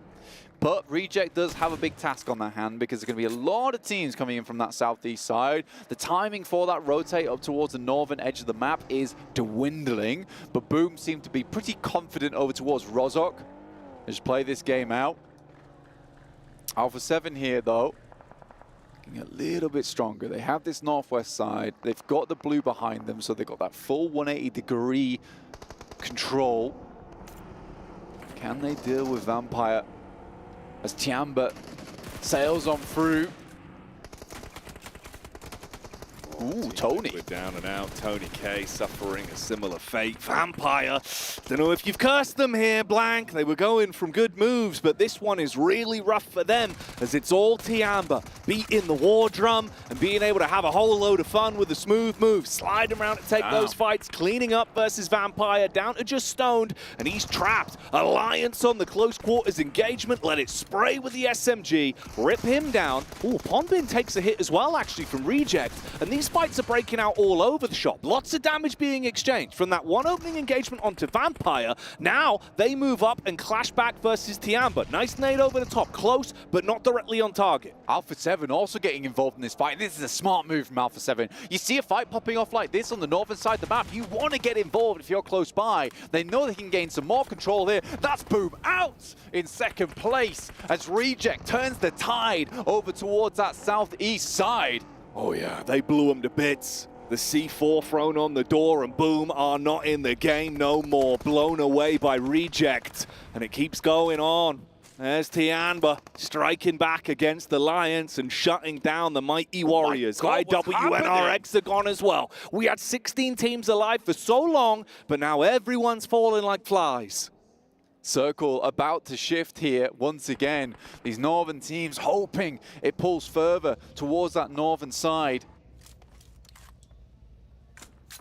It could still be that elusive River Island, and it looks like it is heading there. I curse Vampire and I curse these teams to one hell of a finish, it seems. Reject in a really nice position, honestly. The fact that their compound stays in over towards that southeast side, or at least this position to play that they have. Oh my God, they have so much presence in this circle. They'll have to go across at some point, but by the time they do, I think they could have had enough presence in the circle that a lot of teams really wouldn't be able to challenge them all that much. They know exactly where Twisted Minds are. They know they play towards Sunken. And DRX trying to maintain position in the top 3. Good spray from QXZ over towards Alpha 7. This has been a wild game from Tiamba. Already 9 eliminations to their name, and they can keep on building with that. We were saying they have a chance to really climb the rankings. 9 elims and a high placement finish could be exactly the key they need. But there's the response back. You got the opening fights against Alpha 7, but it's a bumpy road to fight your way through. Bond, though, we know this man can be bold. Up close, he strikes with the slugs. The DBS hits the first. May dashed in for McGrellin as he is malicious on contact and ends the streak from Tiamba. Alpha 7, what a nice move from them. Again, they had the opportunity to third party. They had the opportunity to influence a lot of the engagements on that northern side, and that's exactly what they do. In the meantime, Talon's got a similar idea. Misery goes up, gets the scout off. They know exactly where Alpha 7's coming on from now, and Axel already has this base position of operations. What is that? Oh, what's happening? It's like Robot Wars. Everyone's just smashing their vehicles into one another. They've whipped out the flipper.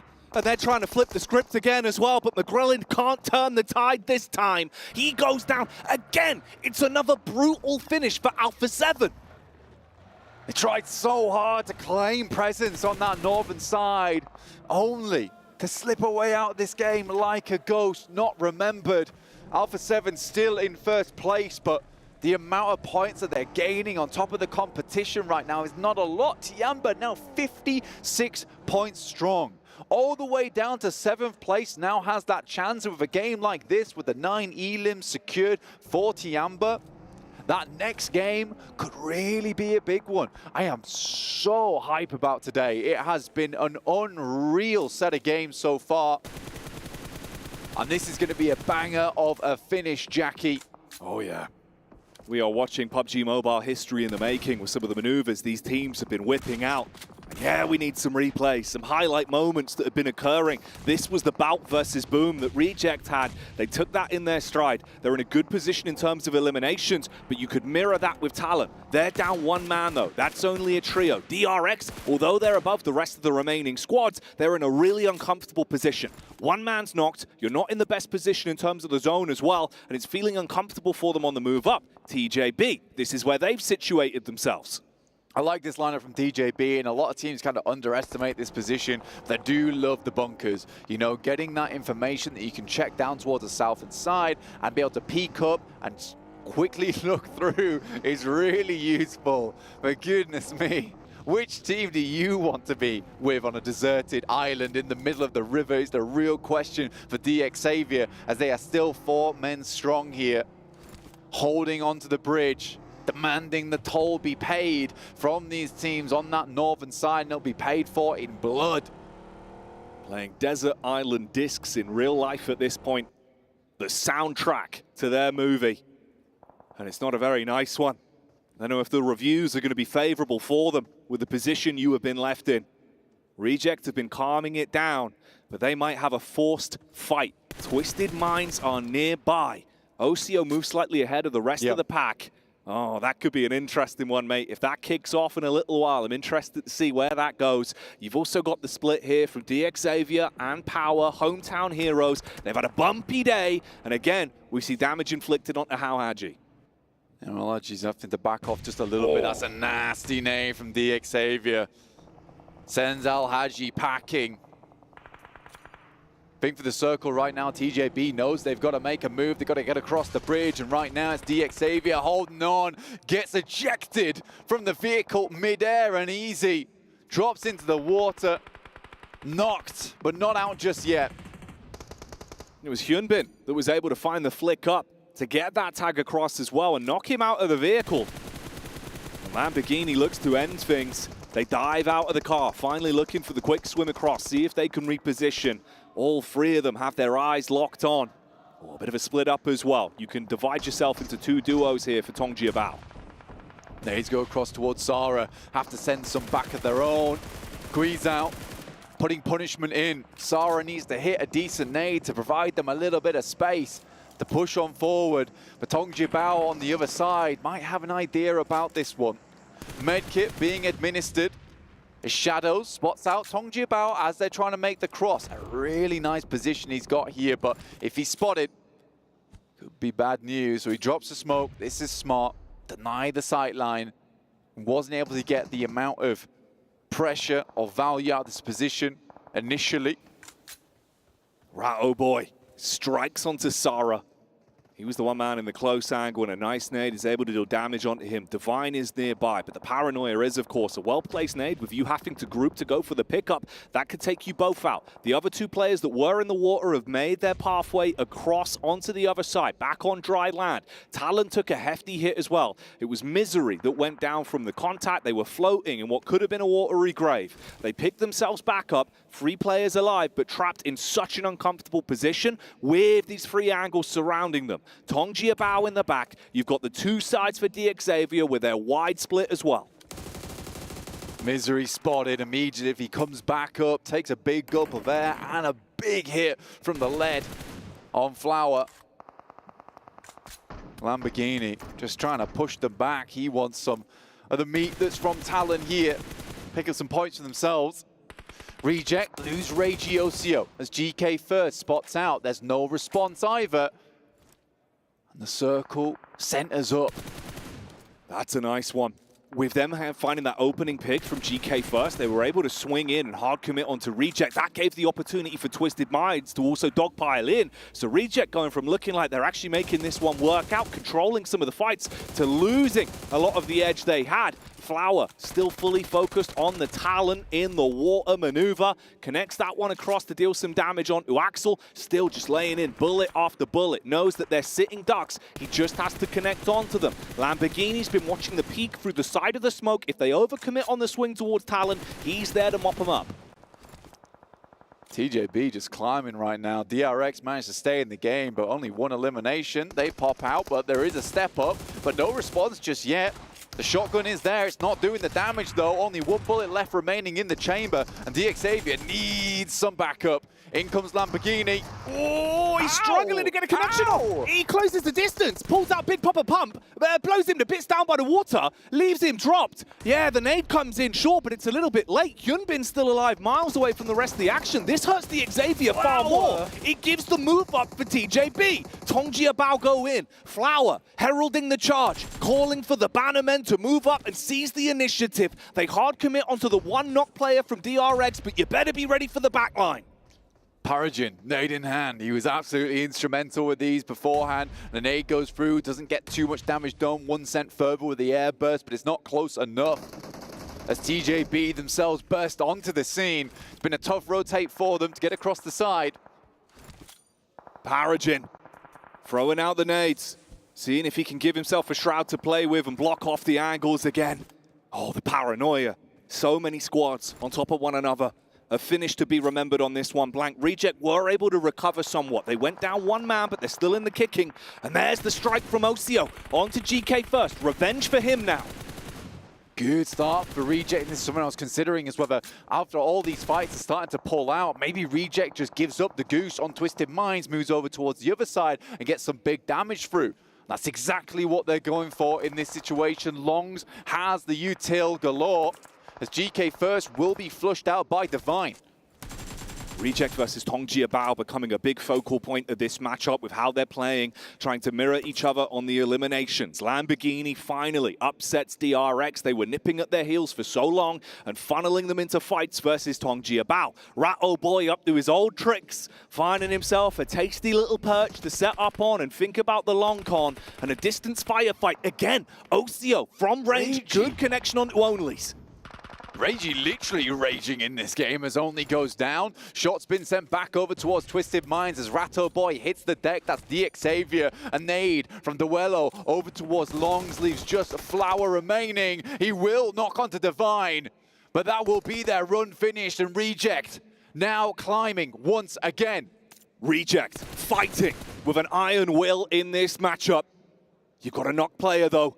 They've got to build back into this. You look at the placement now in the final fight with how these squads are going. 3 of them remain. Isn't it fitting? Poetry as well. We've got Twisted Minds and Reject that are still alive in this final circle, with the 2 players from DXavier now playing on the back foot. Both teams took each other out on that last game, but it's Reject roaring, ripping into the opposition. 10 limbs strong right now, looking to climb up towards that top side of the lobby. Lamborghini moves forward, the parry pan in hand. So low on supplies. Could be a problem for them. A hellish feat to have to fight from. Cover to work with for Reject. They're confident in the wider split. Ocio's been looking so good with a gun skill on the way they set themselves up. Reject wins this game. They take first place, Jackie. They have had a phenomenal couple of days here, and we're back down to the wire. Walking the tightrope here with Reject, Twisted Minds, and DXavier. Stage 9 begins. Nades over the top. Molotovs going in.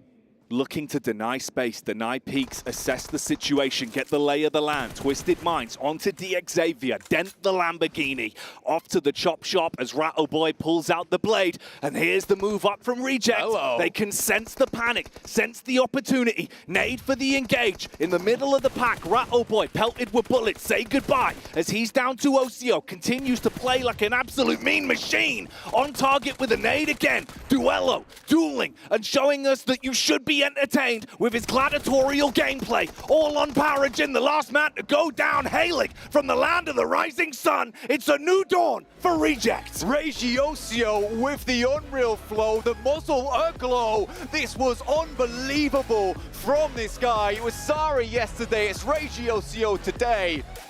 They are playing hand in hand. And Japan is going insane in the PMWC at the moment. Laughing, smiling, it's happy days for this team. A huge one for Reject.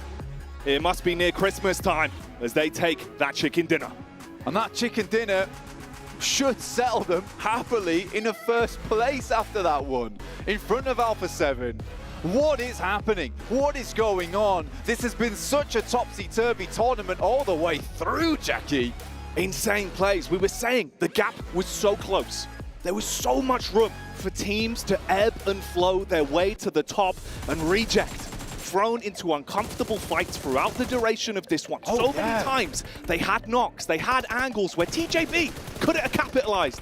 But in the end, they take the fight and move up to the top spot. It is so awesome to watch all these plays on display during the PMWC. It has been unbelievable work, and I'm loving to see it. Again, just maybe even the call for the island finish towards the beginning and it coming through. Like, I'm loving today, dude. It's been so fun. But that'll be it from us, honestly, for now. But we end on a high. watching. We end on a high. We do. The energy from Reject as well on the pop-off, you know, you can see how much it means to They're them. happy about it, yeah. Yeah, and you would be. You would be. You're going to be sat there if right they now. win off the back of PMGO win into PMWC win, this is Japan's year, man. Oh, yeah. The storylines going wild right now. The script writers, you're delivering on this one. 5-star reviews from us. So much more to get through. Do not go anywhere. Don't adjust your monitors. Keep it locked here for some more PUBG Mobile in a few moments.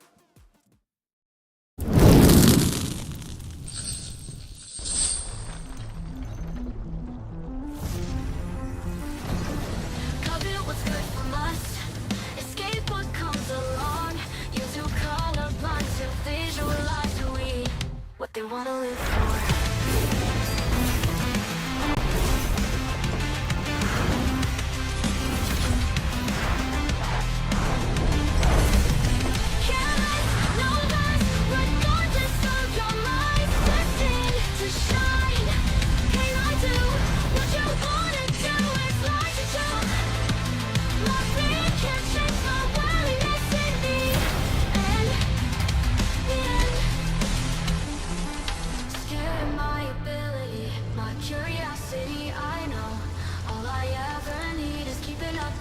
Why'd you prison me instead?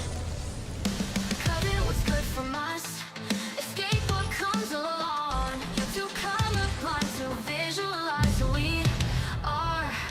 Light, careless, no less, regardless of your mind. Destined to shine. Can I do what you wanna do? It's like to choke. My fear can't change my willingness in me. And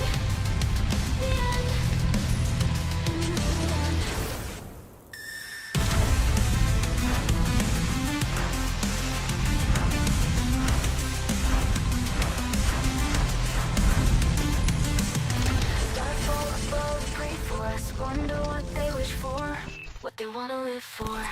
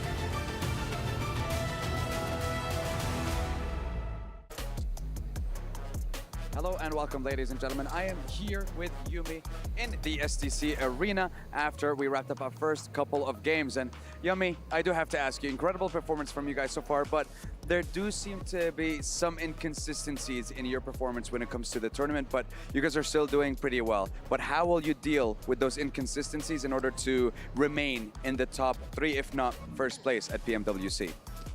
Ya, jadi Yami, kalian kan performanya masih agak kurang konsisten ya. Nah, kira-kira apa rencana kalian biar bisa ngelewatin itu, biar kalian tetap bisa bertahan antara top 3 atau bahkan jadi juara dari PMWC? Yang bakal kita lakuin pasti ningkatin awareness kita, terus PD kita biar bisa lebih baik lagi daripada hari kemarin. What we plan to do is increase our awareness and also our consistency and communication so we can perform even better than what we already did yesterday. Yeah, I mean, when we're talking about yesterday's games, Yummy, you had 5 out of the 6 games. In day 1, you guys managed to get 5 eliminations, but the placements seem to be where you guys are lacking. So how will you try to deal with that? Are you guys getting caught off in rotations, or what seems to be the problem you guys are running into? Ya, kalau kemarin kan kalian dari 5 dari 6 game, kalian tuh punya minimal 5 elimination. Cuman kalian placementnya tuh kurang. Nah, kira-kira rencana kalian buat ngelewatin itu gimana? Apakah kalian ketangkep di rotasi? Kira-kira kenapa? Gitu kemarin. Kalau kemarin tuh karena kita kurang awareness-nya gitu, jadi kita udah dapet zona, jadi apa ya, kebuang sia-sia gamenya. Sekarang kita ningkatin awareness kita biar bisa maksimalin gamenya. Just like I said, they are trying to improve their awareness. Sometimes they have the zone, but they're lacking awareness, so they just like throw it away. Now they're trying to be more aware and be able to do a better performance overall. All right, I mean, I want to follow up with that one more time. When it comes to the team's movements and the rotations, is it usually the IGL that makes those calls, or do you guys sometimes, or do some of the other players kind of chime in and try to help out with that decision? Ya, ketika ada call-call keputusan-keputusan gitu, apakah IGL kalian Razy yang buat keputusannya terus, atau kadang-kadang ada player lain yang bantu-bantu ngasih lempar ide atau keputusan gitu? Yang pasti semuanya ngasih ide, terus kalau misalkan yang ngukuhin keputusannya pasti Razy. Semuanya ngasih ide. Everyone chimes in ideas, but the one that made the final call will be Razy, the IGL. Well, we'll see if Razy can lead his team and continue their dominance at the end of the day. We have wrapped up our first couple of games, but we still have quite a lot for day 2 here at PMWC at the EWC. We're gonna head on over to the studio to continue the rest of the day. Take it away, boys. Well, Boom trying to continue their dominance throughout the day, and there's a lot of teams gunning for that #1 position. One of those teams, well, the winner of our last match, Reject, who started the day off in 3rd place, dropped out of 3rd place, and potentially dropped into 1st place now with that victory. We always talk about teams getting a free win. That was maybe one of the freest wins that I've seen Reject being able to get. Yes, they did end up fighting TJB. By the way, TJB now being in a good performance again here at the first half of the day. I want to see how they finish off today, because that was the big question mark for that team. Give them credit, how they actually got the second half of it. 3 top 4 finishes today for TJB. That's the thing, though. Like, yesterday, they ended up, I think it was 2nd place, 1st place, and then 6th place at the beginning of the day. And then after that, they were just non-existent. So they're kind of mirroring exactly what they did yesterday. That second half, I gotta wait and see what's gonna happen there. Hey, for Reject, though, in this game, is saying, like, with the compound that they have, which is kind of northeast of Atlantis, Watertown, Sunken, whatever you want to call it. Venice? That's the one.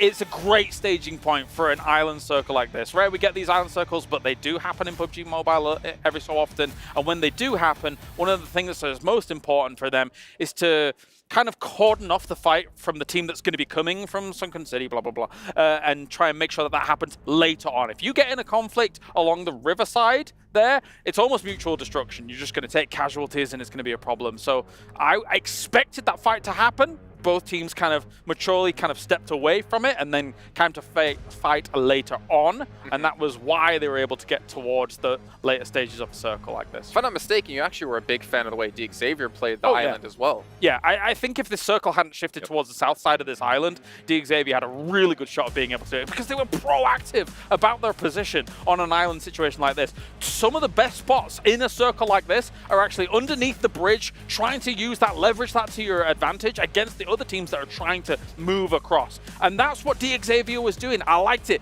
I know I don't often sing the praises of this team. However, this was one of the times that I was like, yes, keep going with that. It's just a little bit of a shame that, again, the circle shifts slightly south of them. And luckily for Xavier, DRX didn't have their full players. They only had 2 players. I think we were kind of talking about this too when we were watching those teams. If DRX would have had those 4 players, I felt like they would have made the push too. And you were kind of agreeing with this in regards to, I think they would have peeked over. They didn't really have anybody being able to get an angle on them. They would have been able to get into a fight. And in regards to DRX, I do gotta, this is a big difference. What they were able to do yesterday. It's like me staying next to you. Me day 1, you day 2. That's exactly right. In every single number. Jeez. But the thing is, something that you're gonna notice with DRX, the average survival time is still there. So far, they have had 8th place, 1 elimination. 6th place, a 0 elimination. So it's good to see them going back to what kind of worked for them yesterday. They did have a 2-2 split. Unluckily for them, the awful shift that happened just didn't end up going on their favor. But I mean, they're still putting themselves in contention. I don't know if I'm a fan necessarily, because I feel like if you want to win PMWC, you have to be able to fight teams, and you have to be able to get aggressive. You can't necessarily depend on a passive play style.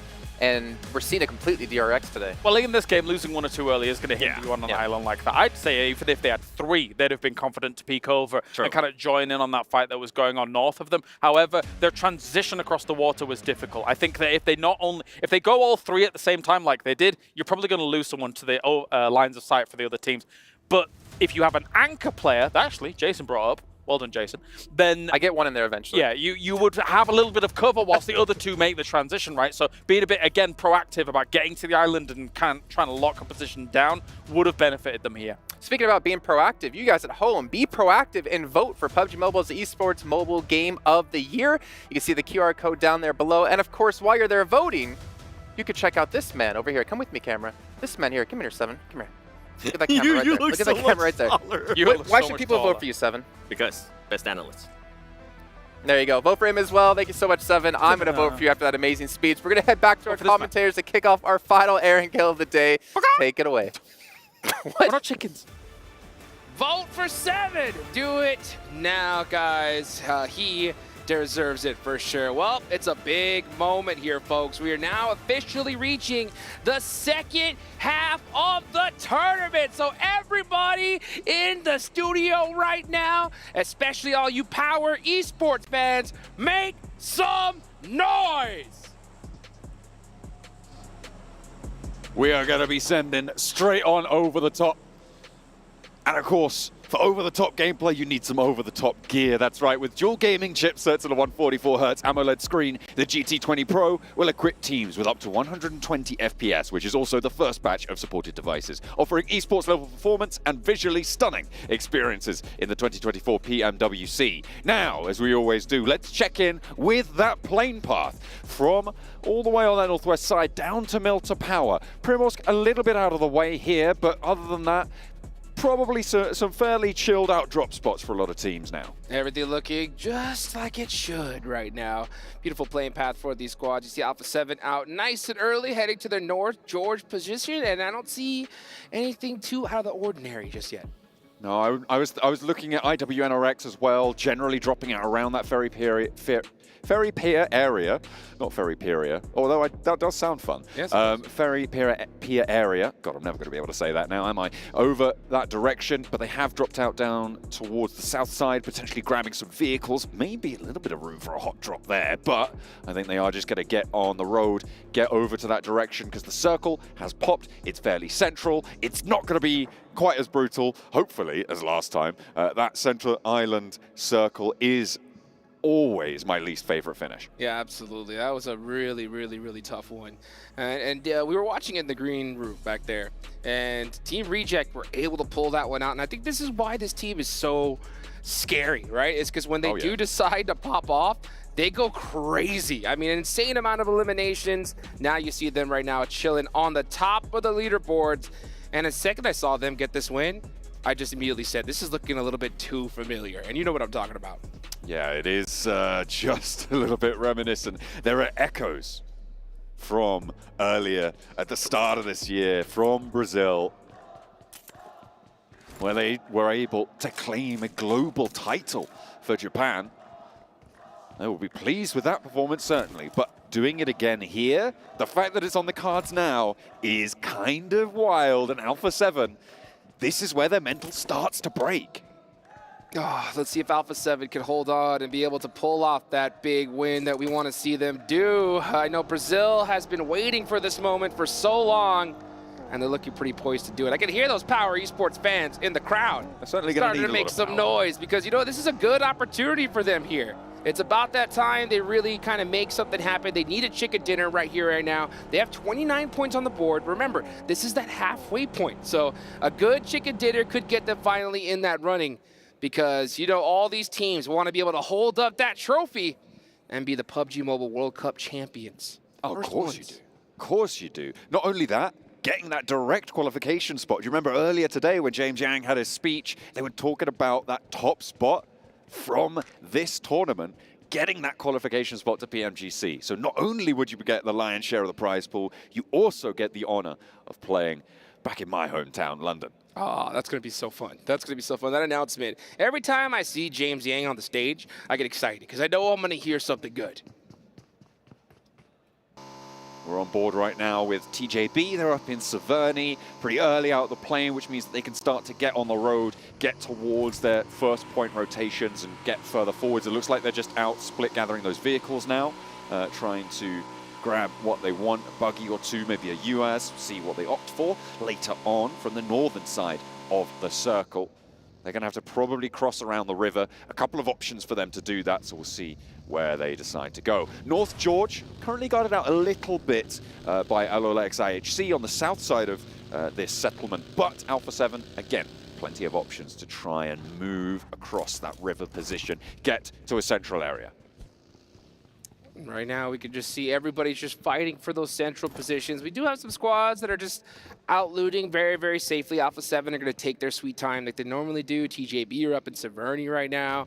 And you can see Alpha 7 right there. 3 average eliminations a game. That's almost an entire squad wipe every single time. But I think the big difference between Alpha 7 and Reject is Reject have shown that when they do get like a decent zone opportunity, they fully utilize it, right? They take an insane amount of elimination, so it just shows that their ceiling, I think, is just a little bit higher. Alpha 7 can really show that consistency, but we need to see that crazy 20 elimination game from them.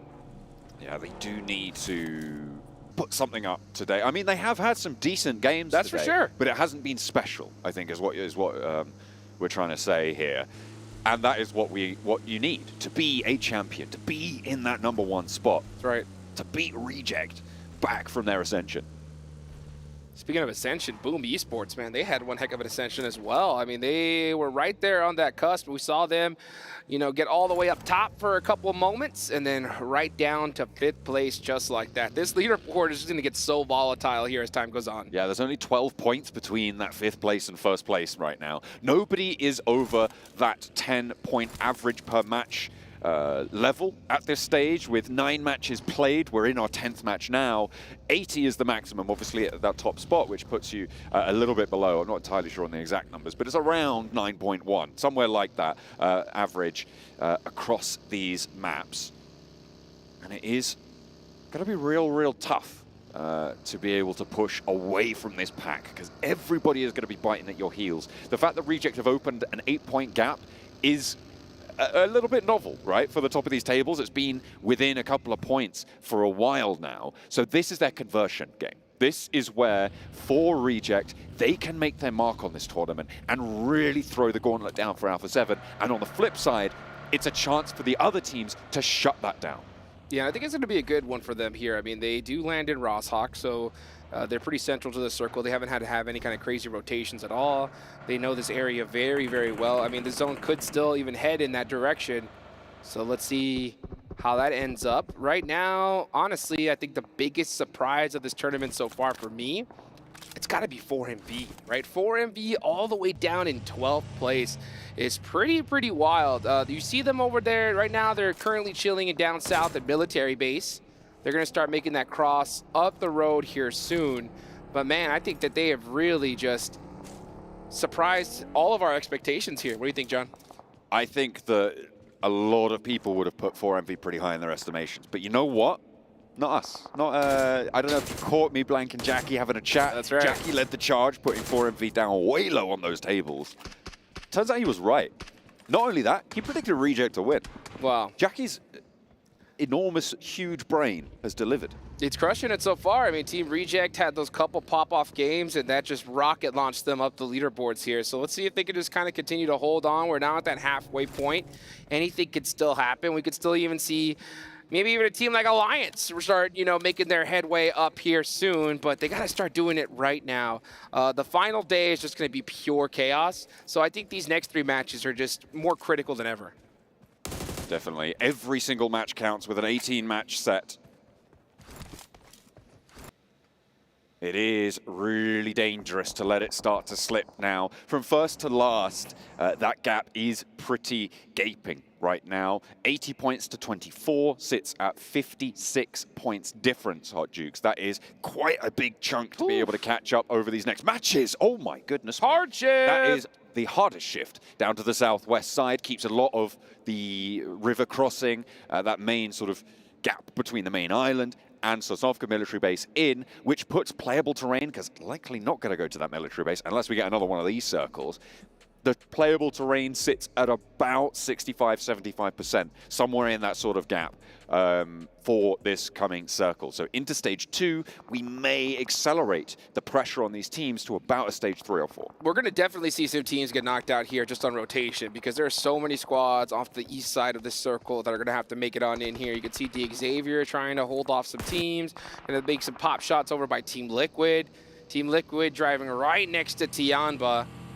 And they're going to get away from this one for now. But they better watch up, because you got Alliance set up. I mean, everybody is set up on this side. And you can just see Alliance starting to put a little bit of punishment onto Tianba. They're actually going to take one elimination right then and there. We are going to be able to pick up the point early, right off the bat. That gap now sits at 55 points between the top spot and Alliance down on the bottom. But you've got to start somewhere. And this is where they will try and have it on. Alpha 7 taking shots towards Team Liquid. So is everybody else, apparently, in this lobby. They are absolutely punishing this rotation from the team on Brazil. Yeah, team, you can see Mythic just down and out right here. That nade's going to finish him off. So Twisted Minds is going to be out of this one. Well, actually, no, Twisted Minds on that one did get a nice couple knocks there onto Team Liquid. That's what I meant. So Team Liquid down to 2 players. You can see 4MV popping some shots now. And Tony K getting knocked. Oh, but nice shots from the back line do even things out. Everybody trying to push into these priority positions now. Apex trying to crawl away. 4MV, they tried to get off of that military island. And they have been shunting on the east side. Vampire, their major task, stoned down. Doc on this high ground here has great oversight, but it's also incredibly dangerous to keep this one held. If you get spotted, there's plenty of teams around that will be only too happy to send a bullet right between your eyes. Yeah, Doc's not trying to move a muscle at all. He's trying to play it very, very safe right now. And you can just see Schweppes gets a nice little vehicle blow up. So Vampire looking to get a little bit of revenge for Tony K. We like to see that there. But when is Doc going to make that move? The last player up for 4MV again. They lose pretty much everybody so early on. And it's just going to show that this military drop location is just not working out for them. Doc still up. Still trying to make something happen. And he's gone. And he's down. Vampire, bring him back down to earth. Come on now. Let's not be silly. He will not play any further. And again, 4MV's fall from grace continues. Circle centers up. This time it's not quite as dramatic. It's had the attention it needs from that first shift. We are going dead center onto the main pack of teams. So I'm looking out to the west. Talon, Outlaw X IHC. You can see at the moment Talon starting to bleed from a player going down on the outskirts. I'm also looking at Boom on the northeast side across the other end of the map. But we're looking right now at Talon trying to regain some sort of strength. As Zeal does go down, and it looks like he's going to get flushed too. Talon, you can see Axel holding the angle right now. This is in the blue zone. This is a tough fight for both of these teams, actually. But LIFC, I think they realized that they got a little lucky with this particular zone shift, so they're just happy to kind of stay back, take some of these points, and then try to move up from there. And I'm not sure if that was the right strategy. I think they could have took a little bit more advantage of that hard shift and tried to find a more central position. Instead, they're just taking their sweet time in this fight and hoping to try and get lucky with a couple of eliminations. But they've already lost Zeal. Is he going to get the run over? Oh, that was actually pretty close. He is trying. I think he's going to go around for another attempt there, but the smoke's just about keeping cover for Talon.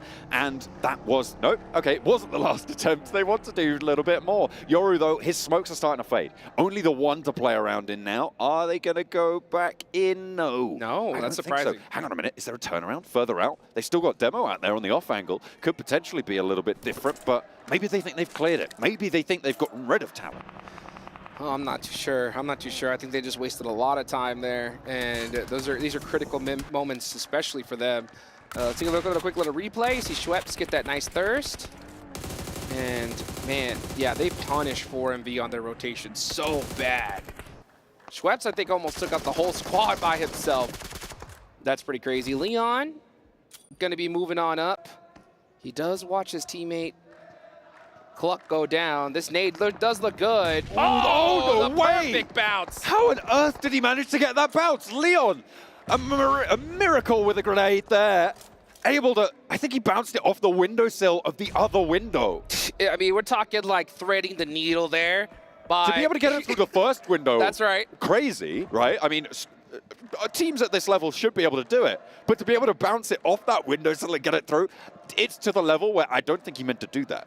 Well, I don't think so either, and it's kind of crazy because I guarantee you if I would have thrown that nade in that window and that player stayed in there and it went outside, I would be fuming. Oh, man. That is crazy. That's wild. That is wild. That's probably the most fun I've had watching a nade go. What a crazy bounce. Next zone, is this zone going to bounce, though? That's the question. True. Where is it going to go? We're going to get another crazy hard shift. Will it center up? Centers right on up. Alpha 7 had a good feeling it was going to go right here, and it ends up paying off for them. Yeah. Team Reject is still up, and if you're Alpha 7, you got to find a way to try to take them out early if you can. I'm looking at who's going to be able to take control of the hill to the north of Alpha 7, because that is a priority position, but there's a lot of teams that are going to stop you from getting in there right now. Reject, they're nowhere near it. They're going to be playing all the way out on that southwest side. They are leading this train towards the center with Reiji at the front, at the helm of this ship, pushing their way through. They are covering their flanks. They are moving like water. And nobody's able to stop the crash. Tiamba trying to hold off a crash of their own as Alliance try and make their way in. But Shan doesn't take a lick of damage at all on the eastern side. Now has a little bit more to deal with, however. In the meantime, more of Alliance are going to try their luck, but they're too far away to get anything done. Shan does have to go for a little bit of healing, but Olio can't quite find the shots. Those are some really nice vehicle shenanigans. Popping on off, popping in the vehicle, switching seats, and then popping out. Almost caught him slipping there, but he did not. So Talon Esports are down to 2. They're currently sitting in 6th place. Going to be holding that Pachinki hillside for now. Not a bad position to be in for the zone. As we're going to also watch, oh, look at that. Guizhou take it down Ayala with the DP from downtown. Ooh, Reject losing a player on that south is not ideal. They're going to have a difficult approach to that compound that Alpha 7 currently sit in. Gonna have to push up and play the ridge, play the terrain. Tiamba, in the meantime, losing players to DX Xavier, holding out on this eastern side. And again, nobody has gone super central right now. Alpha 7 still sit in the shadow of that high ground. And nobody's made the bid for it yet. Power, DRX, boom. All of these teams are primed and ready to go for it, but each of them in turn stopping the others from making that move.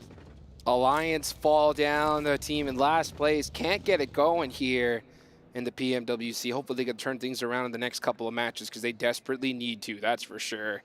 Team Reject get another elimination on the board. That's 3 total. So far in this lobby, Tiamba have the most with 4, but they are down to 1 person. Vampire, Tony K got knocked a little earlier, but was able to get revived. Uh-oh, but Guizhou getting stiff-armed and instantly thirsted there by Duelo. Another knock in the distance. You can see that's another point that's just waiting to go to the Reject coffers. As Duelo has the cover on it. Not really too sure that they're going to go for this res either. It would be pretty dangerous. I think pretty foolish as well. There's that flush going through. Duelo does manage to make it work. Hopping over to Vampires in the meantime on the east side. They're scrapping on the north with DX Xavier and on the south with IWNRX. This is a difficult pinch that they're in, but they're surviving it with 3. Tony K is down. They should be able to get this res. DX Xavier allowed to do the same in the meantime, and everybody's going to have to push further west. The next circle, not too long now for popping. Let's see where it decides to go, folks. Will Alpha 7 stay in the center of it? But they got to watch out because Team Reject are just seem to be in that flow state right now. 5 eliminations so far, 3 players up. If the zone goes north, they're going to be in trouble, though. Let's see where it decides to go, and it does head a little bit further north for them, so they're going to have to start the push. Meanwhile, Vampire getting into it with DX Xavier and end up taking them out. Boom Esports trying to run away. Palmbit, though, that tire getting blown out. forces him out. Ooh, but the shimmies, he survives for a little bit longer. And through all of this, I think the smartest decision that's been made is DRX. They've made their decision not to go for a third party on the back. They are moving into that high ground that I was talking about, north of the Alpha 7 compound, and they are just being a wall. Boom now trying to flow away as Razy is the last to stand with their scrap. They're pushed off of Vampire by IWNRX further south, and throughout all of this, like I say, DRX are making that bid for the high ground. Can they hold it off against Power, who is the major threat to their position? Let's see what they decide to do. They do hold that for now. Razy, though, seem to have a similar idea from Boom. Let's see if they end up getting into engagement. Meanwhile, oh, GK First is stuck wide out in the open. Couple shots and he is toast. Are they going to try to pick him up? You can just see they were thinking about risking it, but no, yeah, that's going to be it. In the smoke, difficult to get this cover, to get that res, like you say, way out in the open for GK First, and going down there is the death sentence in a circle like this. Razy still right on top of this mountain, but does not have the teammates to back him up. So as it's only a matter of time before that push goes through. Vampire trying to make their move on the eastern side. As we get a little replay onto Boom rolling down the northern edge of DXavier. This is what dictated a lot of the pace of the fight out on this eastern side, and it's where Boom were able to get those 3 elimination points. DRX, they take a knock. DRX takes a knock, and Team Reject are on the move, looking to hunt down even more eliminations. Whoa. Divine with 3 on his own, 6 in total. They end up finding this hill, and they're going to be in a good position as he gets the run over. Everything is going right for Team Reject here. That is the slowest rollover I think I've ever seen in that buggy. But either way, it's going to work. You gave him a fair warning. That's true. He was like, look, I want this ditch. You're in it. It's nothing personal. But you're going splat. That right. Is exactly what Reject were able to do. DRX taking the knock slowed them down, meaning they couldn't push in. I'm surprised that IWNRX weren't there early enough. TJB, they've been shimming up this roadside for a while, and they've just found Power. That is not what you want to uncover. Fidan goes down to the back lines, but TJB is slowed, and Long's now waiting for that res. Flower wants to heal himself up first, and only S as well, backing off just a little bit. Power throwing exactly 57 grenades in that one moment right there. Unfortunately, not able to open it up the way they wanted to. This position is pretty solid here. The only weak side is TJB. Let's see if Alhaji is able to go ahead and get a good jumping nade, because most of those were just barely short. Oh, he should have range now. Let's see. Alhaji for 3. Looks for good. Oh, that hurts. For the good shot, but it's not going to dunk down this time around. Flower able to weather the storm, and that's another nade over onto Reject, bringing them down to just Duello. Alpha 7 starting to flex out now from their compound on the south, with Magrelin and Carrillo are going to try and push up towards the top of the mountain, but Duello's not going to give it up without a fight. A south shift as well. Duello, the last player up for Team Reject, but they've already got 8 eliminations. These guys are putting such consistent points on the board. If Alpha 7 want to be our first PUBG Mobile World Cup champions here at the ESPORTS World Cup, they need to start fragging out now. 3 eliminations isn't going to be enough. They have a solid position, but they're going to need that chicken dinner and double-digit elims to go with it. Vampire down with 6 elims on the east side. IWNRX, it felt like they were slow and a little bit sluggish on that east edge to try and push their way in. They could have had a better ascent, but they're still playing on with 2. TJB still locking horns with Power, and Kante able to sliver away another knock. But it doesn't go his way for long as 2 players now stand for Power. Let's see what Power could do. The hometown heroes, you can hear the crowd cheering them on. It's definitely making some noise here. Frozen goes down. Power desperately need a win here to help bounce them back as DRX are knocked out. A nade trade goes south for DRX. They are not up on that one. Another nade, though, towards Power, and that's another flush, another knock. And TJB continues to shut out the hometown heroes. This is crazy. Kansei trying to get this res, and they're going to have to push in from the north side. Alpha 7 still as 4. Only 3 elims, but not too many teams now can stand in their way. There is really not that much power left in the lobby.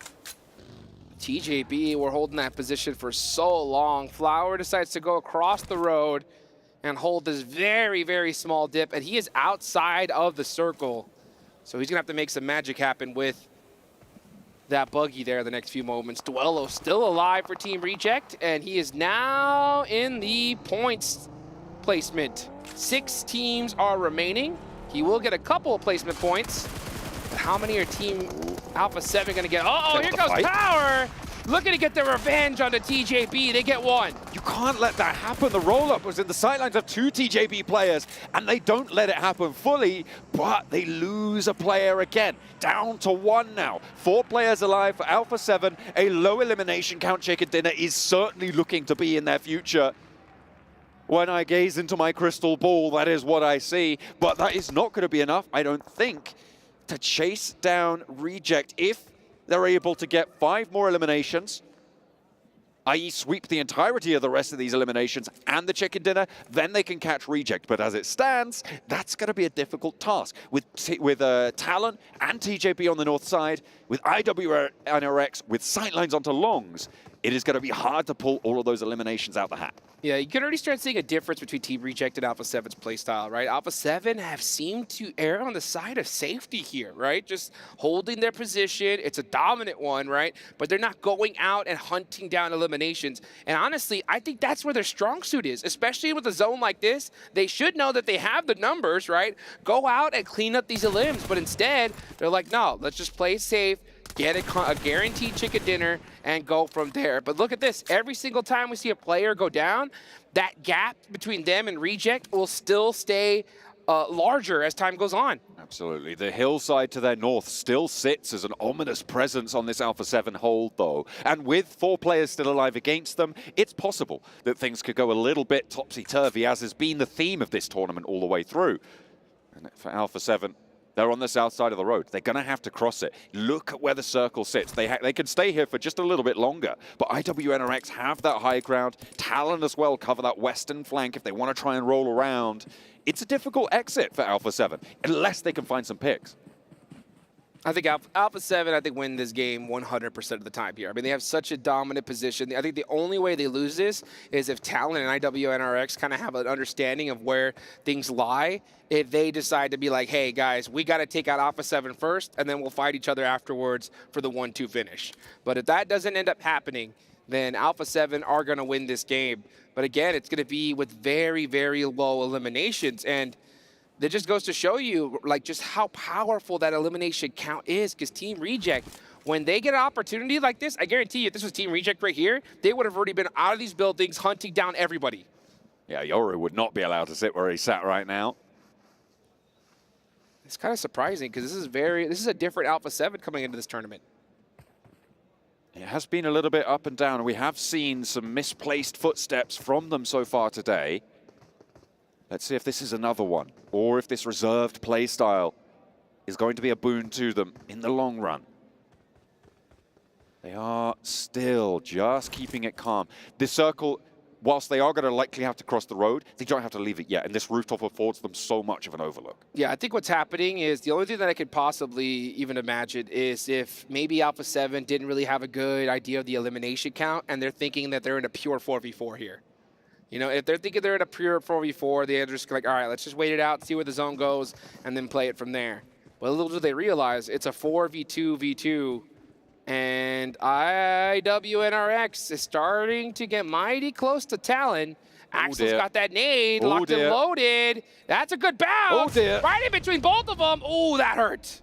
Not quite going to get either of them, but another one to follow it up. That's a little bit short as well. Kynes goes wide. Axel there, stepping up with a pin pulled, and Kynes breaks out wide with a jump shot. Looks for the spray, but the challenge is no good. Now IWNRX going to lose one, and Axel left his team now in a 2 versus 1. Alpha 7 immediately send out of this compound, straight over the hillside. They know it's not a full force squad now, and Carrillo will have McGrellin at his back. The spray downs can come through. They full force move up to this northern side. Over the hillsides they roll. Frozen's not going down just yet, but the vehicle over 1, over 2, and Alpha 7, they're rolling on away like it ain't no thing. In the rear view mirror, they see the chicken dinner.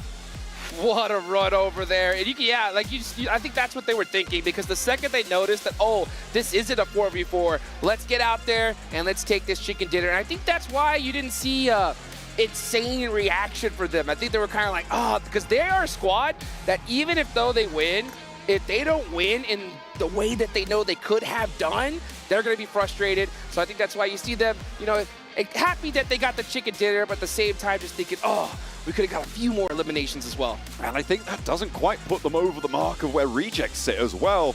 Not being able to get enough eliminations to jump up and join Reject on the top spot either, but another chicken dinner to their tally. That is really quite impactful when you consider how close the top spot is and when you consider what that primary tiebreaker is as well. With that chicken dinner, that is going to push them up to 3 chicken dinners and actually beat out Reject. They were sat to a piece, and now it's 3-2 in favor of Alpha 7. So if it goes to a tiebreaker eventually, they will be winning it out as it stands. Well, let's see how things are going to turn out, because I tell you what, Alpha 7 has a bone to pick with Team Reject, because Team Reject is the team, remember folks, that beat them in their hometown of Brazil. So Alpha 7, even though they got second place, that is great, but they want that belt, right? They want to put that watch on their wrist and finally call themselves the world champions. And not only that, but get that direct qualification to PMGC later this year from that first place spot. It would be so huge for them to be able to pick that one up. I think that, as I said, I don't know if you caught the interview where Ginny was bothering me whilst I was having my cup of coffee. I saw it, you know, this is Brazil's time, right? I think that it has been so long in the making. They have always been right at the top of these tables at the start of these tournaments, but it's always just slipping away from them. And to be able to challenge Reject for it, to be able to take back what was theirs or what should be theirs by rights, it is so exciting to watch. There's not too much longer left though, so make sure you stay tuned for more PUBG Mobile action.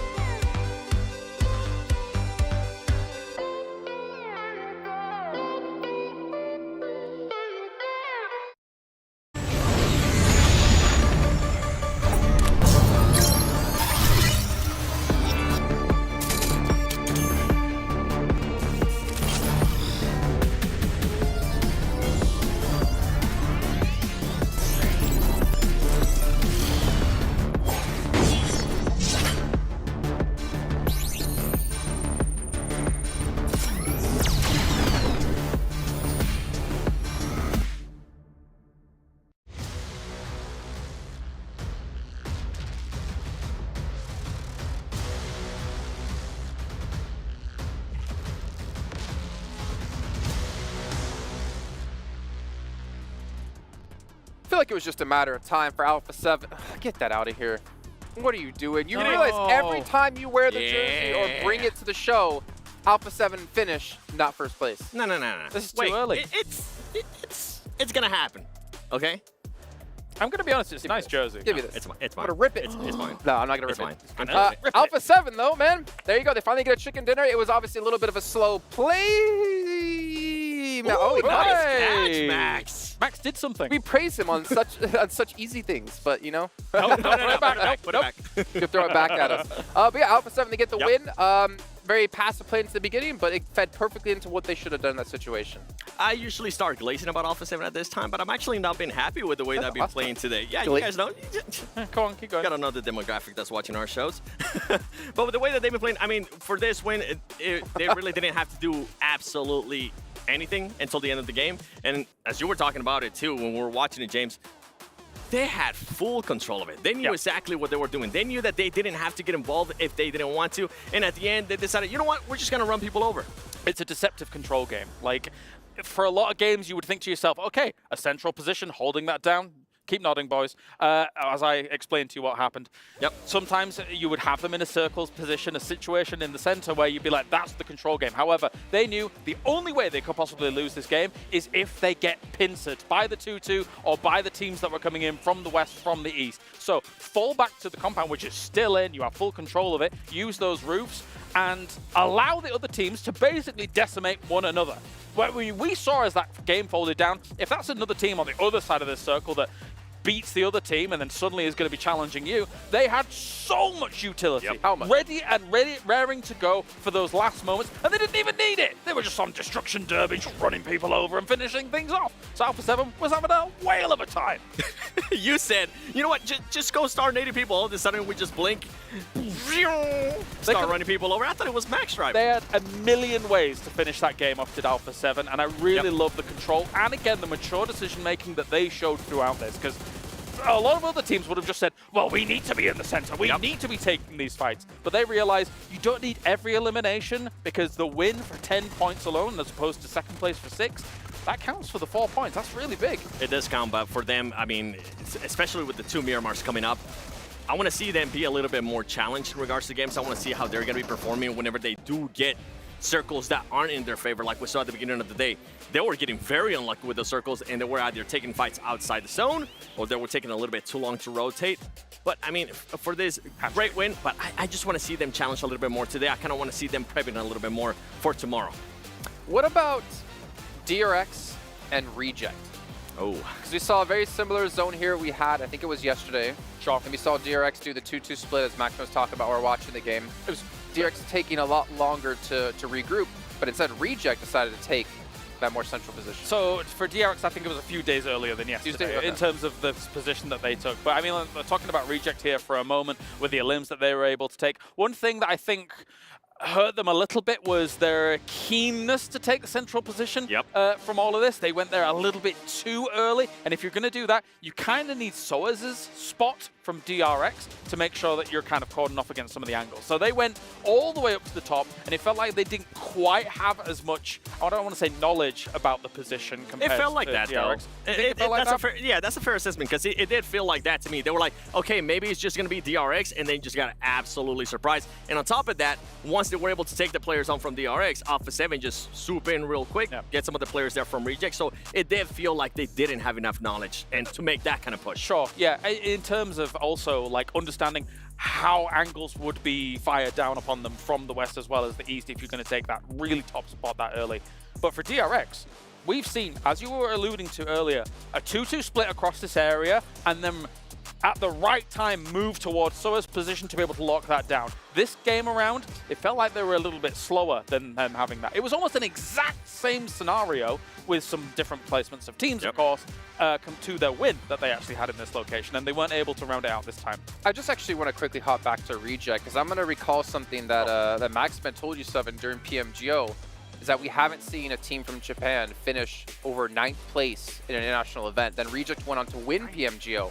Now, obviously, there's a lot of questions around not whether it's a legitimate win, or so did they deserve the win. Going now into this, where we saw them in first place going into this match, I actually want to ask you about, do you think Reject, looking back on it now, kind of deserve that win, or do you think Reject can actually win PMWC? Do I think they can win PMWC? I mean, with the way they're currently playing, they're getting just the right amount of points. And with the way that Alpha 7, for example, has performed throughout the whole day, I feel like Reject can definitely put themselves in contention. I mean, they're currently in first place, but going into tomorrow, they have definitely been doing the right plays. It felt like they were doing the right play when they made that push in Erangel. But it came down to Alpha 7. Alpha 7 knew exactly what to do there to kind of stop them from not getting that strong position towards the top. Bottom line, to answer your question, I think they definitely can win this if they continue to perform like this. But they need to improve their Miramars because their Miramars were absolutely awful yesterday. Is that your definitive answer? Yep. I'm unsure.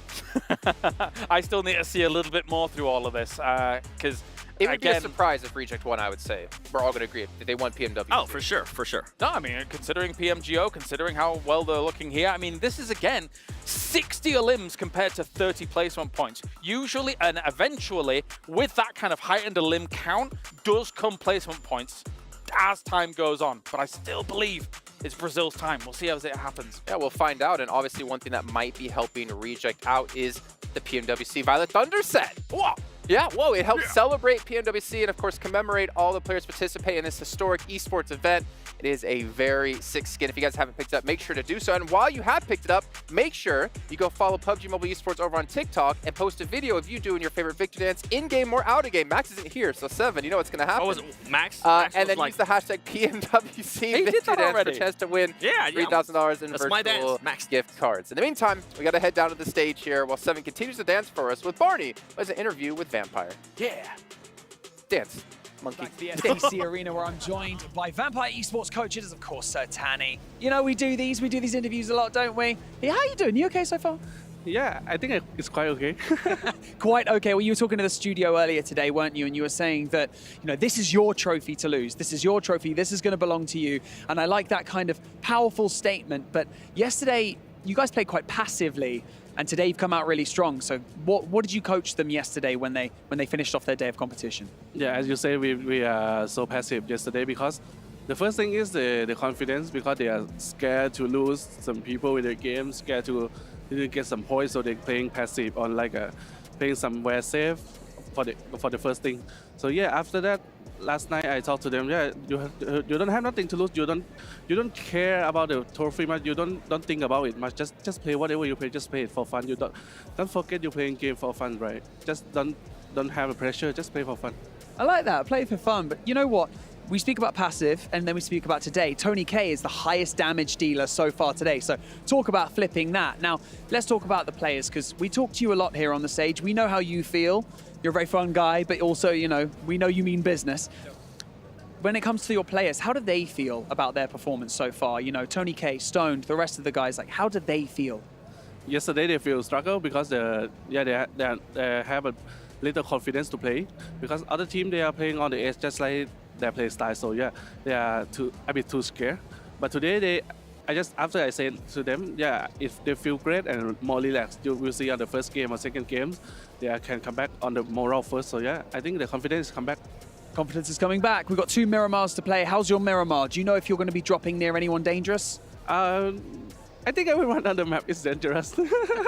On Miramar, because it's a big map, you know, and also it's a map that you have to fight on almost the mid game, and everyone, all the great teams. So yeah, it's all the team.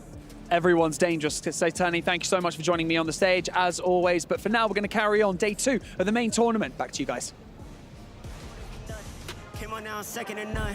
I need me a trophy, I need me a ring. I'm not with the bull, but keep it a beam. You know what it is, you know what I mean. Shit, all I do is win, win, win, win. Haters wanna hate, they made top 10. Double, triple team, what they need to defend. I juke left and I'm gone with the win.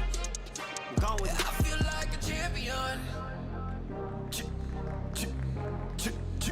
A champion. Ain't nothing that can't be done. Oh yeah. I put it all on the line. Definition of divine. I feel like a champion. A champion. Ain't nothing that can't be done. Oh yeah. I put it all on the line. Definition of divine. Feel like a champ. MVP status.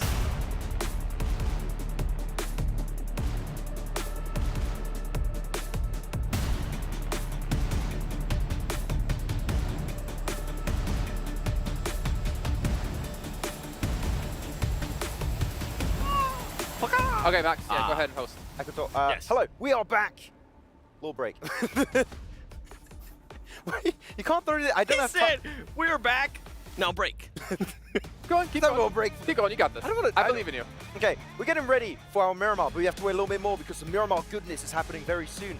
But Jason, now we have a little bit more time. Do some analysis about our last Wrangle game. What do you think? I think it was pretty cool. Great analysis, just what I expected from you. Go with it. I think. Wait, that's my spot, yeah. That felt so weird. It's 7 hosting That now. felt weird. It's 7 hosting now. Yeah. Oh, wait, yeah. That's the host spot now. No, I think, as obviously you got to hear the guys talk about Alpha 7, I feel like they're kind of playing smart to some extent, right? They're thinking about when we have the proper situation, how can we maximize the amount of points we get from it, considering where they currently are on the standings. They're keeping it out of their own heads. 7 doesn't agree. Oh, he's doing the claws. No. He's doing the I claws. agree with that. They're I kind agree of, with that. I think they're kind of, it's like in poker a little bit. They're waiting for the right moment to make the play happen because they realize they're in the running to win, finally, their first title. It's like a completely different Alpha 7. And you can kind of see it on the Alpha 7. overall, too. I have You a can theory. always. I have a theory. What is I it? feel like the game plan they had for the previous match, they're avoiding to just choke. They were like, we could go for central position, try and go for this big elimination game. We're just going to play it very calm. Make sure we get that chicken dinner, a few eliminations at the end. No, hold on. I feel like Hold they're on. dodging the choke. The fact you said calm, I think that is the big change. We are seeing Alpha 7. We're seeing them be calm. Yes. There's so many times in the past where we see them get antsy, get aggressive when they shouldn't. We see Korea going off and getting eliminated. It seems like they're way more composed this event, and they're being a little bit more passive when they should be, or respecting, I guess, the other teams instead of just going crazy for something. Yeah, I think so, and I think that is the right strat because they don't want history to repeat itself, right? I mean, you pulled out the jersey. That was a bad play from you, though. No. Just don't be talking about me, Kurtzman. No, but you can kind of see it. I'm glad you brought up calm because I've been noticing that too. What? You can see it on the stats. The eliminations are not as high as we're used to, but they are starting to make the right plays. They're willing to take the right fights. We saw, especially in the last match, before Alpha 7, they would have fully sent it towards the top of that hill. They would have been like, you know what, we have this compound. Yeah, let's forget about this. Let's just send at least 3 of our players up there and keep one player in the compound. The fact that they decided to go back to the compound, get on top of the roofs, we were both surprised by that. Yeah, they're all taking it very chill. You know what? These matches. I like it. Calm isn't the right word. You know what it is? It's something we are. Come here. Uh-oh. What they're doing is it's something that we are not. It's called being mature. I think they've matured as a team. Okay, we're in a little huddle here. Yep. Okay. They've aged well. Uh-huh. Yeah. Wow, you both are really short to me. And they're no, they don't get to see your face. No, they've matured. I think is like the prop. You can get your hand off me now. Is the proper way to explain it, right? They are playing like a more sophisticated team, a more complete team, and I think this is. Yes, Jason. Oh, look at that bald spot. Look at a team who's ready to win. A team who has the mindset of we're going to this event to win. This has happened too many times in the past, right? They're like, No. we know exactly what went wrong in the past events. Wait, why no? Tell me why. Because it does feel like a complete. It does feel like a different team. Yeah, that's what. Even though they hashtag mature team. Yes. No, but it does feel like that. It does feel like they're willing to go away from their usual playing style and try something that would actually kind of secure them the win, right? Secure them in regards to placement points, elimination points. Before it just used to be eliminations, and more eliminations. Yeah. Now the fact that they're willing to kind of give that up and think of the bigger picture, I am happy to see that.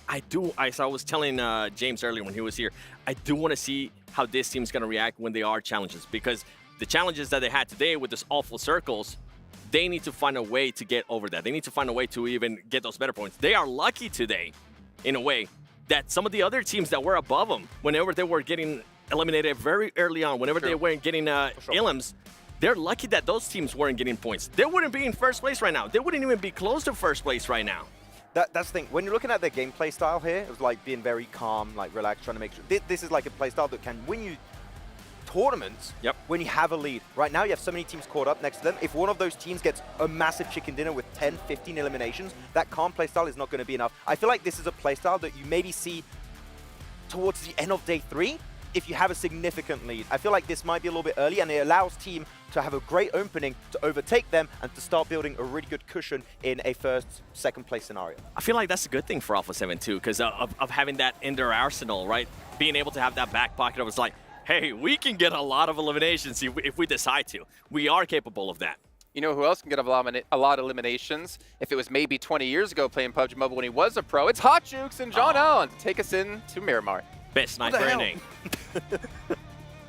A lot of eliminations indeed, Jason. Yeah. All the time. That's what I'm talking about. That's how we do it. 2 more matches left to go. We're heading on into Miramar. I hope you guys are ready to go here because that's it. There's 2 matches left of this day, 6 more tomorrow, and we're crowning a PUBG Mobile World Cup champion.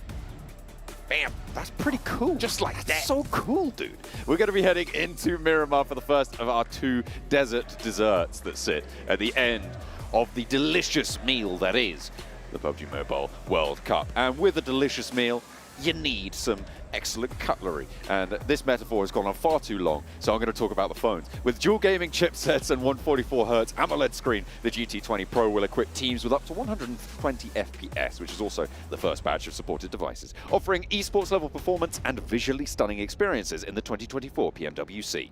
Plane path check, Minas del Sur, up towards just south of El Azhar. South, not good for a lot of these teams because we're going to have to see quite a few of them start stretching, and that's not something they want to do after quite a few intense Erangel matches. So looking at this plane path right now, you got Alpha 7 a little frustrated because they like to go to El Pozo. They're not going to have all that loot here at the start, and we could see a risk of teams running into each other off the drop. Twisted Minds pretty close to that Alpha 7 drop, but it looks like they're going to go a little bit further, grab some vehicles, go up that West Coast road. That's a fast rotate. It's a highway and a nice speed to be able to pick up there on that western edge. They just need to grab those vehicles. Teams out a little bit in the middle. I'm looking at Talon with 2 of their players down towards Los Higos on a south split. The circle hasn't quite yet popped, so we don't know if that's going to be too punishing, but it looks like it's not. Southwest side on the circle, and it cuts in a lot of the area around Chumacera, La Riera as well. Montenuevo just on that northern side. Looks like that's where Alula XIHC might want to go, unless they want to just stop short in La Riera. Yeah, we'll see what's the plan. Right now, Alula IHC's drop location is going to be Montenuevo, so that's where we're going to be heading to, straight up there. Alpha 7, you can already see them on the road, heading right there towards El Pozo.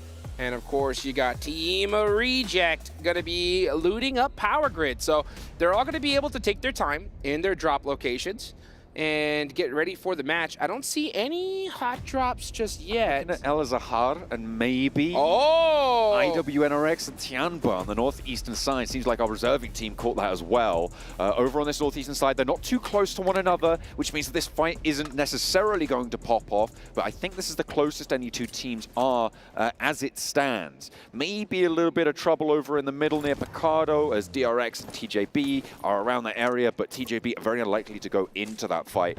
In Picardo, if you start a fight, it's only going to finish with one of you going down. That's for a huge risk. Yeah, we shouldn't see an engagement in El Hazar because, from my memory is correct, Tiamba and I think IWNRX, this is both their drop locations, right? So they should split loot the area. It is big enough for both of them. They should. Yeah, they should. So as long as none of them get a little bit too cheeky, and just try to maybe take a building that isn't theirs, they should be fine. But then again, you got to be careful because if you get spotted walking wide in the open across the road, you are going to get taken out instantly.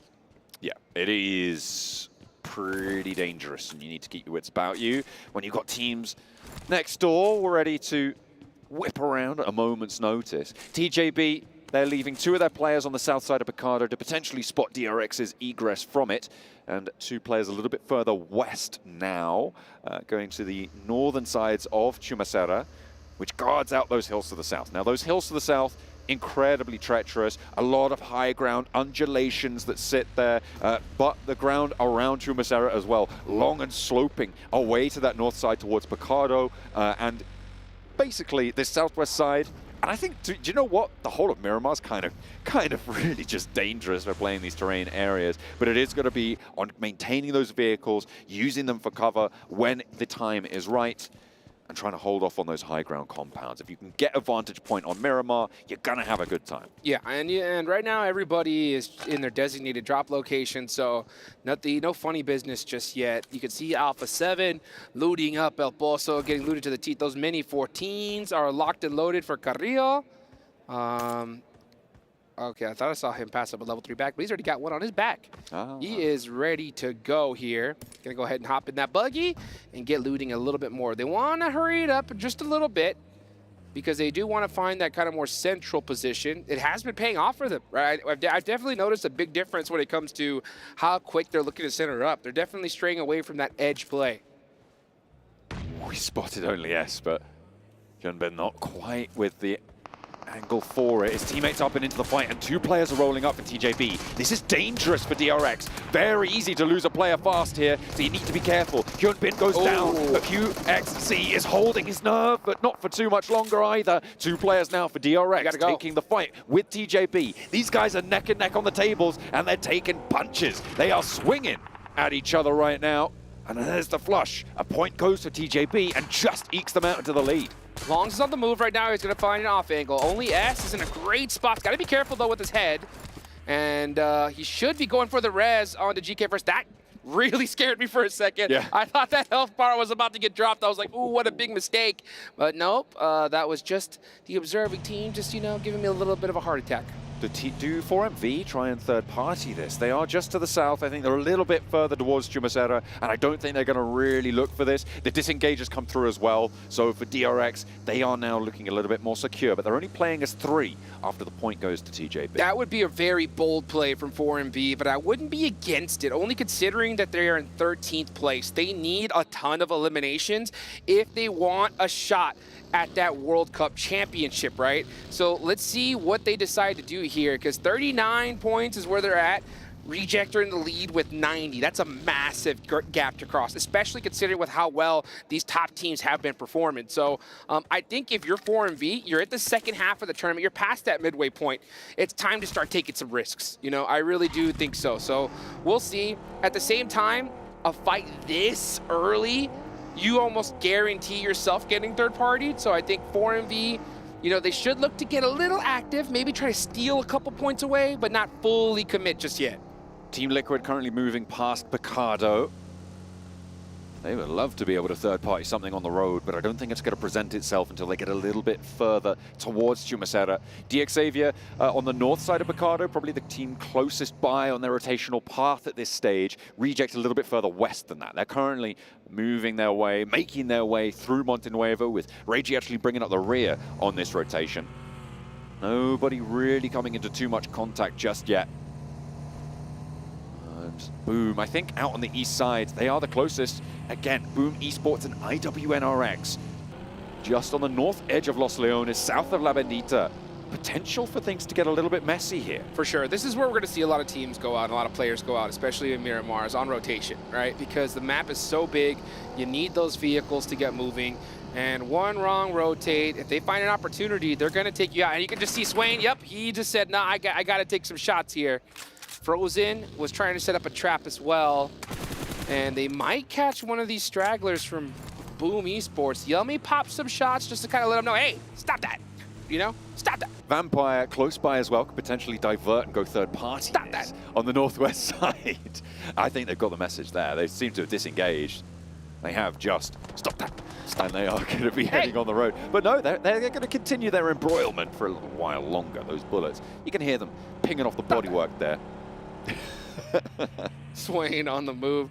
There's nothing more frustrating because you're just like, guys, come on, let us get to the zone first and then we can fight it out. But, you know, teams want these elimination points. They want to be able to, you know, critically damage some of these squads on the way in, especially a team like Boom, because they're in 6th place right now, not far away from first. We got to get a look at that zone, and it is going to head onto that eastern side. So a good solid shift here. Alpha 7 are now going to be forced on the edge and going to have to push their way through quite a few squads. This ground in between, in the triangle that exists between Chumacera, Picardo, Los Leones, is going to be pretty interesting to see how many teams this can hold. This density of play is going to go up really, really quickly.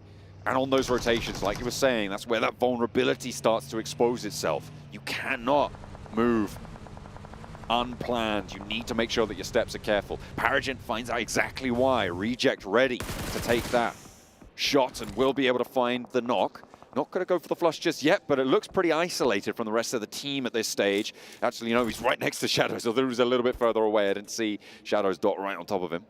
But they are going to be able to pull that one back up, pop a smoke or two, keep themselves a little bit safer. But Alpha 7 from that northwestern side could push it behind this, and Tianba even further out in the wings of this fight could potentially also have an impact. Let's take a look right now at our leaders, Team Reject, in a pretty central-esque position, but they do not have a great spot. So you can just see them just kind of holding these hillsides, but that's not necessarily the best position because a team could easily push up on them. Couple nades and they're going to be toast. So you can see them a little bit hesitant. Right now, I think they're just trying to poke some shots out and just using this as a kind of like temporary location. Reiji playing the terrain here on the roadside.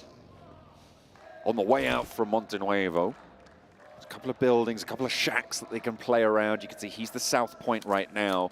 The rest of the team a little bit further up north in a transitional position, I think it's safe to say. This is a Alpha good rotation. 7, they've made their way onto the north side from what was, I think, a far west position. Yeah, they were all the way on the west side, and they just said, you know what, we're just going to rotate up through the north and just kind of peek in through the mountains of Pecado here. So a really good decision for them, especially if the zone does decide to go north. If it goes south, they're going to have to fight a lot of these squads because I think that's about the last time you're going to get away with a free kind of hard shift-esque rotation. South side scrap right now. Twisted Minds and Talon going at it. On that south edge, Twisted Minds and Talon both on 4 players alive.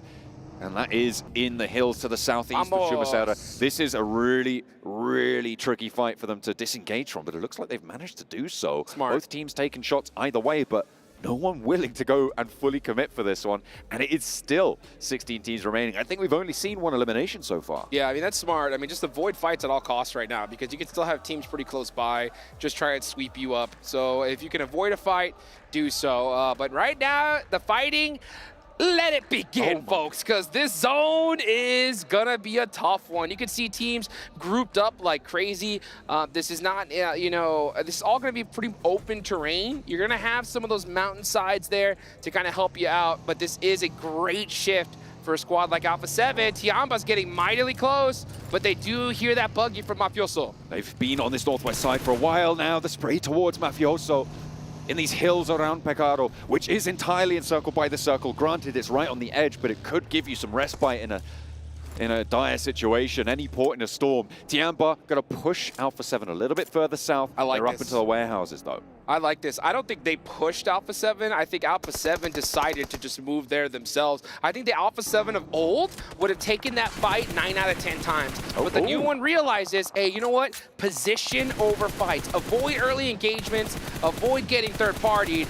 And you can see TJB getting punished by Alula IHC. It's just Seoul, in fact. I think there was some team fire coming through from Demo, potentially a little bit further to his south flank. But TJB going to be dismantled into halves now.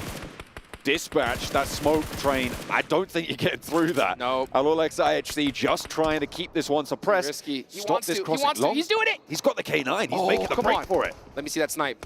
Oh, he's going for it. Tags on the res. I got you, bro. Can he survive? Oh, those shots are so close. They're coming through still. Kicking up dirt into the eyes of Longs, but he's still on the friendly position. There's the res. In goes the send. Demo wants to try and capitalize on this, as does the rest of the team. They are fully encircling now. He's right up into the fight. No! Goes for the spray, and that's a re-knock immediately. Nade on into the play as Longs looks for the cook. Around the edge, Seoul eats a little bit on the ankle, but he's 2 players in. It's a 2 versus 2 in the compound. The rest of the team moving in. That is a big cook, but it's onto the outside, but there's the knock. Demo cannot get away from it. There's the spray and the flush. Quick flush, get that point, get that confirmation. Jump shots coming out from Zeol. Now he's going to press on in. He knows that he has a big advantage here. Yeah, TJB are just going to fall apart. Allah IHC just not letting TJB get away with one. These 2 knocks. Oh, that was too close for comfort. So close to going really, really pear-shaped there for Alolex IHC. Losing a player in general, not ideal, but they will be able to keep themselves up as 3. Potential for Reject to get involved here. If they strike now, whilst the iron's hot, they could potentially fully third-party this, but it's not going to happen. Alolex IHC allowed, but 4MV may have other ideas, pushing Doc up to the north.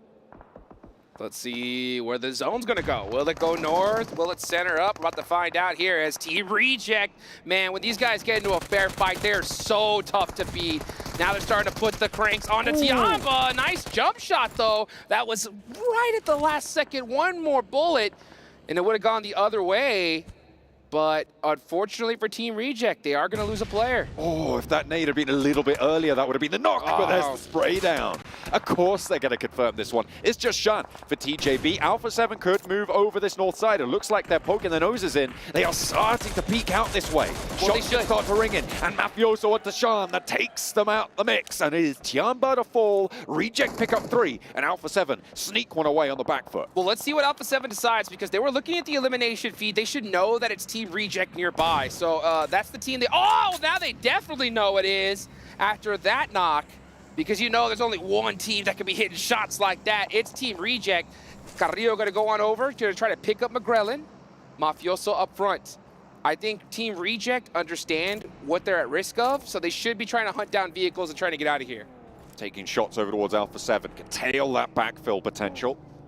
Or not. Slow them down. They're allowing this res, but the blue zone is upon them now for Alpha 7. This fight, as we hop on over to Twisted Minds, versus Power on the eastern side now. Near to Boom, who could potentially have a third party, and it looks like it's going poorly for Power. Kante the last to stand, and that is going to be the final nail in the coffin. Guizhao able to take them out, but it's not over just yet. Boom have shots over to it. IWNRX further down the hill don't quite have sightlines over to the high ground. As Alpha 7 gonna make their move. We're hopping on over there. Past Reject. Are they gonna go for the crash? They have to. They know they need to take Reject out here and now. Might as well, especially if you want to go ahead and hold on to that first place. This is a kind of weird angle, though. The zone's gonna start closing in on you, Alpha 7. So I'm not sure if this is the exact angle you want to take. You should try to rotate around them. Instead, they said, nope, we are gonna push right on through. Here comes the push. They want to get on in. The Longhouse challenges. Divine holds the window. Good for one. Revo falls. McGrellin now up for the task. Divine still has that DBS on the inside. Teammate Carrillo moving in for Alpha 7. Nades not going to go through just yet. As Divine gets a heal off and takes McGrellin down too. Carrillo now in the dirt. Mafioso moving off in the left-hand side there. Looking for Sara on the off angle. He's got his own challenge, but it's all on Divine. Carrillo not getting this res just yet. Kneels up, looks for it. Mafioso down. Goodness. And Reject holding this position, holding that first place away. Reiji with the nade, with the arm, looks for the cannons, long range and not going to find it. Goes too far. Divine with another challenge. Carrillo now looking for the heal, and Revo is low. Gets the heal off on the high ground, nades to the back line, but they're not finding it. It is now a 2v3. Oh, never mind. A 3v1. As Carrillo needs to do a miracle here. The IGL for Alpha 7 desperately trying to make it happen for Brazil. Runs right on the open and gets defeated. That is a huge win for Team Reject. Devastation from Divine. The DBS, too powerful in the Longhouse. 3 players walk up and none of them walk away. Reject happy to put their opponents for the first place spot in the dirt, pick up the points. 7 eliminations now. It is huge. Alolex IHC did not go for that third party. With 3 players alive, this is a big statement from Reject. They are pushing towards that 10-point average barrier. Oh man, I wish I could see Karujax's face right now. That is the coach for Alpha 7. I know he did not like what he saw right there. That push, they separated all of their resources, basically essentially gave Team Reject 1v1 after 1v1. You know that Team Alpha 7's gonna be doing their homework on that fight right there, because that is a mistake they cannot afford to make once again. Divine spreading his wings for Reject. Reiji, I mean, he was there, and normally he has massive impact onto these fights, but he just let his teammates handle that one. This is what we want to see from this team. is beautiful. Circle shifts going the way of DX Xavier. Let's take a look at this circle for just a moment here. I mean, okay, no, wait, let's take a look at these replays from Divine, because look at that 1, 2, the hopping through the window, I think was the biggest mistake that happened there. Yeah. It was ill-timed. The rest of his team weren't ready to go in and be that off angle. That's what allowed Divine to make that position. But I want to recenter onto this circle, right? DX Xavier with a nice compound on this junction. There's a hill to their south, which 4MV currently hold. These are the two really powerful positions into the circle. Team Liquid can stay alive for a little bit longer. They're out on a compound on the east. Not really too simple to challenge it from any of these directions. Well, let's see what happens. I think the reason why we're seeing Team Reject have so much success here is because they're not afraid to take early engagements, and they know that they have the gun skill to win them. So even if they go out early, they still put up so many elimination points. Look at them right now, 7 already with only 3 players. Now we're gonna watch Team Liquid get into it with IWNRX. Actually, quite a few squads are now putting some pressure onto them. IWNRX make a mad dash across some open ground, and no one's gonna let them get away with it. IWNRX drawn short. And are they almost out? No, they're not quite all down, but only 2 of them survive. They have managed to get into a building, into a longhouse, but that's not going to be too healthy for them. In the circle, however, so, you know, silver line. Fire. On the move. Now starting to get into it with Team Reject. That's not a team you want to feed right now because these guys are monsters in the lobby. Regiocio on the move with his buggy, trying to get some information. Takes a couple shots to the buggy. Some that he can afford, though. Now he's going to start making the bad dash across the open field. Does Schwepp see him? They throw defensive smokes on themselves? That completely eliminates their sight lines, and that is a huge break for Team Reject. They might just be able to traverse that ground now on the north side, take a challenge with DRX. We'll have to wait and see, though. For the time being, Alliance trying to hold off, trying to play up against it. Divine is in for the challenge. He wants more. He wants to take a chunk out of Vampire. With the DBS, he moves forward, but it's not going to work out. They just were given a break by those smokes, but they got a little bit too bold. They didn't really have too many options, however. This is still a good match for Reject. Having taken down Alpha 7 earlier, only Talon really were in a position to chase, and even then, they're not in the best of positions. They're going to be happy with it. Yeah, Talon needs to realize the door's open here, and they cannot play passive. They need to find a way to start soaking up some elimination points, especially if they get this next circle. You can see them on the south side of the map in that compound there. Next zone does go on up, and it centers up. So Talon now needs to start moving. They could either hug the circle, go all the way up to a little IHC, to Alliance, or head straight on into 4MV. Let's see what they decide, as Team Liquid said, okay, that's it. We've had it up with IWNRX. Let's take these eliminations. Brazilians are pushing into a longhouse. I don't know, man. Is this going to go well? We'll have to wait and see, because Alpha 7 couldn't quite make it work, unfortunately. Shots up the top, and there's Frozen. Okay, they've learnt a lesson. They've taken a leaf out of Divine's book this time around.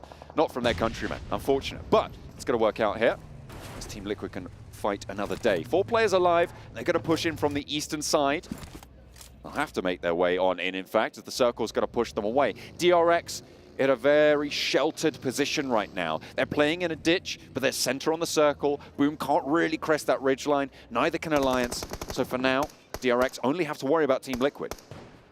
I say only. That's right. Still Team Liquid. Yeah, for now. And let's see right now, yeah, Team Liquid is definitely a problem. They're currently sitting in 10th place, but they just haven't been able to find those good positions, unfortunately. We don't see them in center zone too often here. So now they're still, again, having to play the edge, and against a lobby like this, it is so difficult. Timing is going to be everything for them right here. They can't just push out in the open when everything's quiet. If they do, they are going to get destroyed in just like 2 seconds. So they're going to have to wait for a fight to pop off in the center of the zone, and then start to push in from there. But actually, it looks like they throw a couple smokes and decide to hug this edge and possibly take on Alliance. Could be difficult. I think they might just be showing force that direction. Alliance likely going to have to be the ones to choose a fight now. Oh! DRX actually taking shots from Team Liquid. I said that was the team they had to worry about, and rightly so. Along that roadside, they can just light this one up. They have a small elevation advantage over towards the ditch, and Chief, they're sending forwards. Team Liquid want to put nades now in amongst DRX. There is an answer, but those nades are going to bombard onto these downed DRX players. Just one player looking to try and get everything back together. but the pieces are starting to crumble. 2 heals are going through, there's another nade, there's a Molotov, and there's no way that you can withstand this from Team Liquid. Chief leading the charge now with the DBS. Can Hyunbin do anything here with the UMP? His ammo's running low, and there's too much of a challenge in the wings. Goes for one, goes for the spray. What? Will find the first, but not the second. Yeah, just like that. Team Liquid, very smart. They sent Ayala up on top of the hillside just to kind of pop some shots at DRX. Got a couple critical knocks, sent them all the way in, and they said, nah, we're not just going to push Silly on in the middle. We're going to make it happen ourselves. So beautiful push from Team Liquid, and now they're in a very, very solid position. There's nobody to their backs here.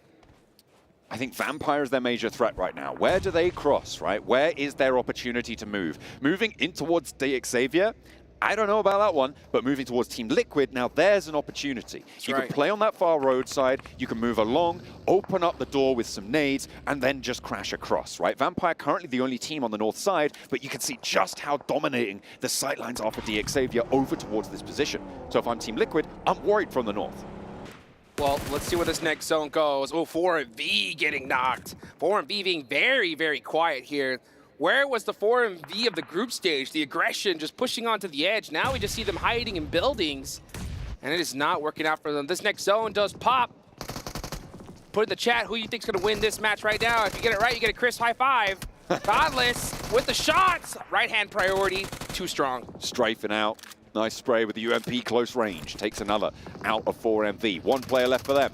On the south side, might have a P90, but Talon gonna have to move towards the circle. You can't beat it. It will just come for you. Alliance trying to move their way in as well. Leon takes a lick of damage, but stays alive. Another nade goes short, doesn't connect with Cluck. And they're trying to push past now. More damage pouring on in. Talon 4v4 with Alliance. 4v4 right now. Let's see what Alliance can do. Alliance trying to make it happen against Talon. Currently in last place. A stark difference from their group stage performance. Cluck up close and personal. That's the worst place to be near that box. You gotta know there's some utility coming right towards you, and he gets punished immediately. Misery down, but there is an answer, and it's twofold. Painful for Alliance, but they still have to get away from this blue zone. It is now pushing fast. Vampire, they did choose to go up towards Xavier. They put a smoke close, they cut off sight lines, but this could be just a death sentence. Lamborghini with the sideswipe in the back of the pickup there. Needs to pick up more than this, though. Schwepp down. Tony K has the angle. Nade overarm over the top of the lip, and it's on to 2. A huge nade for Lamborghini. That's his 3rd knock towards Vampire. They try and cross the road, but they are into the open arms of Xavier. Is there a third party from Team Liquid? There's shots coming through potentially, but Xavier have all of them alive, and there's no reses yet. Lamborghini, showing a little mercy to Vampire there. He gets knocked and thirsted. The rest of Xavier. Long nade. Let's see if they can hit it. They have to roll a perfect nade down. That looks pretty good. Oh, just a little overcooked. And that is going to be unfortunate. But now you're going to see Xavier say, you know what, we're going to get it done with our weapon. Jump shot, gets 1. Ooh, not able to get the second. Where's the follow-up? There it is. And Vampire go down. I feel like Vampire maybe made a mistake there, going for the Xavier position. You smoke them off, you take down Team Liquid, but now Team Liquid can third party. What are they doing? Ayala's been knocked for a while. That was a nade from Xavier that took that one down. Ooh, Mythic, no, he's taking a tumble. Ow. That's a lot of damage. That's got to slow him down, something awful. Will be able to get that first aid off, but they can shimmy along this hillside now. However, it gives Xavier time, and that is exactly what they need to get back on their feet. Oh, speaking of feet, Mythic's ankles will be hurting right now after that fall.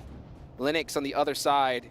Gonna have to make a play here against Team Liquid. They are out of zone, so they have to push, but unfortunately, IHC is right above them, and that's gonna make things so much more difficult for Talon. I gotta give the edge to Team Liquid here. That nade, just a little bit short.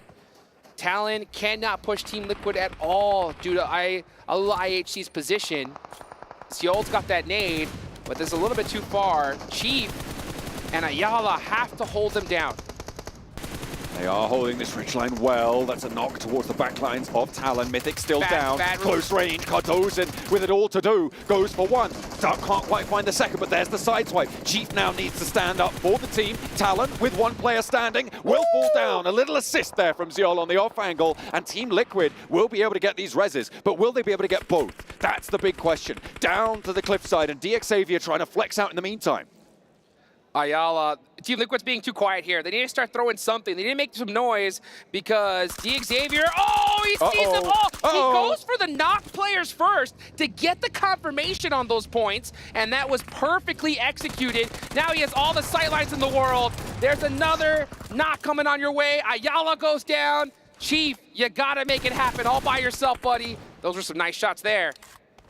Chief needs to bring the biceps like Jackie, curling up against the side of this cliff face, trying to lift Xavier out the way.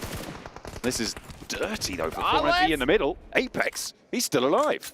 Apex making it happen there for 4MV, and they definitely need it. Yeah, I mean, they are down in 14th place, so they need to steal as many points as they can. Chief's got that DBS locked and loaded. He is waiting, saying, come to me, because he's looking to get up close and personal. It's stage 9, folks. The zone is closing into nothing. Apex is dead center of this, so he definitely has a huge chance to make something happen. It's anybody's game.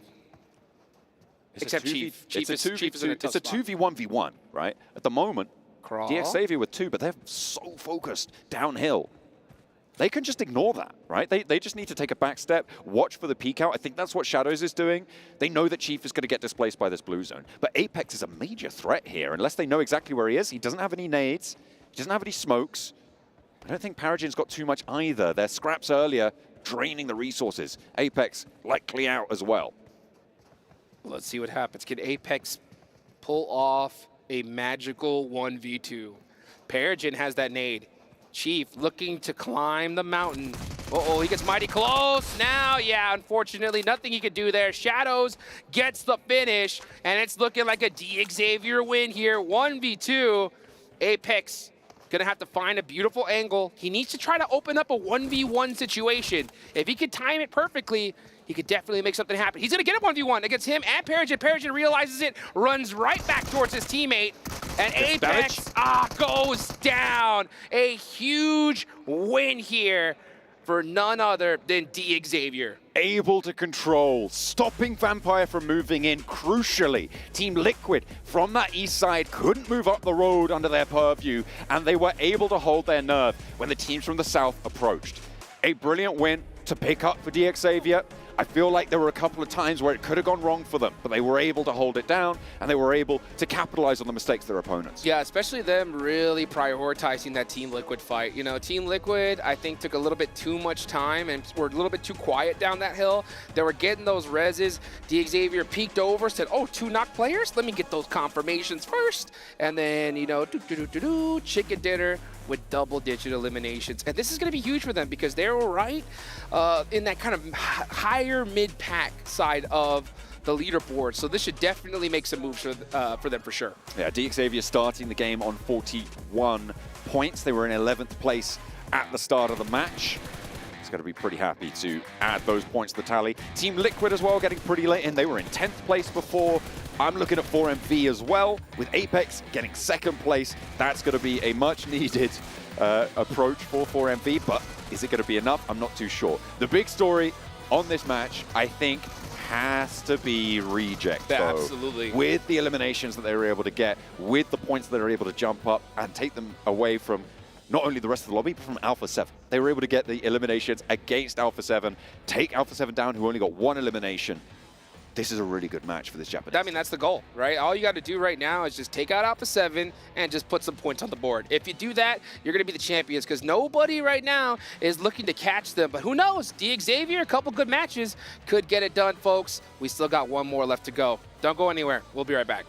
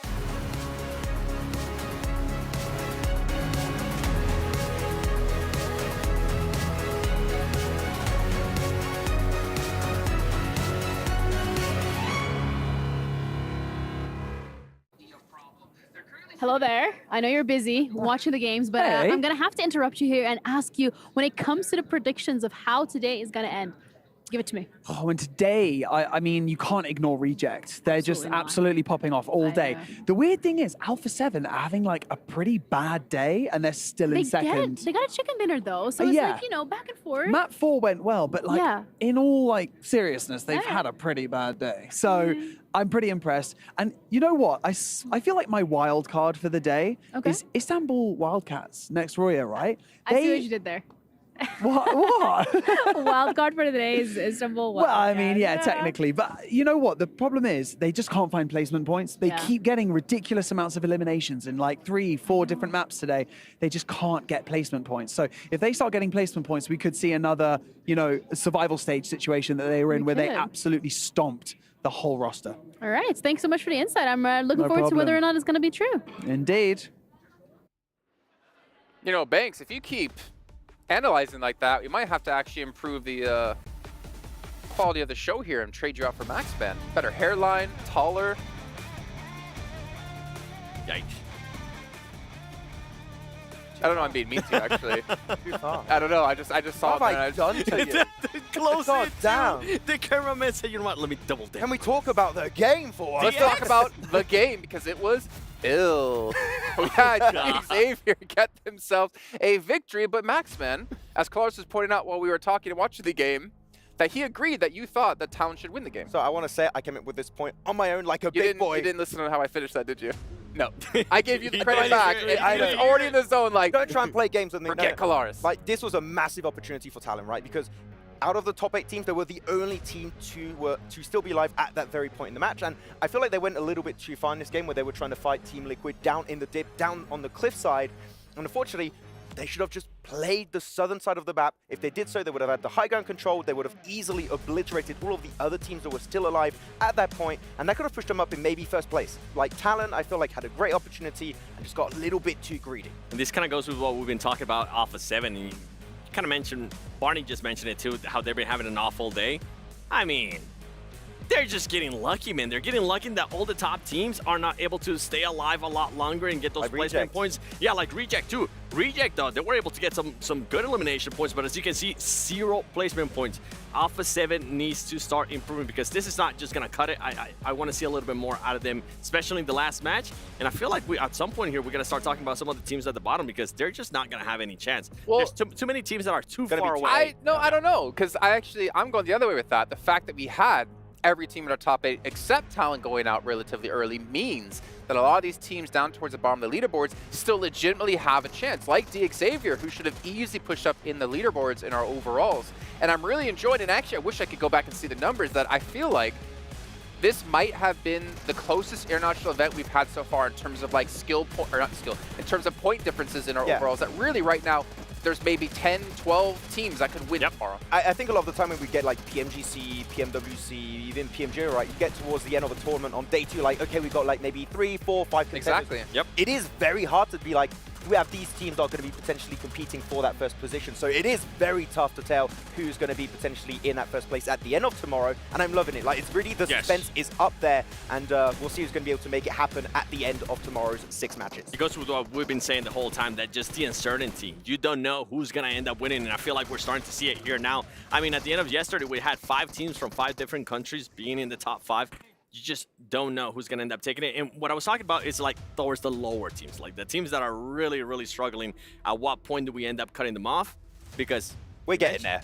Yeah. I feel like we are starting to get there, and I feel like they need to show up this last match. I mean, if we're talking about lower teams, the team that really is going to stand out is going to be Alliance. And Max, you were watching that game. You talked so heavily about the splits they pulled off in group stage, how they came out first.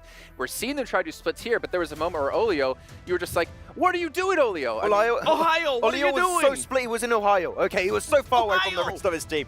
No, it is very weird, right? Because they're playing Church, which in a circle like this next to Chumacera is such a good position. It is such a strong position. It gives you good information and also a really good transition point because you can hide cars between the buildings. It's very strong. But then they start fighting a team over to the western side, and they just start sending players one by one through smokes without any information on your other teammates. I am very, very weirded out by the whole interaction we had from them this match. So yeah, Alliance are just having a real tough time in these finals. Yeah, decent stats, at least in that last game, right? 1,500 damage isn't too bad. Only 4 eliminations, I believe. Unfortunate for them, but one team who was popping off when it came to eliminations, man, Team Liquid. Day one, we saw Mythic's dad in the audience watching. They have had a little bit of a struggle, I'd say, so far. Day two, we don't even see them on the first page, but we can see Reject almost a 10-point lead, currently sitting at 9 points between them and Alpha 7. But one thing we have to keep in mind, Alpha 7 are winning on the tiebreaker right now, and actually are extremely close to breaking one of our milestones here for most chicken dinners in an event, which I believe is 4 from Vampire. But Talon's still sticking there at 3rd place. I mean, honestly, I think even the Indo Talon, I know you want to talk about Talon day one, I think they're a bit surprised to see Talon being the most successful SEA team so far.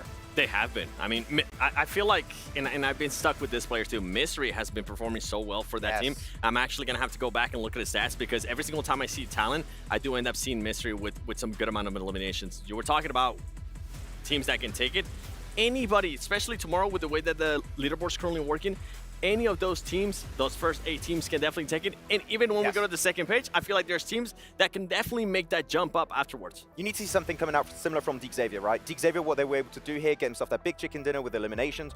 There's still room, and you were talking about it, right, Jason? Even teams at the bottom, if we see games similar to this, where a lot of the teams at the bottom are still alive until the very late game scenario, there's still that opportunity. But you're starting to get to the point where you need a win, and even more than just a win if you want to be back in the race. So it was just the right time for Xavier, but it's starting to be a bit late. 35 points for Xavier, which is easily doable in a day, especially when these top teams get knocked out early. But as we take a look at the second page here, 7. When do it, like, this is what I'm trying to figure out, right? You mentioned, like, it's one of the closest global events, which I completely agree with you in regards to how many teams are capable of doing it. But at one point here in the leaderboard, do we say, okay, these teams need to have a great last match? If not, they're not going to have a chance. Yeah. And I feel like it starts on 13th place. That's usually where I'm at. Like going to the final day, right? As we said before, there's like 3-4 teams that could potentially win it. But I think that makes it more difficult for all these teams, knowing that you have like one bad match, especially if you're in that lower part of the ranking, you know your day's done. Instead of the day before being the determining factor, it's like those first couple of matches which might make you play a little bit more aggressive. And of course, when it comes to our final matches, make sure you guys are subscribed in the Esports Center in PUBG Mobile to PMWC so you're notified when we do go live, because you're not going to want to miss it. But we're going to head over to our casters to not miss our final game of the day. Final match of the day. What a phenomenal handshake right there. And I'm going to tell you right now, any handshakes among these teams are now expired, because this is the last game of day 2. 6 more matches to go after this one.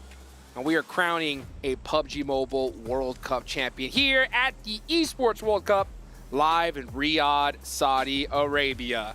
Last match. Let's see who's going to get it. I can guarantee you one thing. What's that? That the world champions here in Riyadh will be using the GT20 Pros. With dual gaming chipsets and 144Hz AMOLED screens, the GT20 Pro will equip teams with up to 120 FPS, which is also the first batch of supported devices, offering esports level performance and visually stunning experiences in the 2024 PMWC. Once again, after the read, it's the plane check. Real experiences, authentic experiences right here, because, man, this is a big game for these squads. We got to see who some of the top players are right now. Yummy on top with 8 headshots. We like to see that. And Flower with the most knockdowns. I mean, he has really been putting in work for his squad. You constantly see him on screen making it happen. Of course, Reggie OCO, somebody you always got to keep your eye on. But also, it's good to see the most eliminations. Apex on top of 5. Yeah, able to do a little bit for 4MV, but you know what? Kind of doesn't matter. 4MV aren't going to do too well. You can get all the nade eliminations you want. Oh, okay. A little bit of a special circle, a treat at the end of the day to make sure that you're paying attention still. Come on. Chop, chop. We're getting into the game. Los Higos going to be on the far west of this circle, down towards the south side. These hills start to get a little bit nasty. With the slopes that go down towards the water, you've got these long, open sort of field areas, and then they're broken up by these long ridge lines, right? These spits of hills that roll down towards it. There's a hot drop. Okay, IWNRX and Tianba, 2 of our middling teams right now. They're within 2 points of one another, but Tianba puts a 3rd in the middle. one of the members of Tiamba is pretty lit up right here. They're very early on in their drop, so not a lot of loot. Maybe he was able to find a first aid kit, something. Frozen finds an M249 though, and he's looking to get some revenge for his buddies. Wolf. Tiamba with 4 and the advantage. Look at that. Look at the sneak. Oh, he's no crawling. helmet, no vest, baby. Just an M249 and a dream. Best defense is a good offense, right? That's what I'm saying. That's all you need. Sean senses something, some disturbance in the waters, though, here. He's got his ear to the ground. Not Frozen Shark. Look at him moving ever so carefully. Keeping an eye. Keeping an eye out, though, making sure there's no shenanigans, nobody going up this hill. Oh, he's spotted. Here we He's see been spotted. Frozen. No, he's not. Okay, Sand run. shark moving through in his natural habitat, trying to find his prey, stalking. Wide on the outside. This predator, naturally found in the EMEA region, now out of his depth against the Chinese opponents. The predator now becoming the prey. Oh, no time to use the restroom. You got to get going, Frozen, because Tiamba is on their way. Frozen feeling a little bit of a sting in the back of him. That was not a mosquito. That was an Uzi.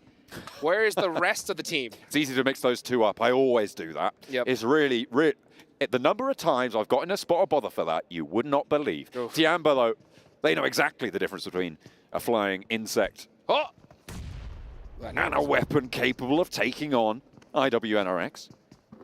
Frozen hopping up, hopping in. Shan has the elevation to do it. But IWNRX starting to marshal the reinforcements into the position to take a 1-2 trade. He's found a helmet. Okay, some protection. He's made friends with a clownfish. QZ taking some shots off. Tiamba now finally grouped up here against Frozen. Frozen stuck in the auto shop. Don't you hate when that happens? Sean, getting some shots with the M249. Almost had the double. And he's going to get instantly thirsted. The mosquito takes him down. Oh, sorry, no, the Microzy takes him down. That's right. Oh, that is so unfortunate. Kine, maybe. Is that an SKS he's got? Iron sights as well. QZ at the back with XC as well. As Kine is in there, he's got the pump action. Okay, he's swapping out for the shotgun. He's got to go. He knows. You just push. Just push. You have no choice. Even though you don't have the angles, if you let him get this res, you are deaf. Oh, wow. He had the wrong idea, and the boxes get shot, saying, don't you dare do that again. Don't land near us. As Tiamba will take those 4 points all day long. They are sitting in 7th place. They have a big jump, or a big hurdle they need to jump over here if they want to make it into one of those top spots. And that's the way to do it. Starting off with 4 eliminations, your entire team up. Couldn't ask for a better start. Chomp, chomp, spit, Tiamba, chew through IWNRX. And Hokaloogie, full of the EMEA roster, back out. Not a player went down on their side either, so 4 eliminations. Very good. Real nice addition there.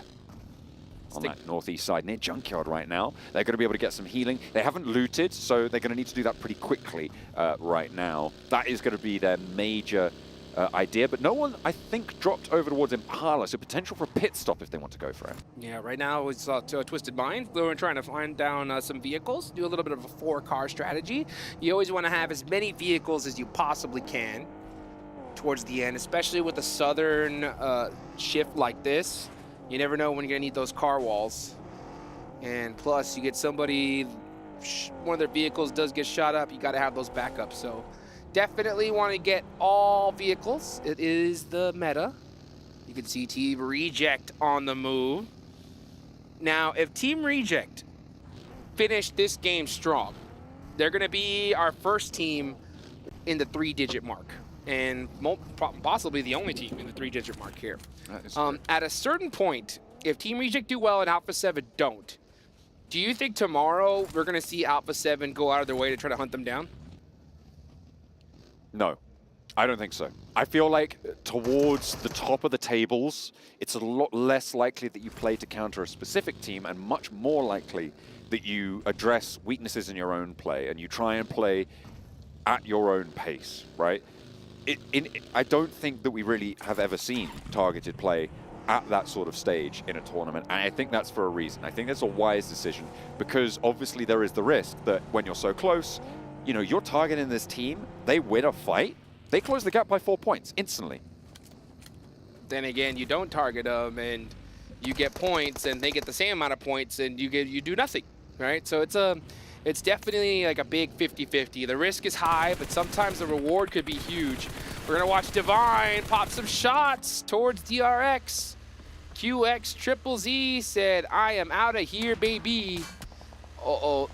A couple more shots onto that bus. Let's take a look at this replay, though. Oh, look at that. Tiamba.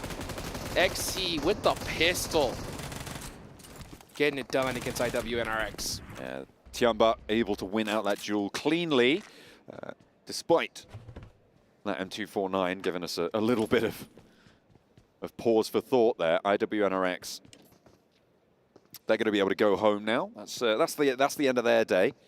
Tomorrow they'll have to come back with something better. That's right. They want to take towards the top spots. Vamos. Circle fairly close to closing once more, as we've got about 6 seconds left on the clock. Talon moving in through the blue right now. TJB closest to it. That is huge. Oh my baby. God. What a shift. Down Let's to the go. south side. Alpha 7 with control over the bridgeway towards that south island. The Los Higos Islands are in play now. Teams like Alola XIHC, potential for them to get across, try and play on that island. There is so much that's going to happen in these next 30 seconds. Alpha 7 looking at the sky and saying, muchos gracias. Thank you very much here. They are dead center of this circle, and this might as well be circle number 4. McCrellan's in one of the Twisted Minds vehicles. Oh boy, and now Is we're he? look, let's watch that real quick. 4MV getting some shots and punishing Team Liquid. It's absolute pandemonium. Everybody is scrambling for a position in this next zone. I have no idea, but I think McCrellan either was being chased by Twisted Minds or was in one of their vehicles. I'm not entirely sure. Maybe we can get a replay on that. But Twisted Minds making the break over the bridge to the west, playing for the center of that south island. Alpha 7 still over towards the east bridge, but it's a 2-2 split. They can't really control too much ground here, and it might be a little bit of a weakness in the armor for this south island. Everybody descending now. Alpha 7 going for a dip. Guizao jumping on down onto the rocks. He's going to have priority on McGrellan here. Let's see if he sees him swimming. We saw something move in the water. Guizao about to go fishing. He has one nade to his name. Oh, he's getting shot at, though. Carrillo, yes, just doing a great job of just playing keep away, trying to buy his teammates some time. Meanwhile, on the west side of these islands, Reject have just made the cross. They are now on the south, past Los Higos, Alola XIHC, further out west still, near Valle de Mar. And they will be pushing it behind Reject from that west edge. Guizao applying a little pressure. McGrellan is able to get a little bit of time here to get boosted up and healed up. Cardosen and Chief also in the water. This is tough, folks. On the other side of the bridge, we got Team Reject going to be holding off Alola IHC. That's going to be interesting. We'll see if that fight breaks out in the next few moments. But we still have quite a few squads that are not in this circle. Right now, all eyes are on Alpha 7. They are in a very precarious position. 2-2 split across the bridge. I don't know about this one. How do you feel about this strat, John? I think for Reject, if they can catch up one of the players from Alola XIHC, this is a good news, but they're going to need to push up. They're going to need to crunch back. Alola XIHC have been in the blue zone for quite a while as well, remember, so their health is going to be a little bit depleted. Reject is going to look a lot healthier, so those sprays going to connect a lot more frequently when they go for them on the side of Reject. But now it looks like they're starting to take these scraps. Reiji on the high ground has Sarah on that backstop position. There's potential for a long boat rotation on this South Island as well, remember. So I'm looking at Tiamba, you can see on the mini-map on your right-hand side of your screen, but the spray from Reiji starts to connect. Two players from Alola XIHC on the back, and Reiji hops in the vehicle. Oh, he's so low, but he's going to be able to get away with it for now. Barely. I mean, he's got to be careful of getting knocked that low in the blue zone here, because it's going to start chunking, especially as it begins to close in 52 seconds. This is only stage 2? That's right, it's still so early. The zone is so tiny, though, because it is none other than a Los Eagles bridge finish. We haven't seen this one in a while. This puts the R in nasty, man. This is absolutely insane. This dash for the south side. I am so surprised that we haven't seen more people go down here. That northern coast, I think on the east, this is going to be a bloodbath right now. Yes, it is. You can see Talon on the way down south. They're going to have to find a position into this next one. Most likely going to be going up against Xavier. I like the fact they didn't just fully send it on in. They just went very, very carefully. They're trying to leapfrog their way in here, but they're going to take a chunk of blue damage, trying to find a safe position into this next circle. Talon skirting the edge, Xavier close Circle by. closing. This is so difficult. Tiamba did make that boat rotation. They're going to try and land on the south side of the Los Higos Island on the east edge of it. Twisted Minds have got a two-player outpost towards it, so it could potentially be spotted, and it does go through. There we go, Bond spotted, and that is going to mean Shan has to divert. The rest of Tiamba playing split over to the east side. This is just so difficult. I'm looking at DRX, Boom, Vampire. Who else have we got there? We've got Everybody. Alliance, we've got TJB, we've got Power. All of these teams are fighting for what is probably going to be like an 8th place. Let's see what happens here, folks. I mean, this is still pretty early, so teams can afford to eat a little bit of blue zone here. Power are stuck in between a rock and a hard place on the other side of the circle. Right now, we're watching TJB find themselves a different position. The good thing is that even though the zone is so small, this sloping mountainside here has so many different nooks and crannies, little hillsides that you could find, you could put a decent position into. Power decide to go to the beach, and unfortunately, this beach is closed, John. Hey, they forgot their factor 50, man. They are getting sunburned right now under the blinding gaze of TJB. GK first, straight down to Fidan. Doesn't actually connect onto the knock there. Ow. And there's a nade from Al-Haji. The heavy hand himself. Nade over the top, looking to put a second one in. They're close together. They do split up. Wow, it nearly goes down. Just takes it away. The first nade was already popping. He instantly heals it back up, but there's another nade waiting in the wings. Al-Haji wants more. TJB have the high ground. Look at Longs up on the right-hand side there. He's ready to peek this ridgeline. This is stage 3. The zone's going to start putting some damage, especially as it closes here. Power going to have to make something happen. Al-Haji especially with the angle. Oh, but he's going to be eating a chunk of blue zone. And it's going to start hurting even more in the next few seconds. Nades start to ring out. Circle close, and it centers on up. TJB committing a lot of time to this power fight. Uh-oh, and now Vampire is on the other side, punishing TJB. This is a lose-lose situation for these two teams. Nobody's happy. It's all about who can get the eliminations out of it. Power able to pick up some points there. 2 eliminations found now as they pick up that second. No, wait, they're up to 4 with those. They're added to the tally, but they are suffering behind the Vampires here. This east side has not gone so well for the Vampires. They've got 3, but they're going to need more because they are pretty much definitely not getting into this circle. This is crazy. The northern side, teams still yet to cross. You've got, I think, 6 teams yet to cross from this northern edge. The island on the south starting to get more populous. Let's talk about the island on the south for a second. There is a central ridgeline, 2 hilltops that sit on it that are so important. Right now, Twisted Minds hold the eastern one. Reject and LLXIC going to control the access to that second one on the west side. That ridgeline in general, very powerful. Not fully guaranteed that we're going to end up on the South Island, but you could see Alola XIHC trying to stretch out towards that ridge as Reject sequestered themselves to the northern compound. That could be dangerous. Let's see what the plan is going to be here. Team Reject holding down this Los Higos Island here. And it's been a while since we've seen a finish on this island, and we're going to see one today here, folks, most likely, because right now we're looking at Vampire on the other side here. Right on the edge.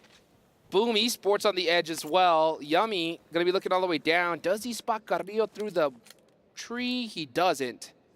Tony K from downtown with that mini 6X trying to find anything in his sightlines. But I mean, there's just hardly any real estate on this side of the island. Alpha 7 and Reject both have outposts on the island. Carrillo on that north side still does have that off angle, right? But he can regroup a lot easier than anyone else because he has his teammates as an anchor on that far side. The question is, what sort of presence do Alpha 7 have there? Because I believe they're under the bridge on their crossing. They are going to be able to peek up. Some of those buildings around that area, pretty powerful to control the ground around them. But you're going to have to most likely move south from them. Yeah, let's see if they decide to move south. Oh dear. Alliance flipping, tossing, and 4MB are looking to try and take advantage of it. Oh, the spray is just a little bit off. That's Vampire exploding on the rotation. Boom. Esports taking full advantage of that one. Looks like we're seeing Alliance get picked apart. And now here comes a push. Talent onto Xavier. The trades are starting to ring out. Axel's got that molly locked and loaded, throws it in the building. But unfortunately, that was the wrong play. Xavier making it happen with their weapons. Oh, but it's only one player. I think it's a 1 versus 1. Talent and Xavier now going down low. Last player for either of these two rosters. Flush is needing to come on through, but this is still on the northern shore. Boomer eliminated in the meantime on the eastern side. They tried to, I'm not entirely sure how they actually went down there. I think 4MV might have had sightlines, but in the meantime, Nade is still pushing around for Xavier. Talon with their last player, Misery, on the outside, not engaged in this one. Team Reject all the way from across the map, popping some shots and taking advantage of this one. They get 2 of those eliminations there. Divine looking to get into the even more shots here. Next zone does center on up. Alpha 7 underneath the bridge, just trying to hang on. Carrillo's on the other side here. Eventually, he's going to have to make that swim across. He has no choice. I don't think anyone was on top of the bridge right now. Team Liquid were underneath it. They're swimming around, just trying to survive at this stage. So, with that access to the bridge controlled, Alliance are really, really up against it here. They're going to have a real tough time of things. Carrillo, as well, is just going to have those off angles. Yeah, Carrillo there, you see him trying to smoke his way to the water. He wants to find water like a dolphin in the sea. Unfortunately, those smokes, I think, have already run out. So he's going to have to make that mad dash in the next few seconds here, though, because the zone is starting to close, and if he takes too much time, he is going to get chunked down by the blue zone. You can see one smoke start to bloom. And hopefully with the chaos that's about to ensue with the shift, he will be able to find some time to jump into the water and start swimming. The teams on the island are just going to bide their time. Wait for the forces across from them just to wane, as they are very likely to do. Al-Haji still surviving for power. The last player alive, but he's down towards the coastline. He's spotted. Spray down, not quite finishing him off, but this might be it. There it is. Final bullet found. Al-Haji falls. 4 eliminations for power. And 10 teams are still alive. 10 teams still alive. They're scattered all over the place for the most part, though. I mean, 4MV and Alliance are going to have to figure this one out. They're going to have to figure it out quick. 4MV is on top of the bridge. Alliance is on the bottom. And something's got to give here. As you can see, Alliance putting some shots downrange. And I believe now we're going to see Alpha 7 try to help out their teammate, because Carrillo's going to do a smoke wall here. Let's see. Can Carrillo cross the road? That is the big question. Team Liquid losing players, their swimmers finally going down. No eliminations, no points. That's a good big one. Nice shot from Mafioso. For Carrillo, if he can get across, he can swim through. This is a safe crossing for him if he can make that first dash. He's making it. He's running. He's into the water. Is he going down? Not just yet. 4MV not quite able to connect. There's the spray. It's Twisted Minds from a distance, able to find those shots, but he still can swim. He can still go across, but that drown damage is going to start to come through. The blue zone damage is going to come on through here too, because he is in big trouble here. You can see Papa Blue is starting to close. Looks like the rest of Alpha 7 are going to have to do it without their IGL. Now let's see what happens here. The next zone is about to click. Now the blue zone is going to really start punishing teams. Reggie OCO with the mini is just too good. 6 eliminations. Team Reject. They are finishing the day off incredibly strong. This is a huge opportunity for them, not only to break the 3-digit barrier, which they've done pretty handily by 3 points now, but also for position in this match. The thing that I will criticize them for is the fact that Alolex IHC have now got control to their south side. That ridgeline that I talked about before, so powerful when it comes to closing out games on this South Island. We've seen it time and time before. It's that western high ground and that eastern high ground played off against one another, but the circle keeps the northern side in, keeps that little settlement around the bridge mouth still in action, and Alpha 7 have control of that. Twisted Minds, they're trying to push into the north. If Alolex IHC can just spread along this ridgeline, they're going to have a great game. 4MV going to lose a player there on rotation. Twisted Minds soaking up some of these elimination points. That's 7 for them. This is one that they really desperately need. They're all the way down in 13th place, but it's going to be hard to catch Team Reject since they are keeping up the pace here. Mafioso getting a couple nice little hit markers there onto Team Reject. But they honestly, I'm going to give them the edge here. They are doing so well in this game. And they are going to be the first team to pass up that legendary 3-digit mark. Oh yeah, they are up on 1-0-3 right now, not including the placement points they've accrued already, but Mafioso spots Reiji. That should be resable. There's not too much to worry about there. Alliance, they are just going to fall like ducks in a barrel to Alpha 7. That's a Kalaris quote. That's not what you want to be. There. You do not want to be a duck in a barrel. That is for sure. It's a bad time. You want to be free. And you can see 4MV flying down to freedom in the water. That's right. That's where ducks like to be. And you can just see them trying to make it onto dry land here.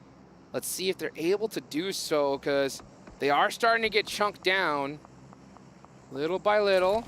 They're evading the Uh-oh, Mafioso's going to see a... Does he spot them, though? He doesn't have a nade. A nade it would be absolutely huge here. You put it right in the middle of them. As soon as they try and step on the land, they're done for, right? Because you can't heal whilst you're swimming. Now they're going to try and make landfall, the spray with the UMP. But the ammo's not looking super strong right now for Revo, as the nades do start to come through. That's what I was looking for. A Molotov to slow them in their approach to the beachhead there, as Mafioso spots the player at the back line. Another nade goes down low, and there's the knock from Mafioso.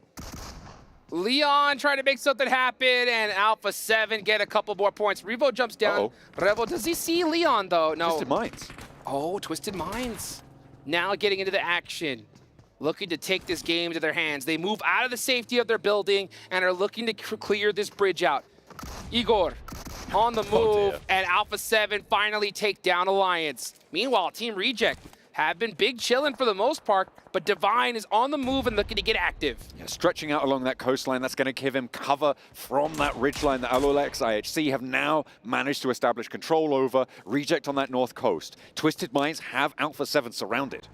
Alula IHC, where do you be? You're on the south side. You haven't made any moves at all. Only one elimination They're in the best place, though, I think. Yeah, I mean, they are in the best place, but they're going to have to make some moves here quickly. They're 14th on the leaderboards. Placement points aren't going to be enough. If you have the opportunity to get some of them eliminations, you got to be able to take some risk and get them.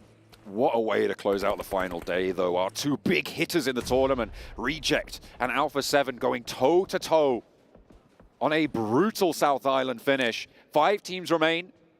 Alula XIHC, kind of the arbiters of this position. Divine's actually jumped into the water. He's getting a little bit of information there, and it is going to push away from this ridgeline. This is where Reject's position might be a little bit stronger, but they need to open up towards Alpha 7 further.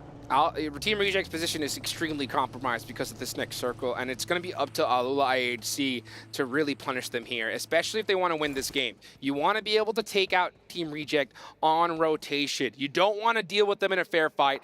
And when it comes to fair fights, Team Rejects are going to win those 9 out of 10 times. They've proved that so far. Had at least a 50-point average in these 2 days, an insane accomplishment. Eventually, you got to try to take them out here.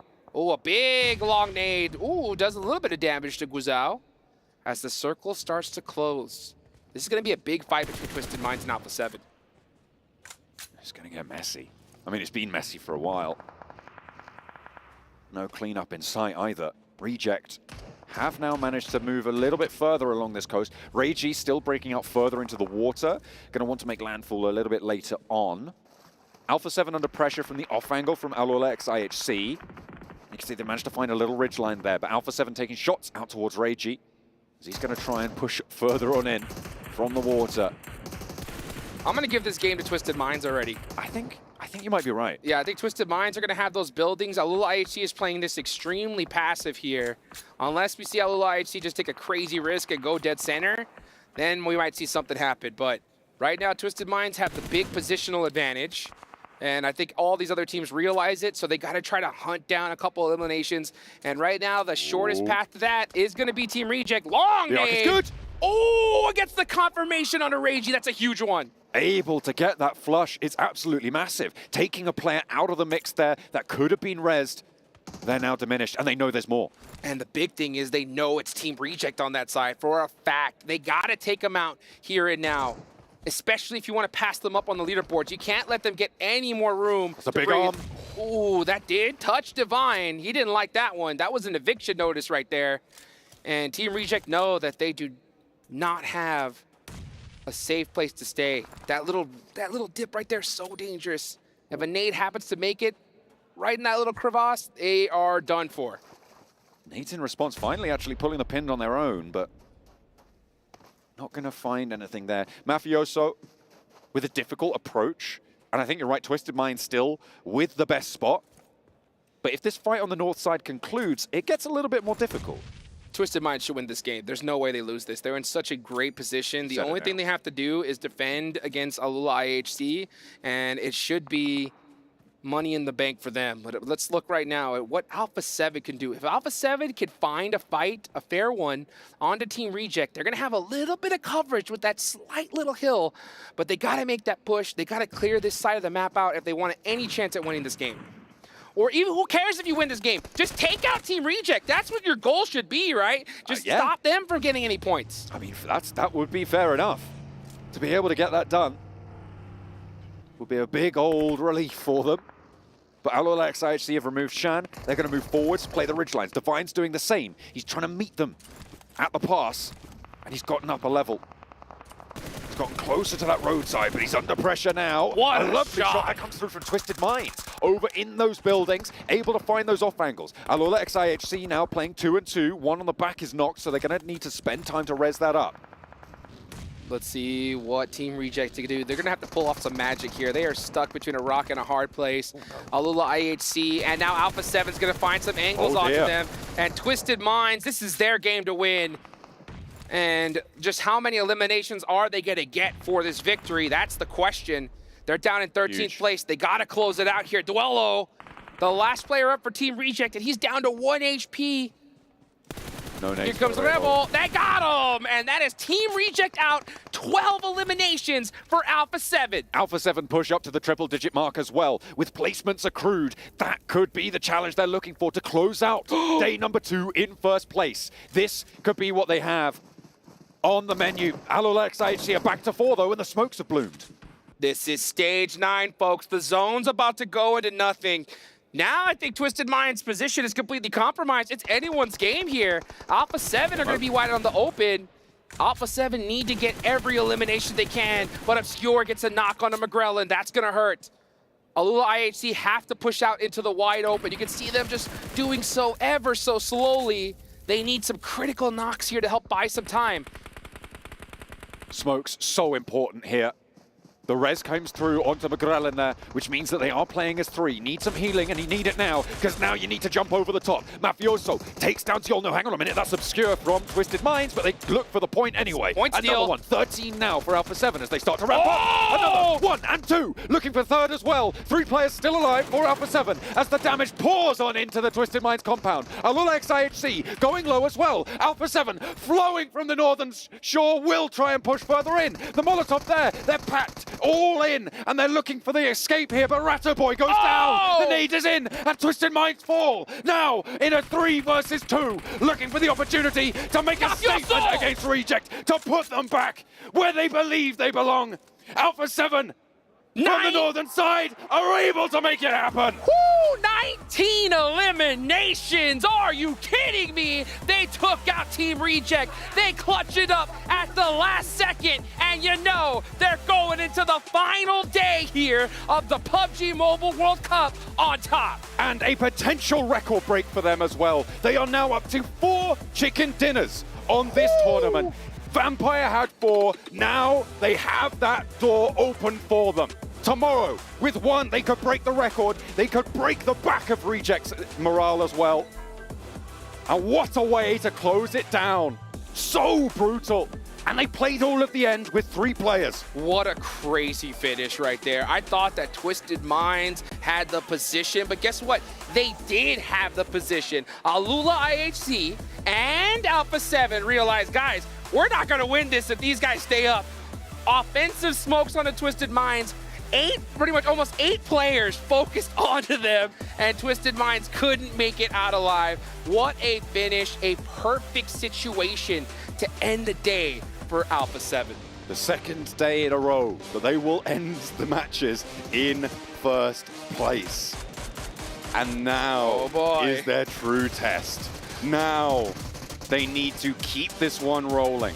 You saw at the end there, This is a massive elimination chicken dinner as well, by the way. I didn't quite count how many they were able to pick up, but that could in itself be a record. Yeah, I don't know how many smokes Twisted Minds had. The thing they could have done was they could have thrown offensive smokes onto Alpha 7's ridge line. That would have completely eliminated their sight lines and given them an opportunity to hopefully, you know, stave off that attack. But Alpha 7 had full vision, full lay of the land, took them out first, then Alula IHC, but it was smart for them to take out Team Reject. That was huge. Yeah, from that western side, I think if Reject had taken more control against that earlier scrap with Alula X IHC, it might have been a different story we're telling here. But for now, the story is Brazil. Alpha 7 take a crucial chicken dinner to put their final day in the lead for them. First place. See what they can do. Oh, let's see it. Let's see it. I don't need to say anything. 7. Do Brazil! Yeah, buddy! Where's my jersey? Tying it. My jersey? That's my jersey. Tying the record for most wins at 4. I feel like they are going to end up breaking it tomorrow. And they finally were able to answer my biggest question for them today. We're kind of talking about this, James. We're watching that match. Is that what this team going to be able to do when the circle wasn't given to them? We already saw what happened at the beginning of the day when the circles weren't in their favor. They were rotating too slow. They were taking fights. This time around, they saw how far away the circle, and they rotated all the way from El Pozo down south and absolutely set themselves up in a way that they could actually get those eliminations in a big, big way, and on top of that, secure the chicken dinner.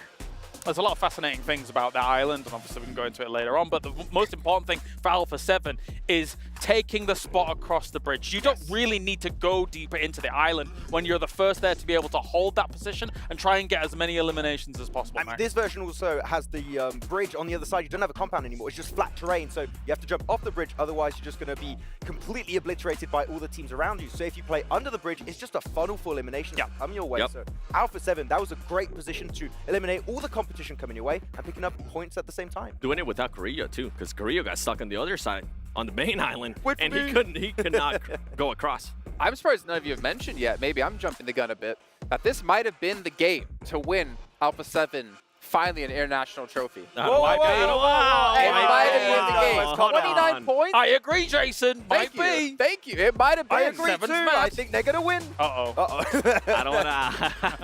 don't want to curse it, all right? I'm happy. I'm happy that they finally answered the question that I had in regards to the circle not being in their favor and how they were going to be able to adjust to that. I'm glad that we're finally able to see that. I'm glad that we're finally able to see the aggressiveness out of them, that they're able to showcase the fragging power that we know they're capable of. But yeah, I don't want to call it yet. We'll have to wait and see. Alpha 7 has been in this position before, and they have choked, and I just don't want to jinx it. Let's talk about this zone, right? Because when we saw this go down, we were like, that's a very hard shift south. And Kalaris, it kept going south for a while.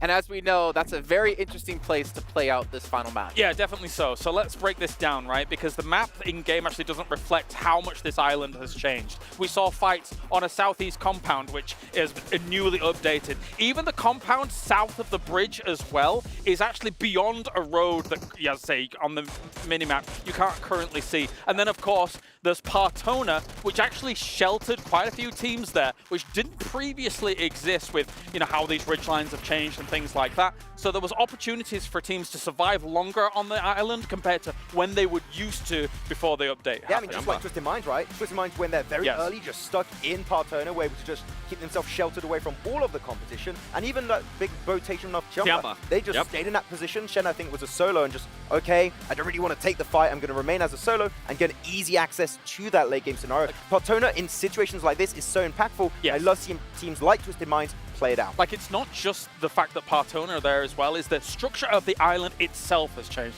The east side of it has changed to allow you a little bit more entry point onto it. The south side of the island structure has changed as well to allow people to be able to get on it. So as much as these circles are very, very rare, there is multiple opportunities for boatations, for swims, as well as extra entry points, like the added bridge that Reject took far to the west. Like they swim across. No, there's a bridge there now. You can actually just make that cross over the side. I did like that rotation from IG. Also, they went over Minas del Sur and into that way too, so they got a few extra compounds that you can play from that location. So very interesting circle. I feel like we had some good adaptations from some teams, but Alpha 7 again in the funnel, all the eliminations coming their way, having a good time. It's a hugely important update to Miramar when you when you have Truck something stop. like this.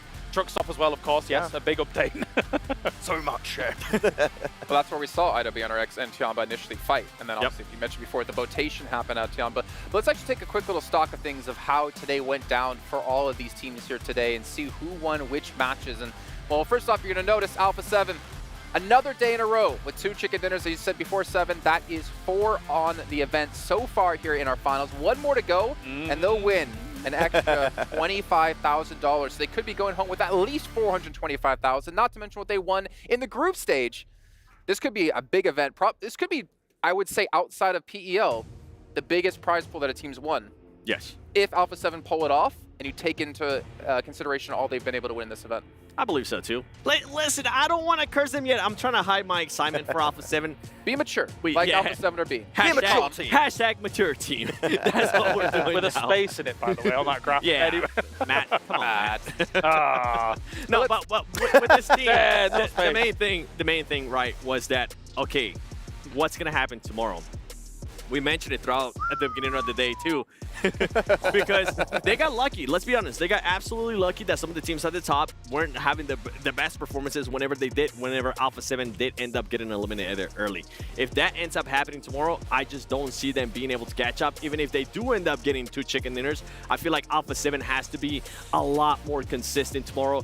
And the overall scheme of things, it's good to see though that they are going to be coming in with a 10-point lead. Yeah, I mean, looking at this also, Reject and Alpha 7 have been fighting constantly throughout these matches, especially on the Miramar, right? There's a real rivalry happening here between Brazil and Japan, and I'm loving that storyline. With the moving goalpost tomorrow, I anticipate there's only 2 potential spots that Alpha 7 could be in by the end of tomorrow. Oh, no. 7. Stop. Considering, but again, as you say, with hashtag mature team, if they are able to keep their composure, keep their cool, bring the same level of gravitas to the tomorrow that they did today, we could see finally Brazil get that international under their belt. We say that every time. We say that every time. Every time we say that, he gets the jersey out. We're like, they're maybe going to win. It's Brazil's time, and it's not their time. But I'm being cautious. now. I'm being cautious this time, all right? I learned my lesson. I've been burned too many you times. have. I feel like you're going to have another lesson tomorrow. But hey, this time I got the jersey with the signature on it, so I'm just saying it might be a change. Which what you realize, right, is that this Alpha 7, we know McGrellan's leaving the team. Oh, stop. So it's like, you have a team goodbye. who could finally win a national Whoa, trophy, whoa. and now you're getting rid of someone who helped you accomplish that feat finally. I find that kind of odd if that does eventually go down. I think they would stay. Wait, hold on. Let me say something. I like money. But I mean, McGrellan has had moments where he's been the lost solo, actually alive, and then been able to salvage them points here. So it's not like it's the 3 go-tos that have been the kind of pivotal movers. Okay. So, well, this is what I'm going to go into, probably what we're talking about, the moving goalposts. Now, before we got into this last match, we were saying, yeah, 7 like teams in like 13th place and above have a legitimate chance. I would almost say now, these teams are over 50 points behind. All right, yeah, 57 odd points behind. I would say if you're in 9th or below, even potentially a little bit higher than that, that your chances of winning and coming back are over. Like, you can catch up to top 5. Catching up to Reject and Alpha 7 with how their day has been so far is not happening, right? Max, where was it that Vampire Esports on the was it PMGC that I'm thinking about, or was it one of the PMGC events in where they ended up Jakarta. getting like 3 chicken dinners in the last day and they were able to propel themselves in a big way? If I'm going to pick any out of these teams, I think I would have to go with Vampire Esports because of what they showed me in the past, but it's such a long stretch. I don't see it happening. I think a lot of those teams, their hopes are going to be over. They need that Sertani pep talk in the hotel after today. You know, that's going to work out for them. Or the 5th interview. Or the 5th interview. Yeah. Like, I want my Rolex, guys. Get in there. Well, we'll see how it's going to go. But no, there's definitely potential for Vampire to get up there again. But like Reject and Alpha 7 are starting to build such a lead now that I feel like it might be a 2-team competition if it keeps going that way tomorrow. It's crazy to me to think back on day 1 of this entire event, back to the group stages. You know, Claris, we talked about the uncertainty, the undecidedness of the PUBG Mobile era right now. And I think it's really coming true. I mean, Alpha 7 may be the one team that kind of stands out, but the fact is, seeing Reject and Talon in 2nd, 3rd place, I never, ever would have predicted that coming to this event. I mean, we're not only in a new era when it comes to uncertainty, we're in a new era in terms of the powerhouses, except the one constant is Alpha 7, but there has been something that has constantly eluded them. Look at the gap that's starting to build too. I mean, I'm looking at this, like, in terms of regions, look at that, Brazil, Japan, SEA, you got yourself PEL. So spread. Like, it's so like spread. so many regions have just like one team is just dominating and doing so well in this main tournament for them. I'm loving to see that. Our dark horse. They're still in it. TJB? Yeah. If they can have more than one play in the late game, maybe. If they can just maybe perform the whole day and not just the first 3 games, I kind of believe in them. I didn't have a dark horse. No, I do not. Okay. No, stop. I know what you're trying I can only talk about one team at a time. He's not allowed to talk about a specific team anymore. No. 1v, who's that? I don't know. I don't know that team. You really did, Kirsten. I'm not touching that with a 10-foot pole, but what I will touch is our Kidia play of the day. I actually don't know who it's going to be going to, because to be honest, you could probably just give it to all of Alpha 7 right now with how they finished off that last match. We're going to check out who it's going to be. Regiosio going to be on the docket here. Doesn't surprise me for a situation like this. Again, they showed some composure in terms of avoiding this fight early to be able to round it out and get the win off the back of it, as they were coming in alongside Twisted Minds, and Rejects were able to clean them up in, again, a very difficult Erangel circle. This island is always notoriously difficult to play. Yeah, 2 island finishes in a day. Where's Partona? Oh, wait, wrong one. Not wrong one. Oh, we're getting Kane in there as well. I'm going to get a couple different players. Honestly, like today, and just like yesterday, we've had some pretty exciting matches and really an opportunity for all these teams to stand out and all these teams to really make a run for the championship. Yep. But it seems like you said, the constant is Alpha 7. Right now, the constant's being Talon, it's being Reject. I just wonder tomorrow, are we going to see some mixes? Are we going to see teams potentially hot dropping Alpha 7 to be like, no, you stay back in 2nd place? That would be so dirty. Not PMWC again. Oh, he got really, he got really angry. Again. S2G is not here. If you're gonna catch up to these guys, you have to play your own game and you have to be super strong in doing it, I think. Yeah, like 6 games is still quite a bit. You could, if you have 2 or 3 banger games, all of a sudden, the cards completely change. Yeah, the first half of tomorrow is going to be very important if you want to play catch-up, for sure. At what point tomorrow do we just count off all the teams on the 2nd page, like from 9 to 16? I feel like after Sandhawk, it's over. Quick. I would say right? I feel like after Sandhawk, it's over. Quick. Yeah. 2 games, it's done for me. Yeah. 2? Really? Games. Yeah. Ooh, wow, you're being generous too. Thing is, I also kind of expect tomorrow to see a lot of our top teams be, I want to say, even more passive, because today was very rocky for them. We saw so many times our top 8 teams would go out really early, giving that way for other teams to catch up. I mean, you say count them out, but I mean, even down there, the divide in terms of prize pool is still quite big. So I'm talking about it in regards to counting them out for being Top the champion. 4 is a big amount. There's so much to play for. Yeah. Where was it? Actually, it was Survival that we saw the last place team that was Rook take on Falcons in the last match and Oh, they stop their hopes from effectively main stage. eliminated them. I mean, that's going to happen at some point tomorrow. More than likely on those final matches, we're going to end up seeing those fights for teams that got absolutely nothing to lose going up against one of those top teams that are going to be Team fighting for Liquid, that top championship. dropping Alpha 7. Yeah. Oh, It is still like $5,000 increases per position. Yeah, So, like, exactly. I like, unless you just don't like money, I wouldn't recommend it. All right, well, I'm not going to not make you in guys predict MVPs this time. I actually just want to see who the MVP is going to be, because I think it might be exciting. I actually don't know what team it's going to be from, if I'm completely honest. Mafioso. I think it's Mafioso. Mafioso. Reggie. That makes sense. I mean, he was MVP of PMGO, man. If he does a repeat here, that would be mental for that to happen back to back.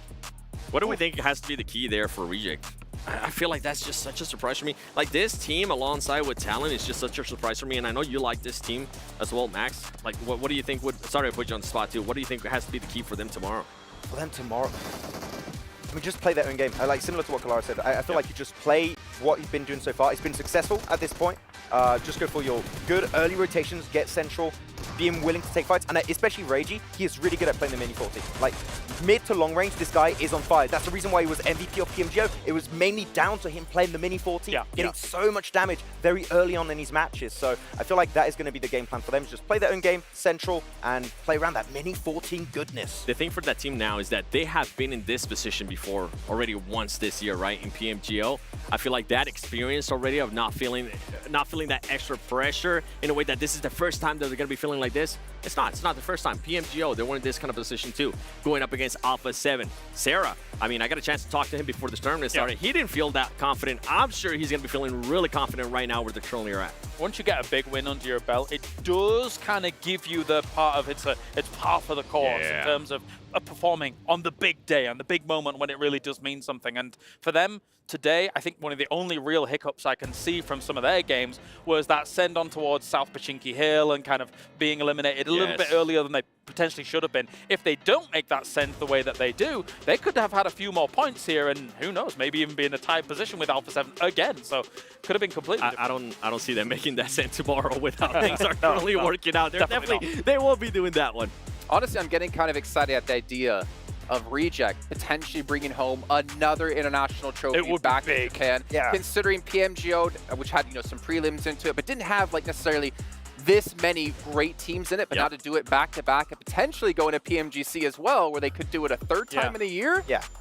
I'm going to be real, though, Max. They would put doubters to rest. For sure. I'm going to be totally honest with you. I was one of the doubters, even somebody's pointing at I agree. Same thing. At the end of PMGO, I'm like, okay, they won. Sick. Can they do it again? Right? And if they win this after PMGO, I will have to eat my words. What a performance that would be. I think one of the biggest experiences ever in PUBG Mobile Esport has been Nova Esport winning back-to-back PMGCs, right? Yeah. A team doing a grand slam of winning PMGO into PMWC into PMGC. What like would that it would that would be insane for a Japanese team to make it happen. That would make history. For me, that would be even better than PMGC back-to-back champions of Nova Esport. Being that dominant, especially on global events throughout the whole year. The triple crown. And back to their region. Oh no, we're struggling. And to also do it at a mid-season event, which is a qualifier instead of an invitation like we saw with Vampire, right? Completely different kind of style of tournament for them. We are going to come back in a few minutes. We're going to actually head down the stage in the meantime to do some interviews with Sandstorm and Banks. We'll see you guys in a few.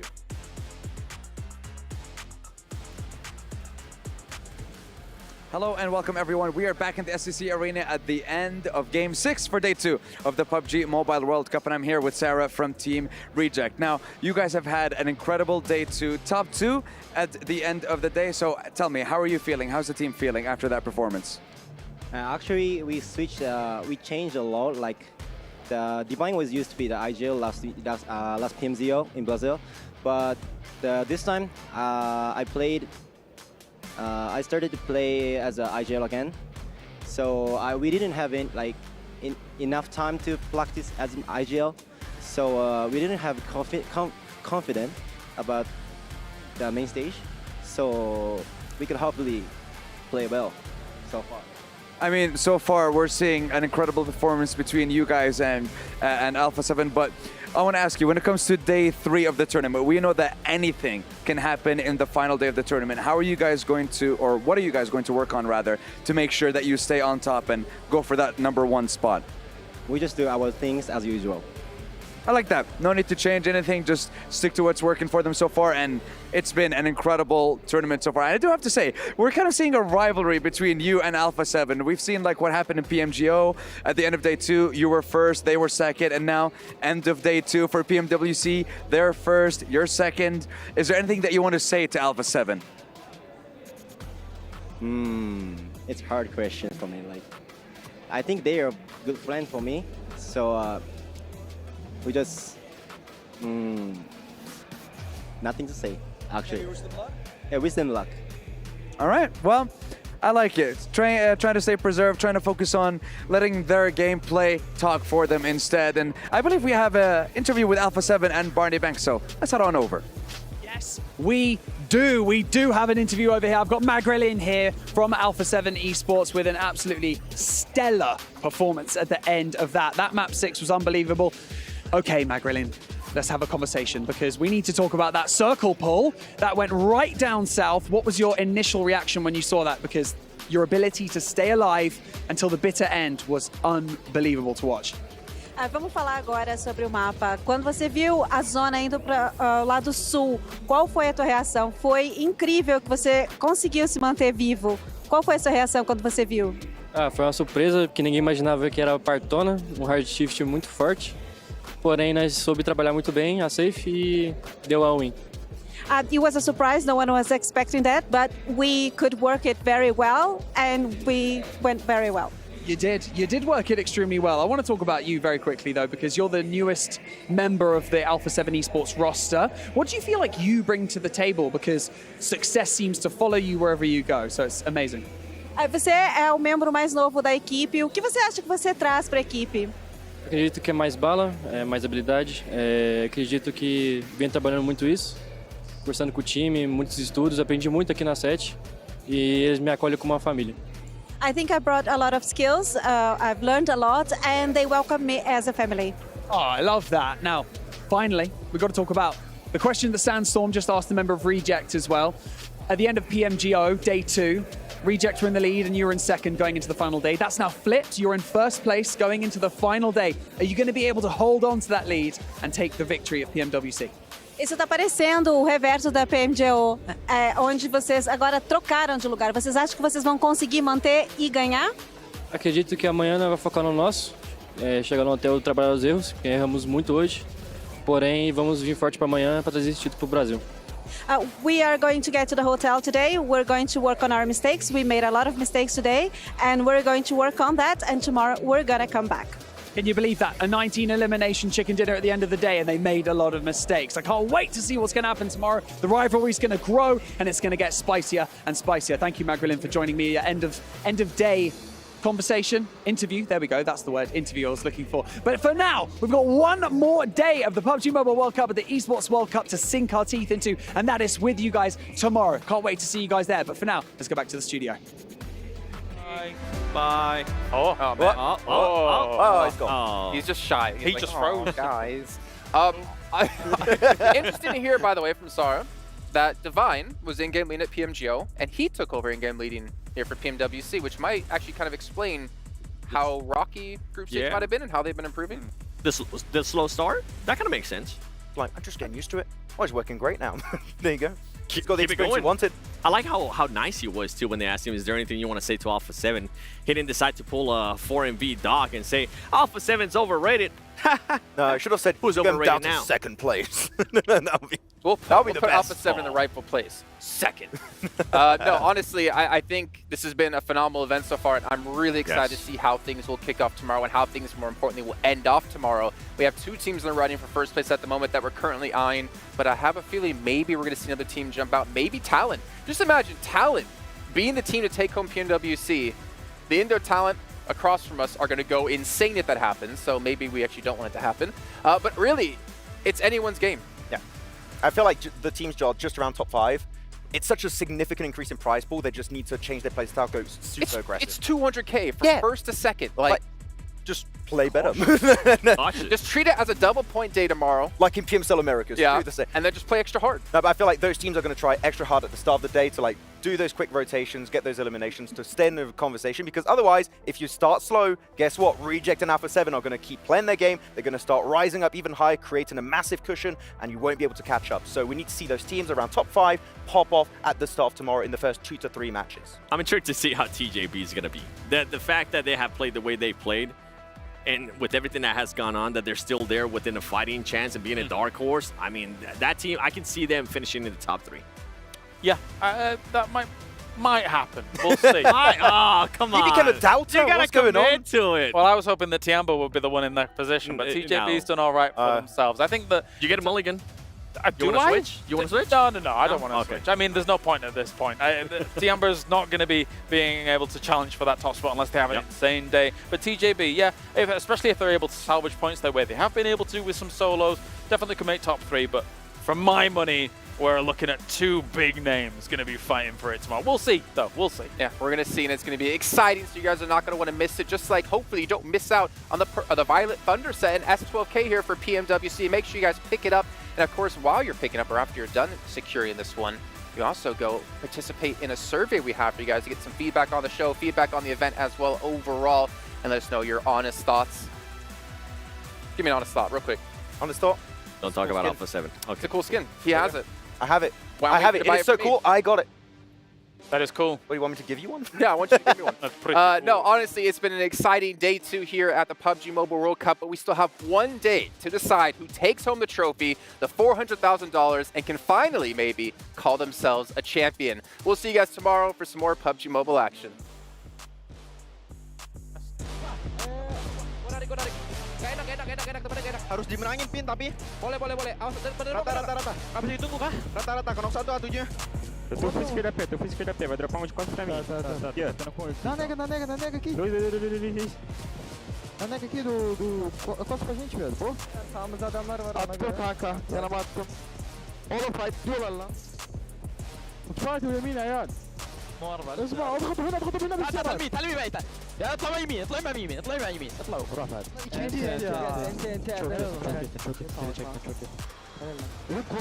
Cepat nembak dia, Cok.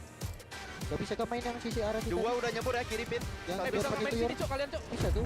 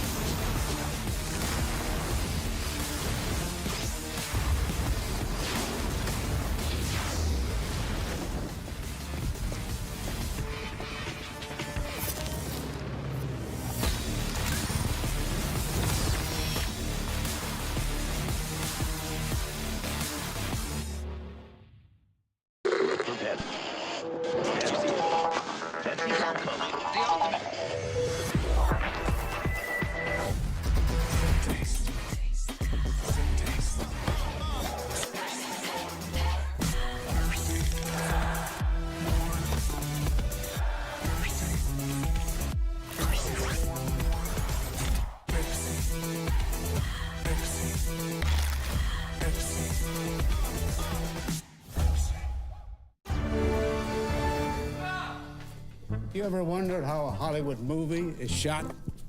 On a Sony. You review it on a Sony. And how do you make that sound epic? You record it on a Sony. Lunch break on a Sony. So why wouldn't you watch it on a Bravia by Sony?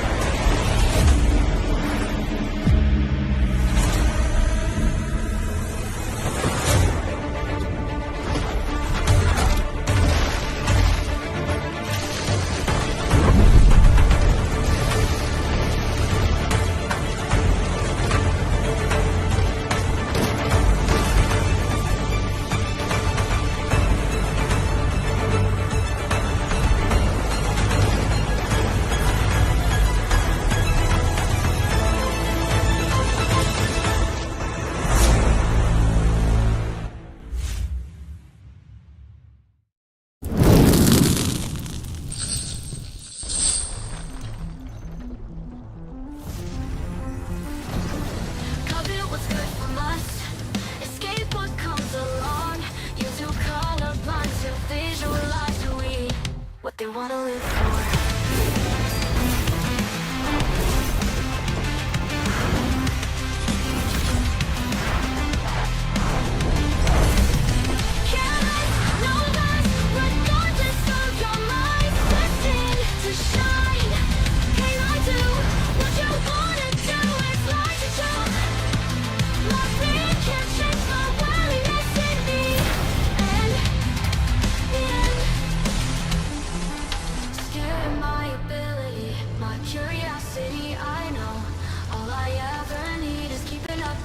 Why'd you prison me instead? Covet what's good from us. Escape what comes along. You're too colorblind to visualize who we are. Light, careless, no less. Regardless of your mind, destined to shine. Can I do what you wanna do? It's like a joke. My fear can't change my willingness in me. And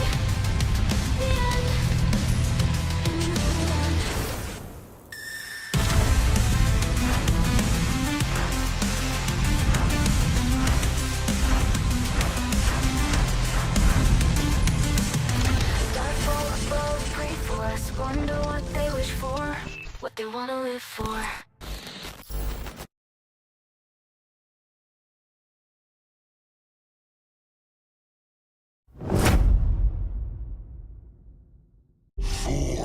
Thousands of years, my wrath has burned in the waters of the deep. Its power awakens me. The kingdom will fall once more. The sea will consume all yet again.